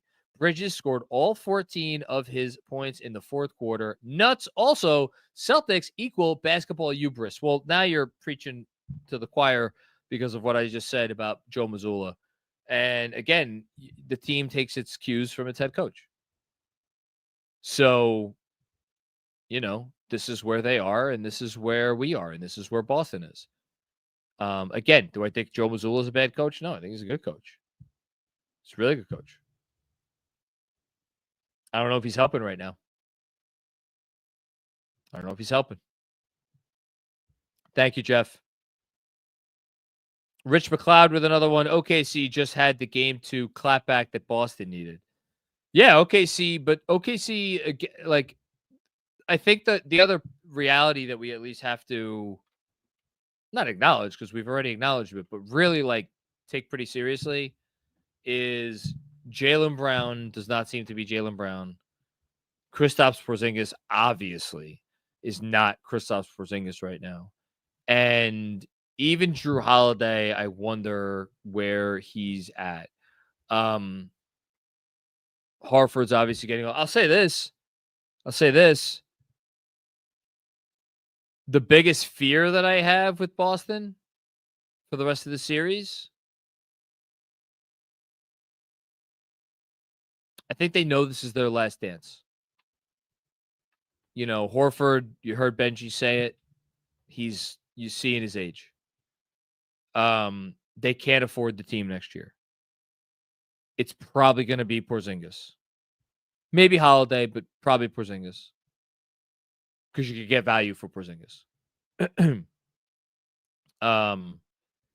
So I think they know this is the last run. Not that Tatum's going anywhere, Brown's going anywhere, or Derek White's going anywhere. Those guys will stay around, and I'm sure they will recalibrate and whatever. But I think they know this is the last ride, maybe for a few years, before they could really put the pieces in place to make another run before Tatum and Brown age out, and White. But so, what are they going to do with that moment? We'll find out this weekend. Thanks, Rich. Sam with another one. Thank you again, Sam. That just meant a lot, the last one. Not sure if you already talked about this, but completely forgot about the Hart inbounds turnover to Harford with 9 minutes left, down 16. Stop McCall 3. Wild. I didn't forget about it. In the moment, and did they get, I think it wasn't only a missed shot after that. I think there was an offensive rebound after that. And another shot and another miss. Maybe we talked about that before. Hold on. Where was it? No, never mind. No, OG got I was thinking of a different play. I was thinking of one of the half dozen times seemingly they got multiple offensive rebounds on the same possession. This was not one of them. It was 81-65. Hart, to his credit, after he threw the ball to Horford, blocked Horford, and then OG got the defensive rebound, and then Bridges made the 3 to make it 81-68. They still went down 16 points again because Pritchard came down and hit a 3. But yeah, thanks, Sam. Danny Small, if McCall and OG are available, we win anyway.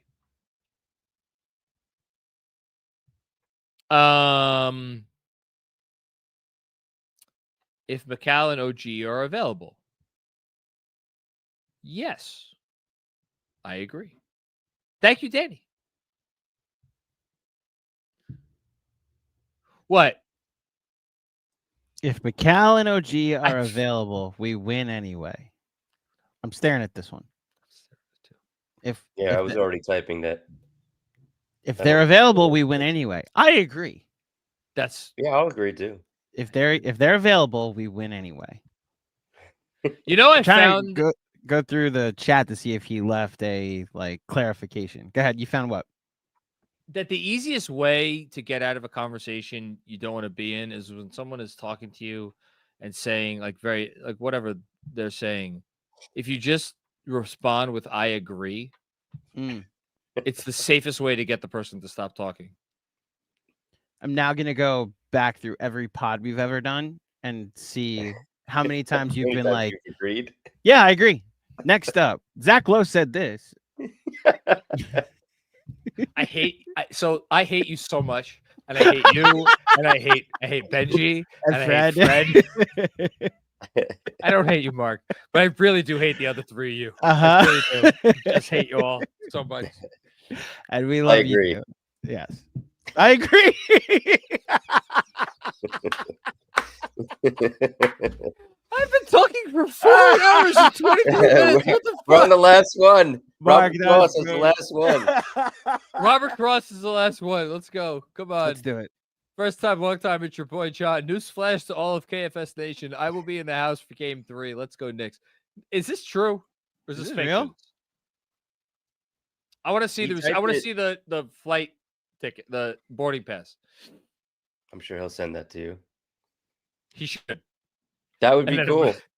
And I'm going to report him to some terrorism hotline. Yeah. At this point, I look at MSG and not T squared as a bit of hustling backwards there. Right. Oh, he says it's true in the chat. Leaving Friday morning. Robert, I really hope they get a win for you then. In all seriousness, Robert, not now, but at some point tomorrow. He's leaving Friday morning. Yeah. Please DM me on tomorrow, and we'll set something up. Dirty Dancer, get that guest bedroom ready. I saw that. We don't have a guest bedroom. We have a pull-out couch, a futon, really. Yeah, me neither. As Robert, you yeah, can't stay with us. And there's no shower in the bathroom down here, so you'd have to sleep next to the dog. Who's still by my side. Anyway, it's almost 2 a.m. Is this the last super chat? I think that was it. One more came in. Go Knickerbockers. Blue cheer. Did that come in, or is that that an old one? No, I'm not seeing that. Oh, then never mind. Yes, I fucked up. It's over, folks. Andrew, last words. Nixon. No, I'm not going to say it. Don't say it. I honestly, this has been the most unexpected marathon live stream that I think Knicks Film School has ever done. It is really cool that this team is doing this for us right now. And if I have to, I know it came up a couple times throughout the live stream, but thank you to the Detroit Pistons because you gave this team something to go through, and you sharpened them like iron, as the saying goes. And I look at this Knicks team who just watched the Pistons team close the margin, the talent margin with effort. Now do the exact same thing to the Celtics. They're closing the talent margin with effort. And yeah, I'm excited to see if the Knicks can, in my opinion, do the unthinkable, and it's win 2 of the next 5 games to reach the conference finals for the first time since the year 2000. Mark? I just back everything that Andrew said. The most improbable feeling I feel like I've had as a Knicks fan my entire life, and I was pretty into it back in the 90s. Obviously, you felt like they had a better chance back then than this team. And yeah, it's been great. And I'm very appreciative to be a part of KFS for this run. And the fact that they're going home now up 2-0, and they just have to win 2 of 5 games to advance. Like 2 out of 5, they can do that. Yeah, they can do that. It's The like way if that you they told played- us, Mark, if you told us before the series that the Knicks just have to win 2 games, we'd be like, oh, okay, that's easier. And we're now at that place. And the Celtics still have to win 4 out of 5. Right. Like that's the other daunting test. They have to win Yeah. 4 out of 5. They absolutely can, but what they're now up against with Chet, with Tibbs. Look, I'm sure it came up a lot throughout the post game, but Tibbs is playing chess while Joe Mazzulla, the chess aficionado over there, Mazzulla, is playing some version of checkers. And there are advantages the Knicks are gaining that I didn't think they had before the series, that they are now potentially 2 wins away from executing to a conference finals trip. I'm being told in the chat that there are 2 super chats that weren't read real quick. Yeah, So Robert Cross came through again. All right, here we go. Then there's some. Now I'm seeing Blue Cheer. Yeah. Now I'm seeing that. Okay, go I ahead. don't know why that didn't. I'll take us home and then I'll sign us off. Cool. Robert Cross, can we do a round robin of duckpin bowling at T-Squared Social? Absolutely, Robert. We go to any bowling alley you want. Go play Tiddlywinks for all I care. Jeez.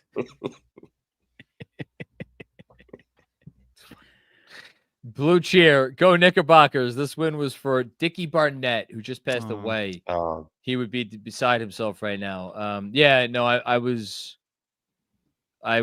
really thankful that I had saddened, but thankful that I had the opportunity to learn a little bit more about Dr. Barnett upon his passing, and really just like gained a greater appreciation for how much he was a major part of the story of the NBA for the first 50 years of its existence, obviously, or basketball, excuse me, because of his obviously prominent career in college and going off with a rogue league briefly after his first couple of years in Philadelphia and winning a championship with Cleveland there. And then,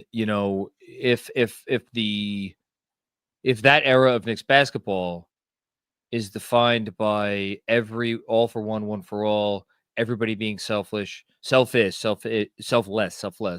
as Bill Bradley said on his documentary, and to me, nobody cared about where the points came from. Isn't Dr. Barnett the most symbolic of that of all? Because he was the one, arguably, he was an all-star before they assembled that roster. One-time all-star, but still, no one sacrificed arguably more than him, and it took him the longest to get in the Hall of Fame. I'm happy he finally did. And you know what? How interesting is it that tonight, this is a team with multiple All-NBA players. This is a team with a guy in OG Anunoby who gets paid $40+ million a year, a guy, Kyle Bridges, who was traded for 5 first-round picks and a swap, and and who's the leading scorer? The leading scorer is Josh Hart. And the best player in the game didn't even start the game. So if there was ever a win in the image of those championship teams, I think it's tonight. And they deserve all the credit in the world for that. And thank you, Blue Cheer, for the very nice shout out to Dr. Barnett. Thank you to everybody who has watched us, is watching us still, contributed, subscribe tonight, like the video. If you haven't liked the video, like the video, the whole thing. And unless we have anything else, I will just end by saying, I've been watching this team since 1993. I remember 93, 94, not well. 94, 95, I remember a couple things that I wish I could forget. And a couple things I'm happy I remember. But my where it really kicks in for me is 99. And 99, look, lockout shortened season, only 50 games. They were 27-23. I mean, just a disastrous season. This year wasn't that, but given the talent that they had on their roster, it's not a crazy analogy to try to compare this 2024-25 to the 1999 team. Not a crazy analogy. Obviously, the second round then, 4-0 sweep against the Hawks, very different from the second round now, but still. It's a team that took a while to come together. They had the talent. Nobody ever questioned the talent. It took a while to come together. But once they figured it out and they got over that hump against the Miami Heat, long live Allen Houston and that shot. Once they got over that hump, their course was set. And they kept going and going and going, eventually overtaking a Indiana Pacer team that was better than them. And they made it to the finals the next year. They overtook them. And they overtook them because they never quit. And they had some massive close wins. And they got one of the greatest plays in the history of the franchise, if not the greatest shot in the history of the franchise, from Larry Johnson. This team is starting to feel like it might have some of the same DNA. And that is such an amazing feeling for anybody who's been waiting 26 years since that 99 team. For another team that you could believe could go that far. And here we are. A lot of work left to do. A lot of work left to do. Got to play better. I will end on that. Play better. Please play better. Take this opportunity. Seize this opportunity. Play better. Play your game. And that is that. All right. Thank you, everybody, for tuning in. Please do, again, like this video. Check out all of our great content here at Knicks Film School. For anybody who hasn't checked out the Motor City Hoops special guest video breakdown of Josh Hart's Game 1 exploits, make sure you check that out. Benjy and DJ, shout out to our Patreon. Been doing amazing stuff on there. Truly high level, best analysis you'll find anywhere. And, thanks for checking out the pods, everything. We will be back with more fun and games before you know it. After the super chat from Robert Cross, first time, long time, it's your boy John. The magic is in the work. You're damn right. And nobody works harder than this team, both this Knicks team and the team that I am privileged to work with here at Knicks Film School. Thanks, everybody. This was great. Shout out to Fanatic Sportsbook. Go download the app. Take advantage of that promotion that we're running over the next couple of days before Game 4. Win some free fan cash. And I will see everybody later. Peace out.